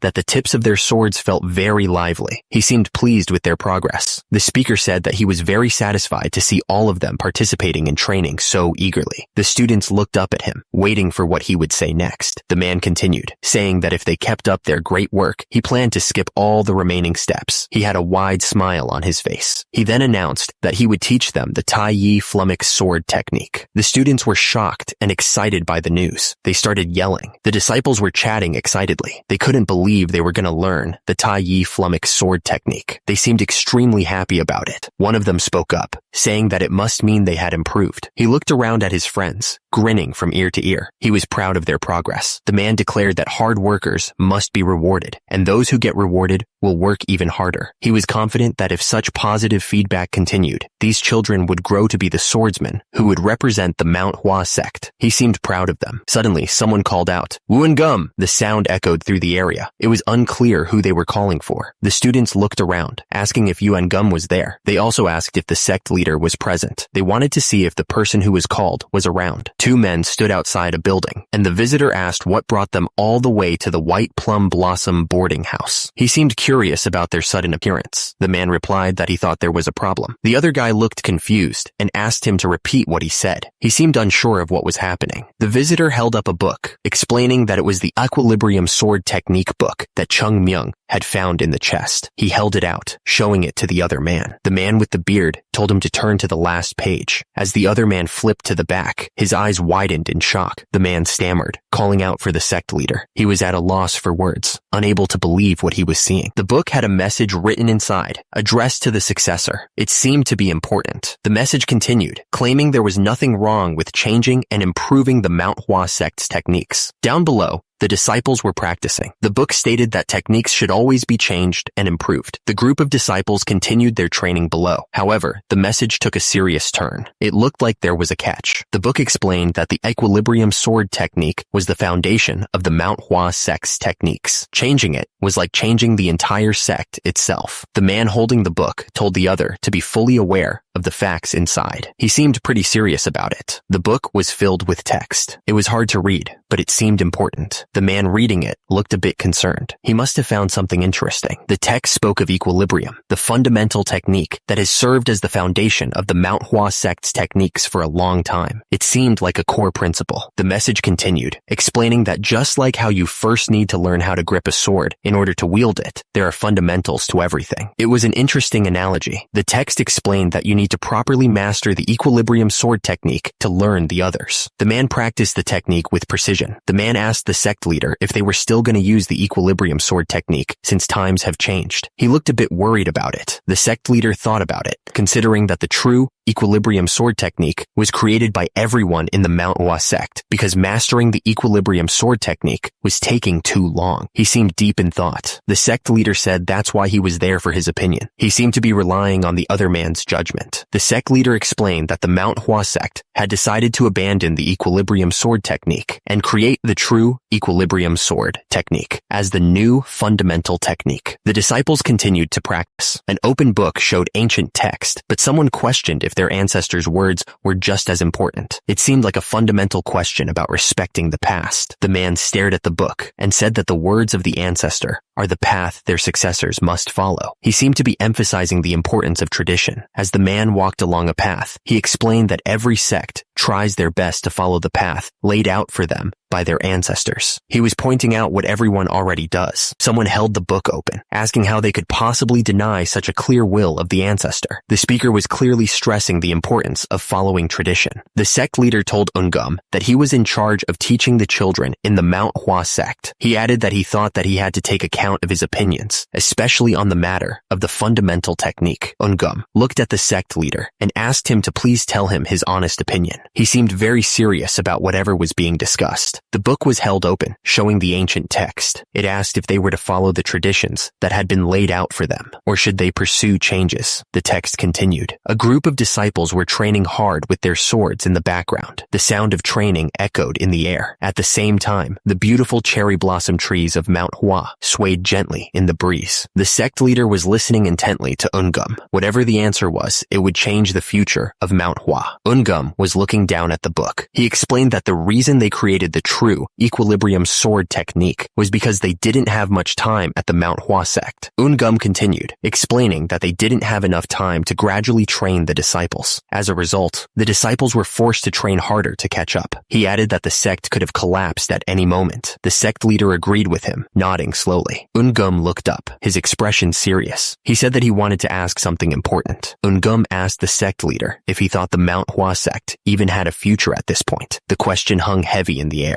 Ungum stared into the distance, lost in thought. The silence was heavy as he considered the weight of his own question. The camera panned out, showing the Manhwa sect buildings nestled against the mountains. The words, future, appeared on the screen, expressing the uncertainty of what's to come. At the same time, the image showed a treasure chest and gold bars, representing the progress they had made. But the text reminded everyone that they had only solved one of their many problems. Ungum looked down, his expression troubled. He admitted that he didn't think he could answer that question easily, given the many challenges still facing the sect. The sect leader looked at Ungum, his voice soft. He asked for understanding, explaining that he couldn't answer the question properly at that moment. The book seemed to speak for itself, stating that it was against the idea. It was clear that the contents within those pages held a strong opinion. Hyunjong looked at the book with a raised eyebrow. He asked what made it say that, clearly curious about the reason behind the opposition. The tension in the air was thick as they stood there, the weight of their decision hanging heavy between them. It was a pivotal moment, and both of them knew it. The man with black hair looked at the disciples training in the distance. He explained that it was because it wouldn't be easy, his expression serious. The explanation continued, detailing that although both the true equilibrium sword technique and the equilibrium sword technique stemmed from the same roots, they were completely different. The implications of this difference were significant. The instructor continued, explaining that the equilibrium sword technique was designed to build a strong foundation, but it would take time. At the same time, the true equilibrium sword technique prioritized speed above everything else. The man with a beard then said that the children learned very fast. He added that they had already grown accustomed to the way of the true equilibrium sword technique. The bearded man kept talking, explaining that teaching those kids the equilibrium sword technique might have harmful consequences. He seemed pretty concerned about it. The instructor added that the most important thing in mastering it was a sturdy lower body, as well as seriousness. The disciples were training hard, trying to get it right. The man with a beard sighed, saying that it was far too late for them now. He looked like he was regretting something. The bearded man asked what they had just said was the most important thing. He wanted to make sure he heard them right. At the bottom, another man looked up, seemingly surprised by something. The two men turned and walked away, one of them carrying a book. The man with the beard seemed to be leading the way, deep in thought. A sturdy lower body, someone was practicing their kicks with a lot of force. The impact of each kick echoed through the training area. And seriousness, a young man was practicing a sword technique, his face full of concentration. He looked determined to master the move. Back with the bearded man and his companion, the guy commented that it looked like they had been trained well. He seemed impressed by what he was seeing. Yuan Gum said that he didn't really do anything though, looking confused. Both he and the other man seemed unsure of what was happening. The man's eyes widened, like he had just realized something important. He looked nervous, a bead of sweat rolling down his face. Meanwhile, a group of people stood with their swords, ready for training. Chung Myung, however, was busy picking his nose like he didn't have a care in the world. Chung Myung continued to pick his nose, completely unfazed by the seriousness of the situation. It was like he was in his own little world. Yuan Gum asked the other man not to tell him anything. He then asked if he could have a moment to ask the kid something. He was referring to the child. Someone shouted for Chung Myung. He looked up, startled, and responded with a nervous, "Yes." Clearly, he wasn't expecting to be called out while doing that.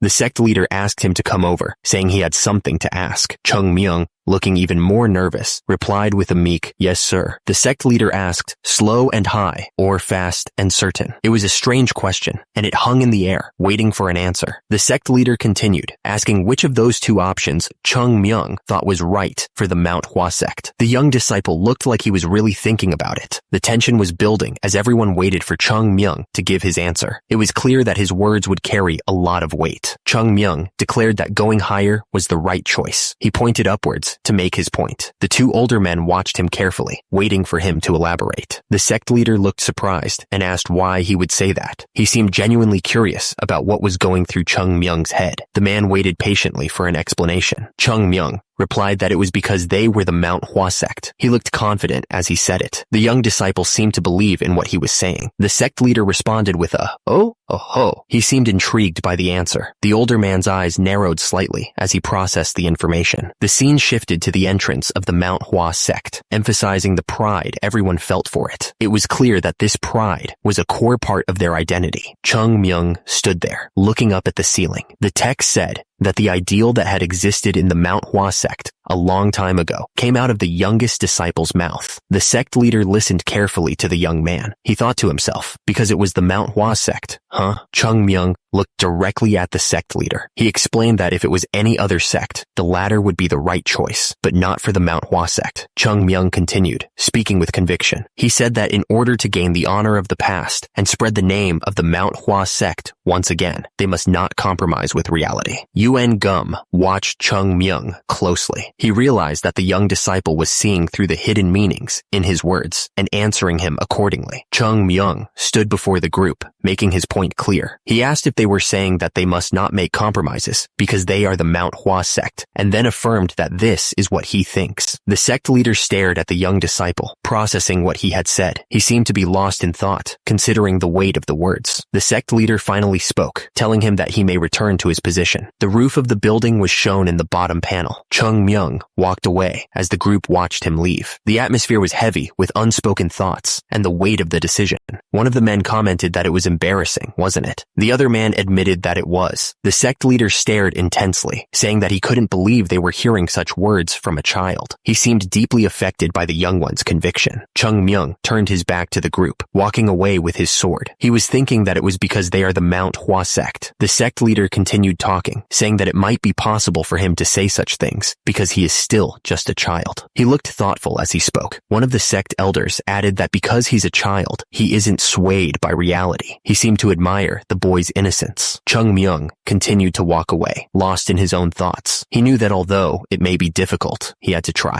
The sect leader looked at Yuan Gum, admitting that he suddenly didn't want to be shameful to that child anymore. He seemed to be having second thoughts about their previous decisions. The conversation had made the issue even bigger, forcing them to make a decision. As a result, the soldiers of the Manhwa sect continued their training. The sect leader spoke, saying that this wasn't a simple matter. He looked serious as he explained that picking the fundamental technique was very important. The sect leader continued, saying that the choice would define the path the Manhwa sect would take in the future. Below, the Manhwa sect stood tall and proud. The sect leader turned to Yuen Gum, calling his name. Yuen Gum responded immediately, acknowledging the sect leader's authority. The sect leader spoke with authority, declaring that he was ordering someone as the sect leader of the Manhwa sect. His expression was serious, showing the weight of his words. Yuen Gum listened intently, his gaze fixed to the side. He seemed to be considering the implications of the sect leader's order. The sect leader made a major announcement. He declared that they would change the fundamental technique of the Manhwa sect back to the equilibrium sword technique. At the same time, Yuen Gum kneeled below, agreeing with the sect leader's decision. The sect leader continued, adding that they would rethink not only the equilibrium sword technique, but also every other technique of the Manhwa sect. He seemed determined to overhaul their entire approach. Yuen Gum responded, saying that as the head of the White Blossom boarding house, his role in this would be crucial. He affirmed his agreement with the sect leader, showing his commitment to the new direction. They must not settle for being a powerless sect. The two figures walked towards their destination, knowing that the future of the sect rested on their shoulders. As long as they hold the name of the Manhwa sect, they must always try to be the strongest. The entrance to the sect stood tall and proud, a reminder of what they were fighting for. That is the obligation and the calling of those under the name of the Manhwa sect. The plum blossom glowed with a soft light, symbolizing the sect's enduring spirit. They are the Manhwa sect. The mountain stood tall and majestic, a symbol of their strength and resilience. And a man stared intently, his expression unreadable. He declared that the children are their future. Man walked forward confidently, his sword gleaming in the sunlight. Man walked forward confidently, his sword gleaming in the sunlight. He seemed determined to protect the next generation of the Manhwa sect. He thought that they might not reach their goal in their generation. The man watched the students train, his hands clasped behind his back. He looked hopeful that someday they would reach their goal. The text continued, saying that by the time these children lead the sect, the future seemed uncertain, but there was still hope. Maybe the children would be able to make a difference. It was said that the name of the Manhwa sect might regain its prominence. The words hung in the air, a promise of what could be. The sect could be great again. Someone scoffed, calling it pathetic. The feet continued to walk forward, seemingly unaffected by the comment. The group's destination was unknown, but they were determined to get there. Chung Myung asked if he really needed to be asked that. He seemed annoyed by the question. Seriously, what did they want from him? Chung Myung was getting frustrated. He complained that he put the food in their mouths, and now they were asking how to chew it. The young man looked like he was about to explode. Chung Myung wondered what he even expected from them. He felt that they couldn't even do anything right. The guy was clearly losing patience. Chung Myung assumed that they were probably messing up everything they were doing right now. Whatever they were doing, the disciple was clearly not impressed with their progress. Chung Myung thought that he should probably pay a visit to the Hua prefecture soon. The guy sighed, rubbing his forehead in frustration. Chung Myung thought that they were probably screwing up the businesses in the Hua prefecture as well. He seemed extremely frustrated by their incompetence. The young man was really starting to lose it. Chung Myung then said that the sect really was helpless without him. He looked around at the disciples with a look of utter disappointment. The disciple clearly thought they couldn't do anything right without him. Someone wondered what the hell he was talking about. The guy seemed really confused by what Chung Myung was saying. He had no idea what the young man was going on about. Chung Myung thought that they were probably messing up everything they were doing right now, whatever it was. He was clearly not happy with their progress. The young man was getting increasingly frustrated. Chung Myung decided that he should probably pay a visit to the Hua prefecture soon. He rubbed his forehead, looking concerned. The disciple was clearly worried about what he might find. Chung Myung figured that they were probably screwing up the businesses in the Hua prefecture as well. He was really starting to lose it. The young man was extremely frustrated by their incompetence. Chung Myung then declared that the sect really was helpless without him. He looked around at the disciples with a look of utter disappointment. The young man clearly thought they couldn't do anything right without him. Someone wondered what the hell he was talking about. The guy seemed really confused by what Chung Myung was saying. He had no idea what the disciple was going on about. After a long period of hardships, the Manhwa sect was finally at peace. The cherry blossoms bloomed, symbolizing a time of tranquility. The financial issues that had plagued the Manhwa sect were finally resolved. New techniques were also being developed to help the sect grow stronger in the future. Everyone's happy laughter was supposed to fill the temple. This was what should have been happening, but Chung Myung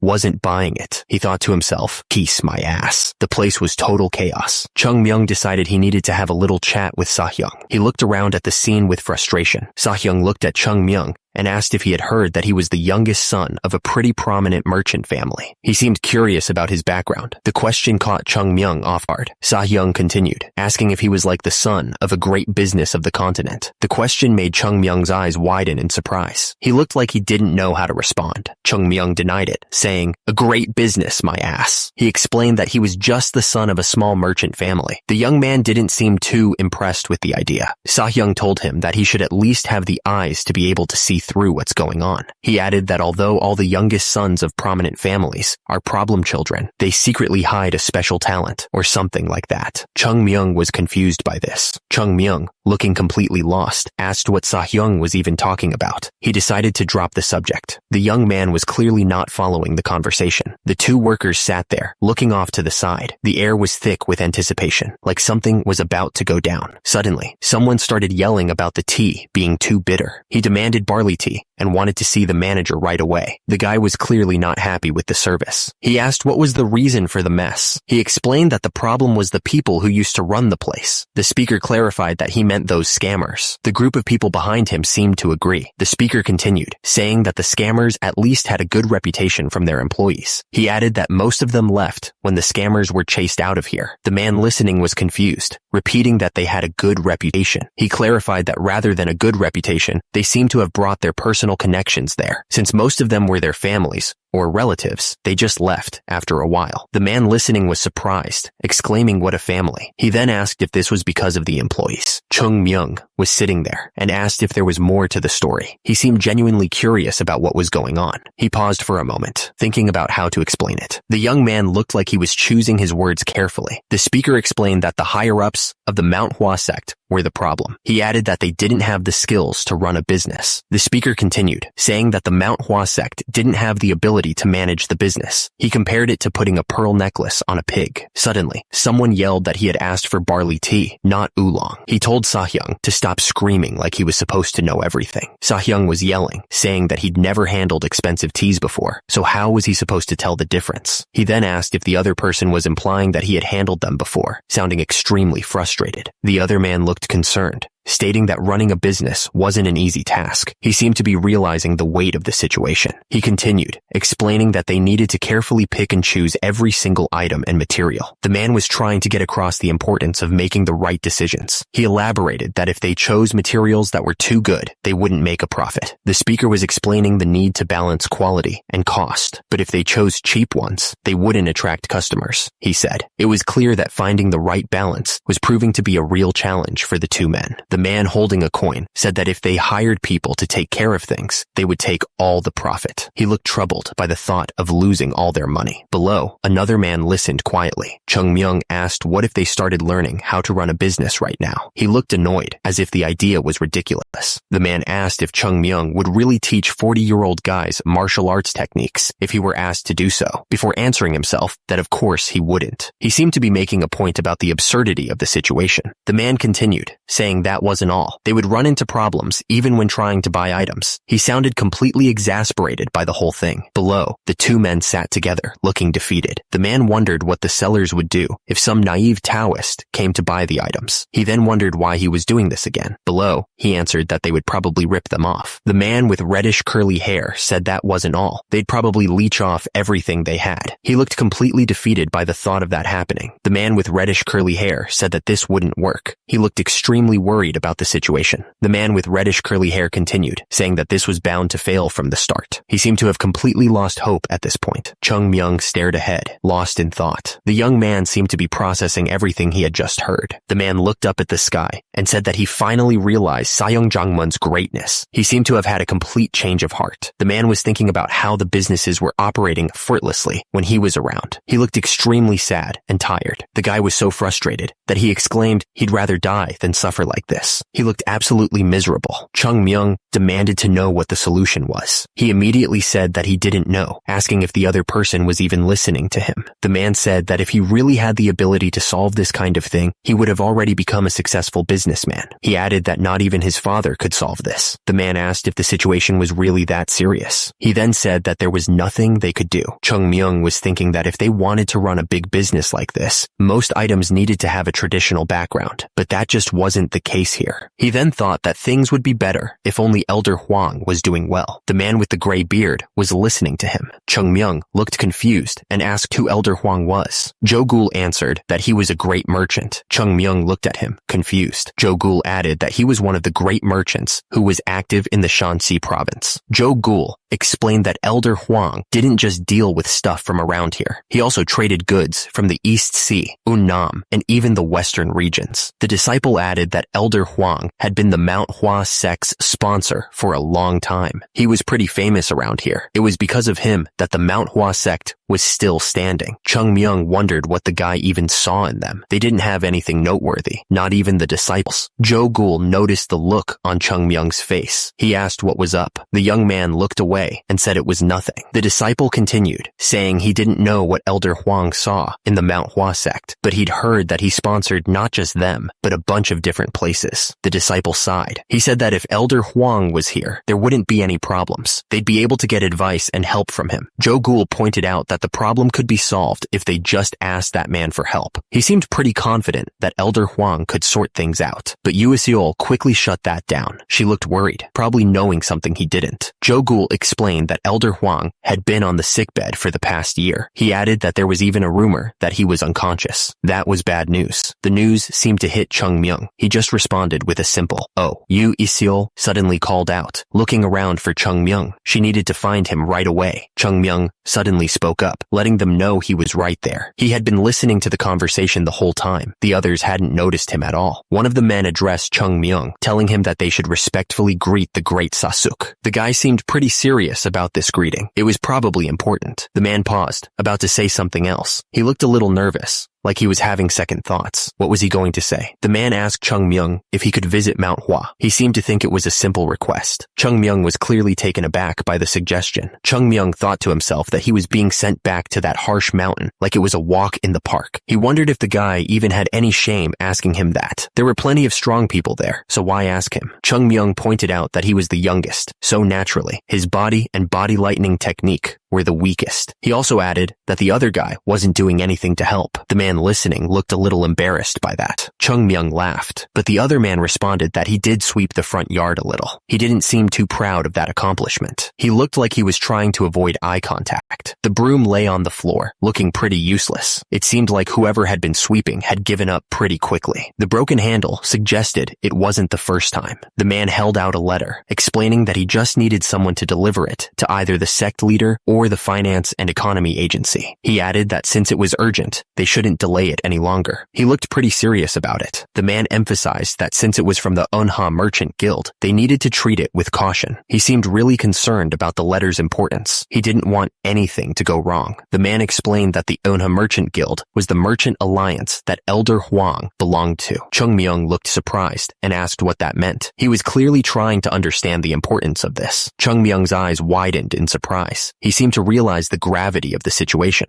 The news had clearly caught him off guard. The man insisted that since they were behind schedule, he should leave immediately. He handed him the letter, urging him to hurry. The urgency in his voice was hard to ignore. Chung Myung promised that he would deliver it as fast as he possibly could. The young man looked determined, clutching the letter tightly in his hand. He was ready to get going. And with that, Chung Myung set off on his journey. The path ahead was long and winding, but he didn't hesitate. He knew he had to deliver the letter as quickly as possible. Chung Myung was running as fast as he could. The ground was dry and dusty, but he didn't slow down. He had a letter to deliver, and he wasn't going to waste any time. His eyes were wide with determination. He knew that this mission was important. He had to get this letter to its destination as quickly as possible. Chung Myung cleared his throat. He was finally going to read the letter. He needed to know what was so important that he had to run all the way here. So, this was the letter from the Unha Merchant Guild's Elder Huang. But since he was rumored to be unconscious, it might be from one of his subordinates. The young man wondered what it could say. Chung Myung started reading the letter. He looked a little surprised by what he was seeing. The warrior's expression was hard to read, but he seemed a little confused. The letter was sealed with wax. It looked like it was important. Chung Myung couldn't help but grin as he stared at the letter. He was clearly up to no good. Chung Myung asked if it wasn't normal to want to know what's inside the letter he was supposed to deliver. He then told Sahyung to stop spouting nonsense. The young man added that they were total opposites. Chung Myung held the letter letter in his hands, a sly look on his face. He was definitely planning something. The letter began, "Dear Sect Leader." It was addressed to the head of the sect. Chung Myung thought that if a letter came from a guy who was barely conscious, it meant something important had happened to him. He was eager to know what was going on. The letter continued, suggesting that they should help each other during these times. The writer added that he might receive a big favor in return. It sounded like a good deal. Chung Myung looked at the letter with wide eyes. He was focused on reading the contents carefully. The letter began by addressing the sect leader and mentioning the changing seasons, but then the writer decided to skip the greetings. It seemed like they were in a hurry to get to the point. The letter went on to say that it was shameful to send such a letter after not being in touch for a very long time. It sounded like the writer felt guilty. The letter continued, explaining that the reason for sending it was because the writer's father's condition had been continually declining. At the bottom, Chung Myung wondered if the letter had been sent by the old man's son. The letter went on, mentioning that it might be something very natural considering the father's old age. It sounded like the writer was trying to soften the blow. The letter continued, explaining that recently, other symptoms besides the ones from natural aging had been showing up. Chung Myung looked concerned, wondering what those other symptoms could be. The letter described how the old man's chi veins had been acting up uncontrollably, and his entire body had reddened. The image showed a hand that was completely red, with veins popping out. The letter said that the old man had lost his consciousness and was unable to move. The image showed an old man lying in bed, looking very sick. The letter mentioned that a black light had appeared on the old man's